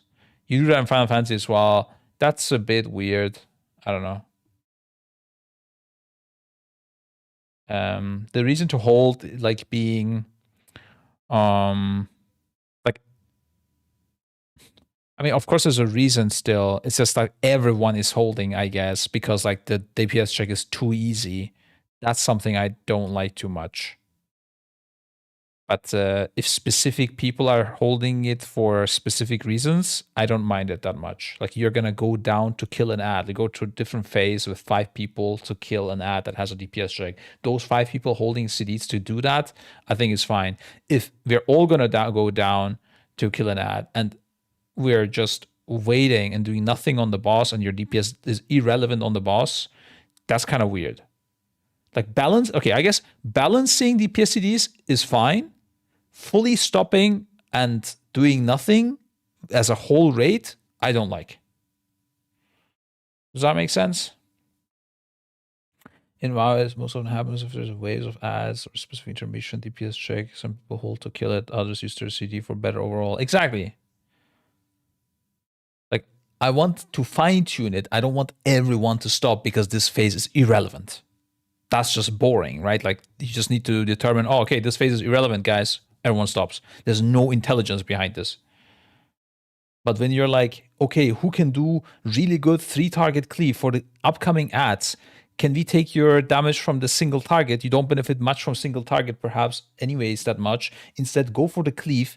Like you feel like you're making use of yours, like of that person's kit better, and not wasting it on single target in a way. That I think feels good to think about and min-max.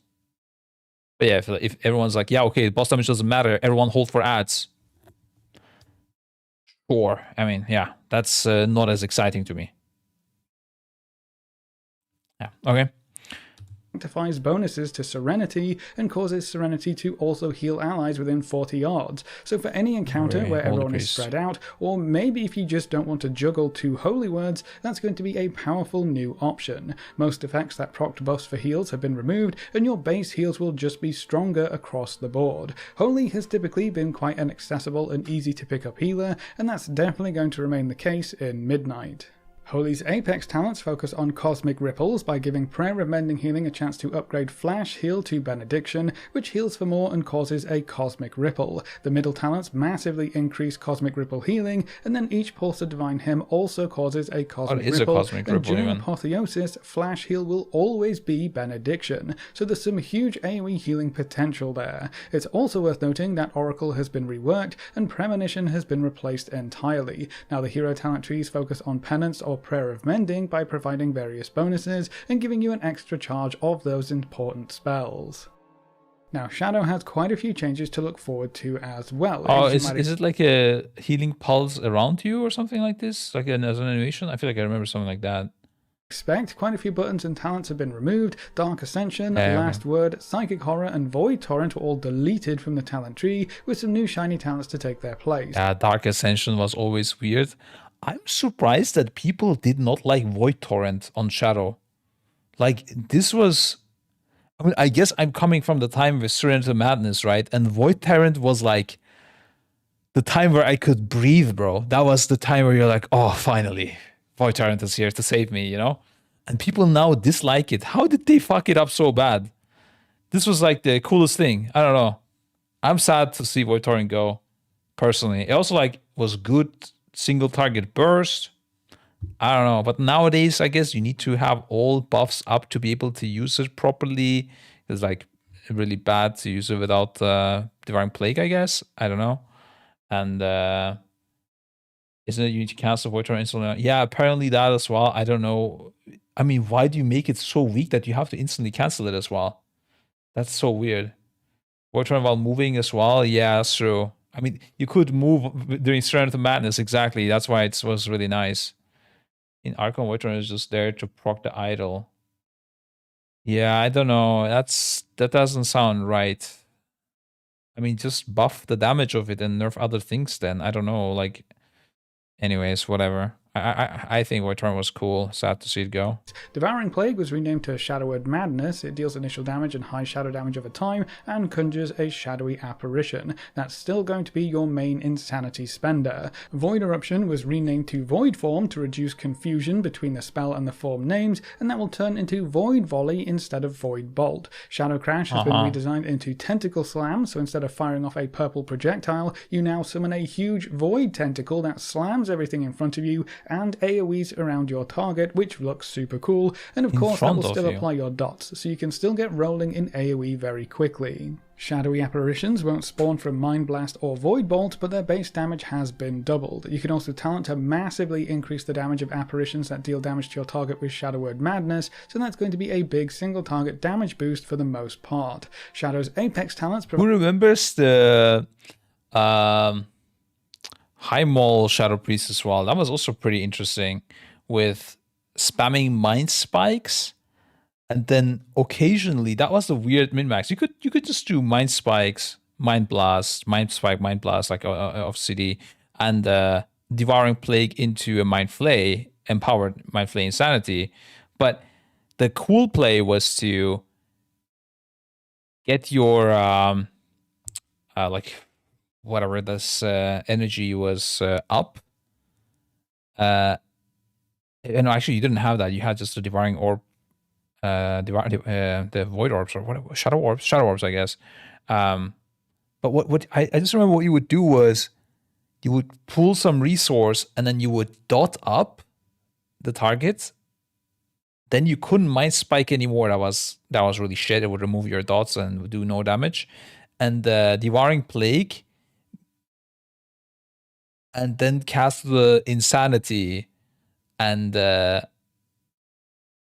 somehow And then it's cast, I guess, normal Mind Flays until your dots expire and to start Mind Spiking again.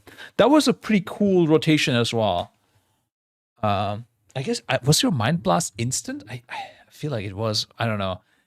They just completely got rid of that like whole Mind Spike gameplay, which was like the no dot Shadow Priest, what occasionally you could dot and do some interesting stuff.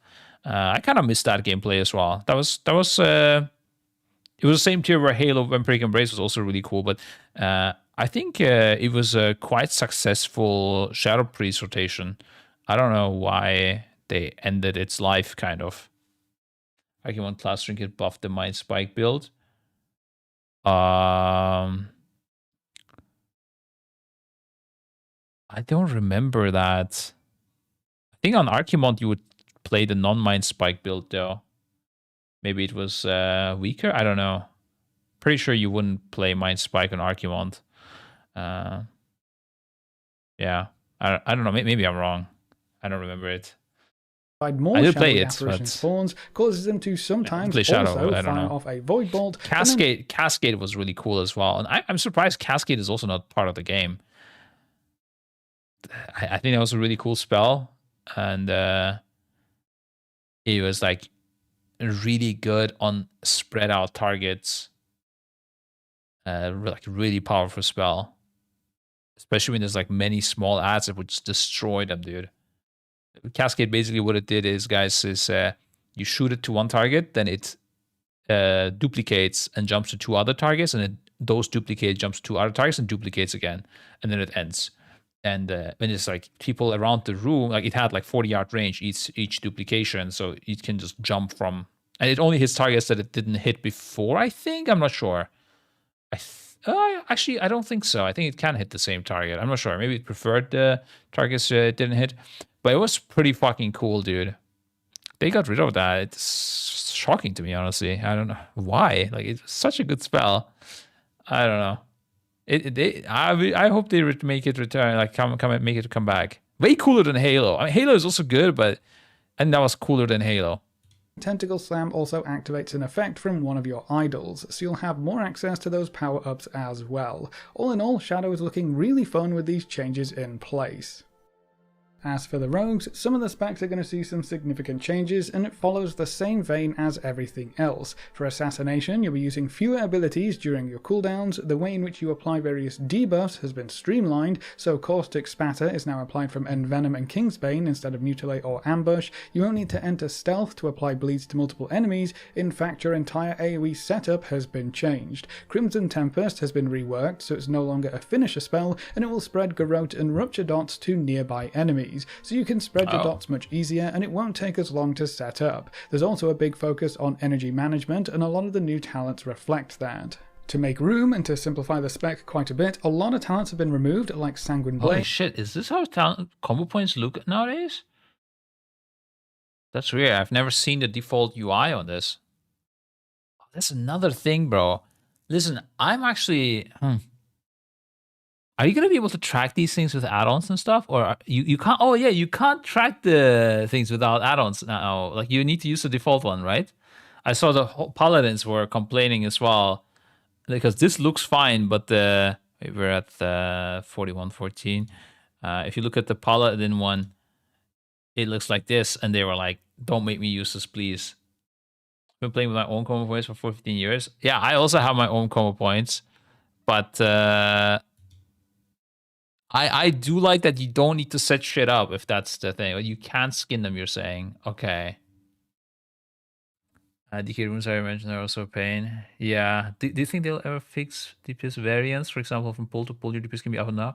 No, I don't think so. This can result in like missing a phase or push on proc.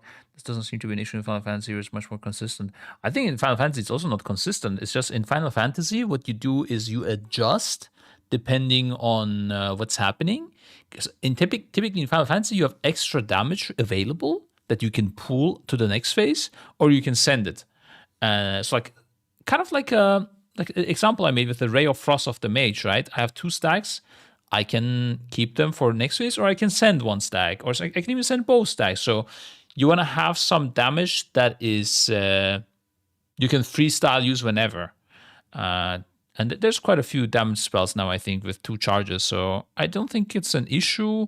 And with WoW, I don't think you have that DPS variance that much. And when you do, you typically counter it either with pots.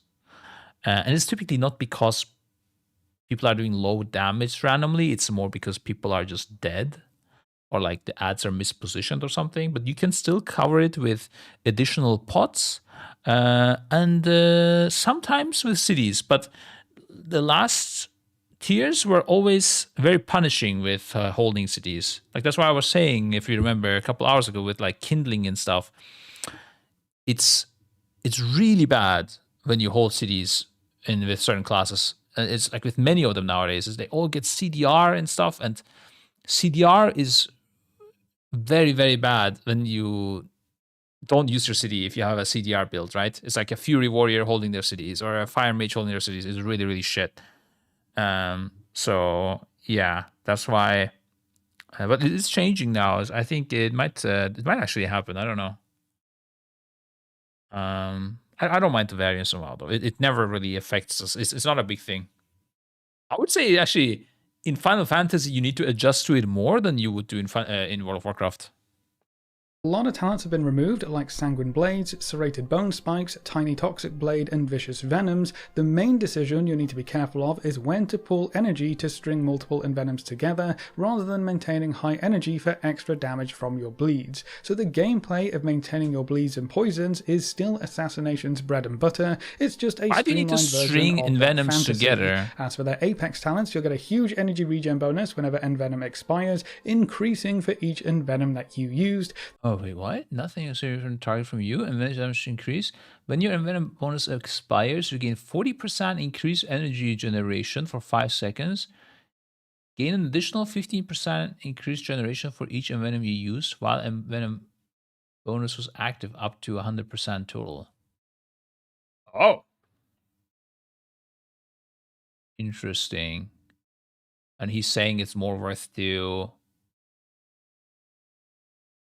add multiple envenoms together, because it could also be worth to let it expire each time and then, or like do 2-3 in a row quickly and then let it expire so you get the enriched energy generation.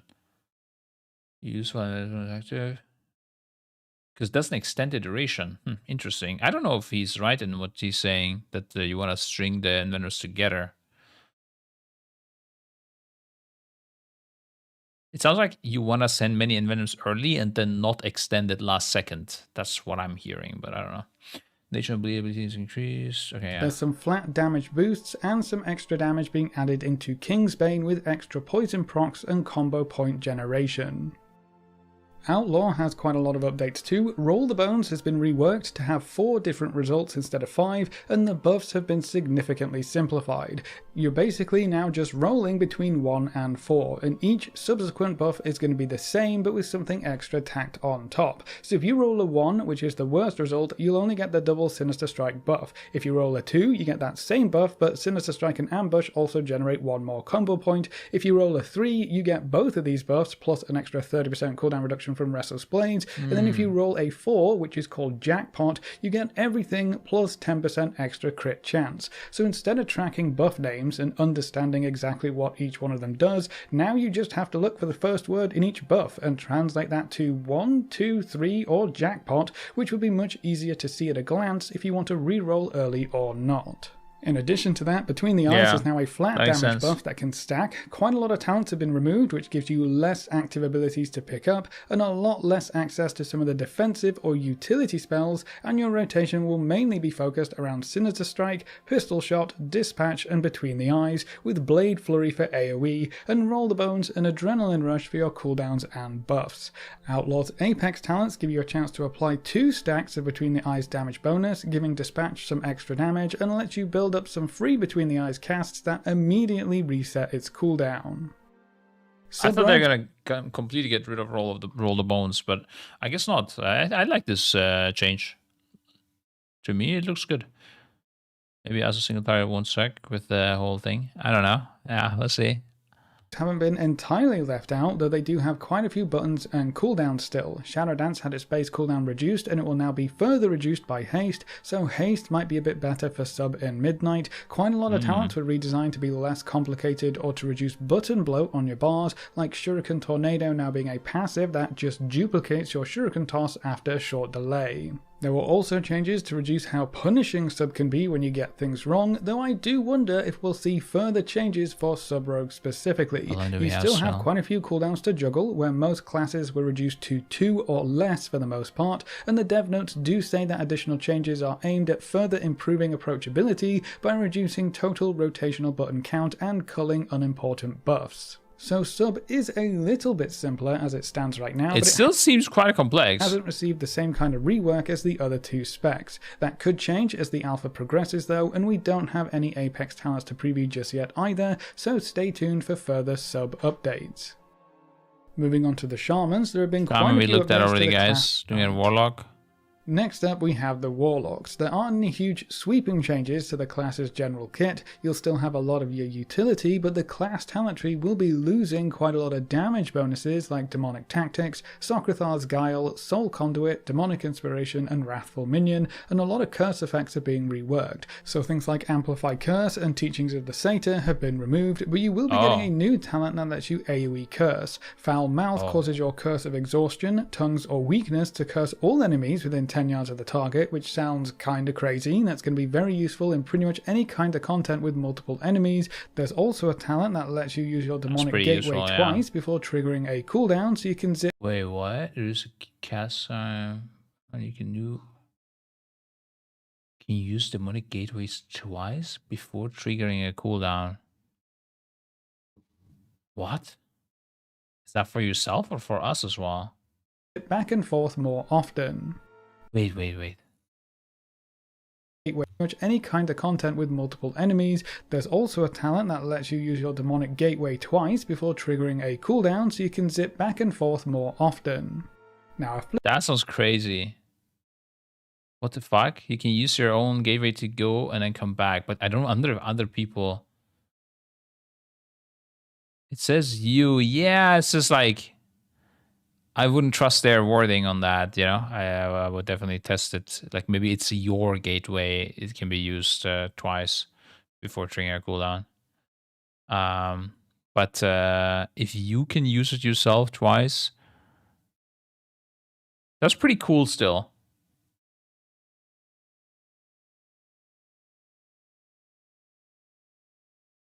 Interesting.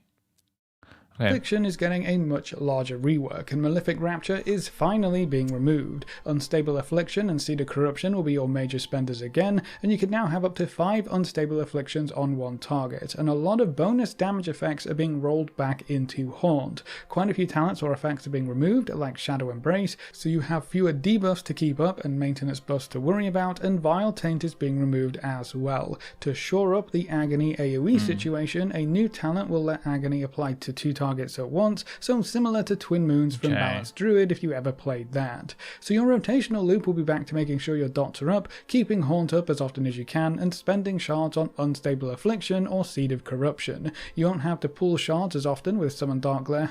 How do you want to go? It's mainly a cool thing, but there are cases. And the weird thing is like Warlock has their self port as well on top. Is you can do some weird acrobatics, you know, and it's quite unique. It's kind of like Mage, but restricted. But for example, maybe you could use it on Nexus King in the second phase, right? When you're first going in and then you're going out, or out and then in. That can be a case where you would use it. I don't know how long it is until you can no longer use it back again. So you set up gate, take it, Soulburn, new gate, take it. Oh, I didn't consider that at all. That's another angle. Yeah, you could do twice to go forward twice. That's really useful. Holy moly, yeah. If you ever need to pop a gate for the team, and you're out of position, you can gate yourself into position and then gate for the team to go wherever we need to go. That's very useful. Having a 2-minute cooldown now, and there's also a new 1-minute cooldown called Dark Harvest to play around with. This kind of works like Malefic Rapture, except it doesn't scale with the number of dots you have active. As someone who hated Malefic Rapture, these changes look amazing and get the spec back to its old dot-centric gameplay. Affliction's Apex talents give Haunt a new cleave damage effect, increase its damage and effects, and your Haunt damage has a chance to summon a Desperate Soul to deal extra damage.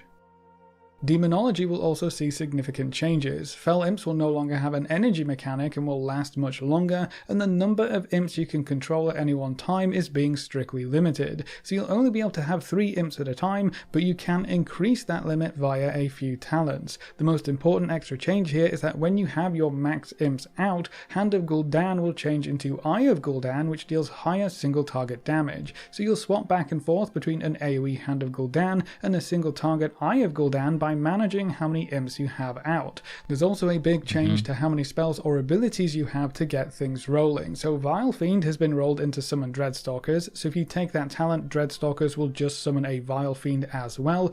Grimoire Felguard has been removed, as have many other talents like Doom, Demonic Strength, Vile Scourge Bombers, Soul Strike, and a lot of others. A few unused spells have also been removed from your spellbook, like Corruption, which should keep things nice and tidy and make it obvious which abilities are actually worth using for newer players. A lot of those talents have been replaced with buffs for your remaining spells and summons, so the main active summons you'll have are your Felguard Pet, Fell Imps from Hand of Gul'dan, and Summon Dreadstalkers, so there are a lot of talents that just buff up those summons or add in additional effects. There's a new talent that turns your demonic I missed a tyrant talent that was like, was it called Doom? I don't know.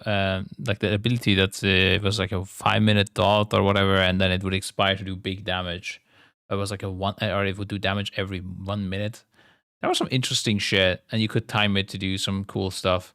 I think some like unique abilities like that would be kind of cool. A huge melee demon, which is kind of interesting, will have a new Summon Doomguard talent that gives Implosion a 10% chance to summon a Doomguard, which is increased by 10% for every imp you sacrifice, so that could be a fun little minigame deciding how many imps are worth that extra chance. Their Apex talents buff up the damage of Dreadstalkers and summon a greater Dreadstalker alongside them, buff up your Felguard's damage, and there's a new passive effect that builds up for every demonic core you consume, and the more you use, the higher the chance a big AoE will trigger.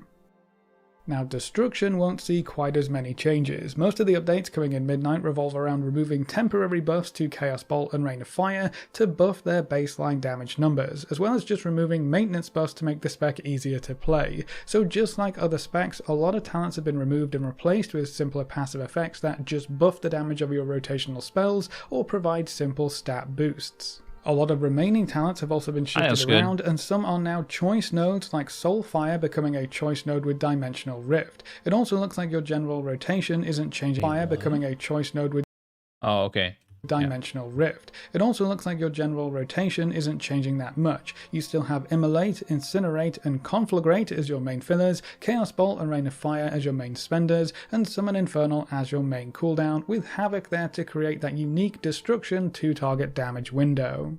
And then for their Apex talents, Incinerate has a chance to deal some extra damage. That effect will also grant you bonus crit and haste, and then every time you cast Chaos Bolt or Rain of Fire, you are guaranteed to fire off those embers. And then last but not least, we come to the Warriors. A whole bunch of talents have been ripped out of the class tree, including Thunderous Roar, so that cooldown is just gone, and Avatar is being moved into the Fury and Protection spec trees, so Arms won't have access to that extra cooldown either. Last Stand is being moved to the class tree, That's weird. but it's now a passive effect that only procs if your health falls below 20%, which sounds kind of dangerous. I wouldn't ever want to really rely on that. Rend is now an AoE effect for Arms and Fury. Intervene will have an AoE option that redirects damage from allies within 3 yards up to a cap. Piercing Howl now also increases your ally redirects damage. And is now an AoE effect for Arms and Fury. Intervene will have an AoE option that redirects damage from allies within 3 yards up to a cap. Yo, that sounds quite OP. Okay. Piercing Howl. Intervene is redirecting damage in AoE from allies within 3 yards up to a cap. What is the fucking cap? Because that sounds OP if it's not a lot. If it's not low, I mean, whatever. Now also increases your allies' 20% of your own HP? Yeah, I wonder how that works with like absorbs and damage reductions and stuff. Like if you give a warrior a PS, he intervenes the raid, or you give him hand of protection or something. I don't know, like what happens, or spell warding. I don't know how that works, I guess. Speed, so warriors are getting a stampeding roar, and their shouts can be improved even further to offer new utilities. Oh yeah, this was a thing as well. I mean, you're gonna guaranteed pick, right? It's like, I don't think this. I guess if you have multiple warriors, one could pick it and the other one doesn't need to necessarily.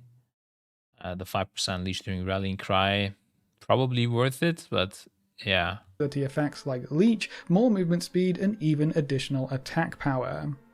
For Arms Warriors, the dev team are refocusing back on Colossus Smash as the major cooldown. Warbreaker has been removed and its effects are now just baseline, and there are quite a few new talents that interact with Colossus Smash in new ways. Sweeping Strikes is being improved. Isn't Warbreaker the Colossus Smash thing in AoE?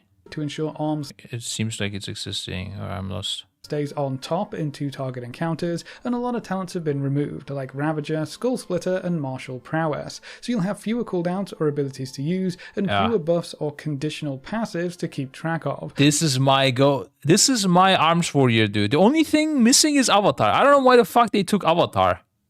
Give Avatar back, and we got what expansion was this? When I was spamming challenge modes, dude, was it Legion? No, it wasn't Legion. Warlords of Draenor Warrior, dude. That's where I was slamming it. And then execute your rage back when you kill target.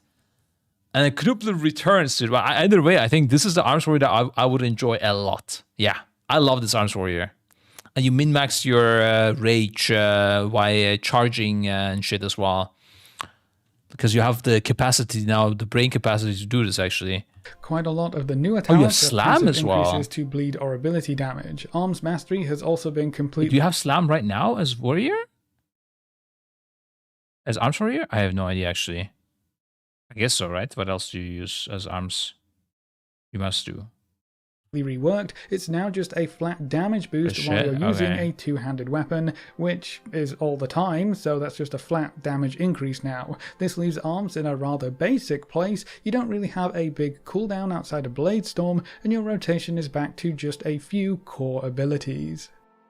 For Fury, they're going to see quite a few changes, more effects... I think I'm going to play Warrior for sure. This looks fun. Shock and Rage, so both Odin's Fury and Blade Storm automatically enrage you. Bloodthirst should be more impactful and create a nice rhythm for your overall rotation. Quite a lot of talents have been dropped, including Single-Minded Fury, so they're not even trying to make One-Handed Fury work anymore. You're going to lose Ravager, and Odin's Fury and Blade Storm are actually a choice talent now, so you can only pick up one of those at a time. And then quite a lot of talents have been removed or replaced with simpler passives, which seems par the course across the board really. You can pick up Avatar in the Fury tree, so you'll have more cooldowns when compared to Arms, and Fury is still going to be the faster paced of the two, where you need to decide which ability to use and when, rather than just smashing stuff on cooldown. There's also a new fun talent called Kill or Be Killed. If you die, you instead fly. So Arms' only city is Colossus Smash, and Fury has Recklessness and Avatar, or what? Into an unstoppable rage, becoming unkillable and immune to any movement impairing effects. Whoa. When you would say,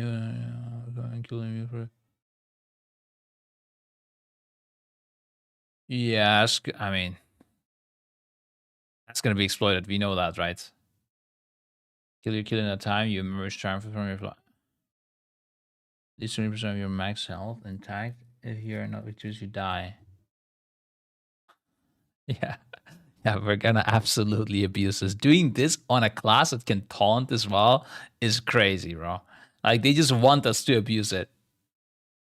Necrolord talent tree. Yeah, I mean, this is how we tanked Enrage from Dreadlords. Yeah, I mean, obviously you're gonna abuse this, okay.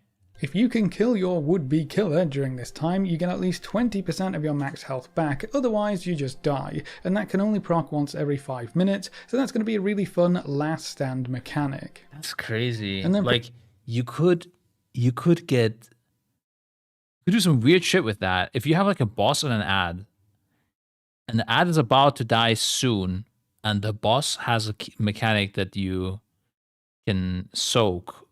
You can die to the ad, taunt the boss, and get this like big fucking thing, and kill the ad and live because you died to the ad initially and not to the boss. Some crazy shit you can do. It's just like super situational, right? Like that situation might never happen, but if it does happen, you can do some cool stuff with it. Protection won't see quite as many changes. Revenge will now replace Slam and deal damage to 3 targets baseline, but it can be talented to be an AoE, so Thunderclap will be your main standard That sounds like it should be like a PvP talent or something. AoE moving forward. Deep Wounds is only applied from Execute now, and Blood Surge procs off of Rend damage instead, but most everything else seems to be the same, except those changes from the class tree that we mentioned earlier. And that's it. It's also weird, like the rotation of Prot Warrior seems more complex than the Arms Warrior rotation. I don't understand how they come up with this stuff, bro. That seems crazy. Maybe I missed something on the arms, but I don't think so. I mean, it's just literally just Colossal Smash, Blade Storm, and then I guess I don't know. I like it, so I'm not gonna complain. Happy with it. To 3 target changes. I guess that's it. To know what you think about. Big thank you to all of our supporters over on Patreon and to all of our members here on YouTube. You can see the names floating by on screen. If you're interested in supporting the channel, you can find links in the description or click the join button just below the video. If you're We did all of it, bro. At this point, I need to like send this guy a donation or something. If a join is 2 years, I'm considering it. Signs of Kilani, yeah. If you keep sending the videos to, I think it's worth it. This was a good fucking video.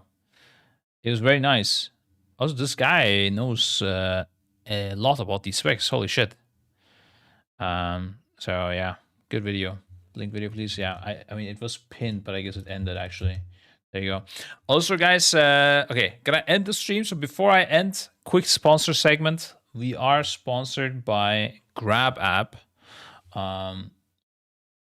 So this is a tool where you can this is like an app where you can play games, anything that they have like a partnership with, I guess. It's typically mobile games from what I see, but if there's maybe one of them where you're already playing, I don't know if you need to have an account pre or whatever, but what you do is you select a game that works for you, that you like, you play it, you get points that you can do stuff with. I don't know if that's depending on the game. I would have to sign up as a, like it's weird because it's my own website. I don't know if I can actually do it. Let me try logging in. But what you can basically do is you play games. I gained stuff from that. I don't know how much or what, honestly. I don't know. But and you gain your own points as well, with which you can do things. Like you see here, you can get a €5 Amazon discount on on Amazon, or you can do stuff on like Starbucks or something. Apparently, I don't know where it is, but like you use your own points that you collect. So I guess if you're playing one of these games, it's super free, right? No brainer. If you want to try out one of these games, I don't know, then yeah, consider going to Grab Tab. Oh, did I call it Grab App before? I don't know. Grab Tab. And yeah, check out. Actually, is Roblox there as well? Holy shit. Okay. Raid Challenges is there too. These are actually good games. Okay, Roblox depends on the map you play, but a lot of people do like it. Raid Challenges is a good game. I don't know. I haven't played the others, I think.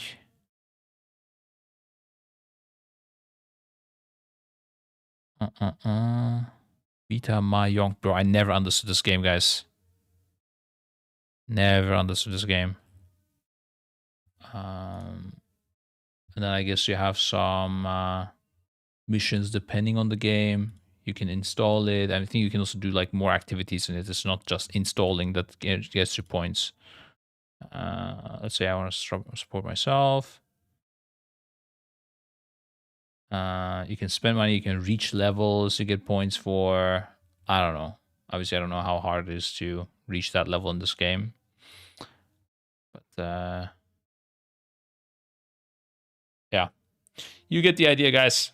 Just check it out. If it's something that makes sense for you, both you can earn something and I earn something from it. But if it is not for you, you don't need to do it just for me. That's fine.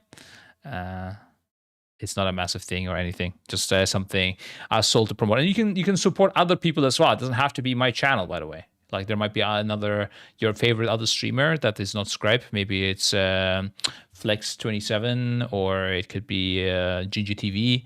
And if they're on here, you can also support them while doing your thing. Yeah, maybe you're planning on whaling Roblox and spend $1,000. Might as well do that while supporting me. You know how it is, and I get some Amazon gift cards for it. Why not? Yeah, that's it about GrabTap. Did I forget anything? Oh, I forgot there's like a widget I'm supposed to have as well, but we're gonna put that tomorrow to see if anyone is actually using it. It's fine. All right. Thank you for the stream, guys. Gonna head off tomorrow. I think we're gonna play the dungeon in alpha. I had a bunch of other videos, but this was for sure the best one, dude. And there's like an Asmongold react to WoW things. I am curious, but I might just watch this on private, and then some Belular midnight video, and that's it. I think we just play tomorrow. I forgot the dungeon is available actually, so. And I might play some other class. I'm actually curious. I want to play arms, dude. Now that it's easier, I'm down to play arms. Maybe some other space as well in the future. We'll see. All right. Thank you for the stream, and see you tomorrow with Alpha Dungeon gameplay. Bye-bye.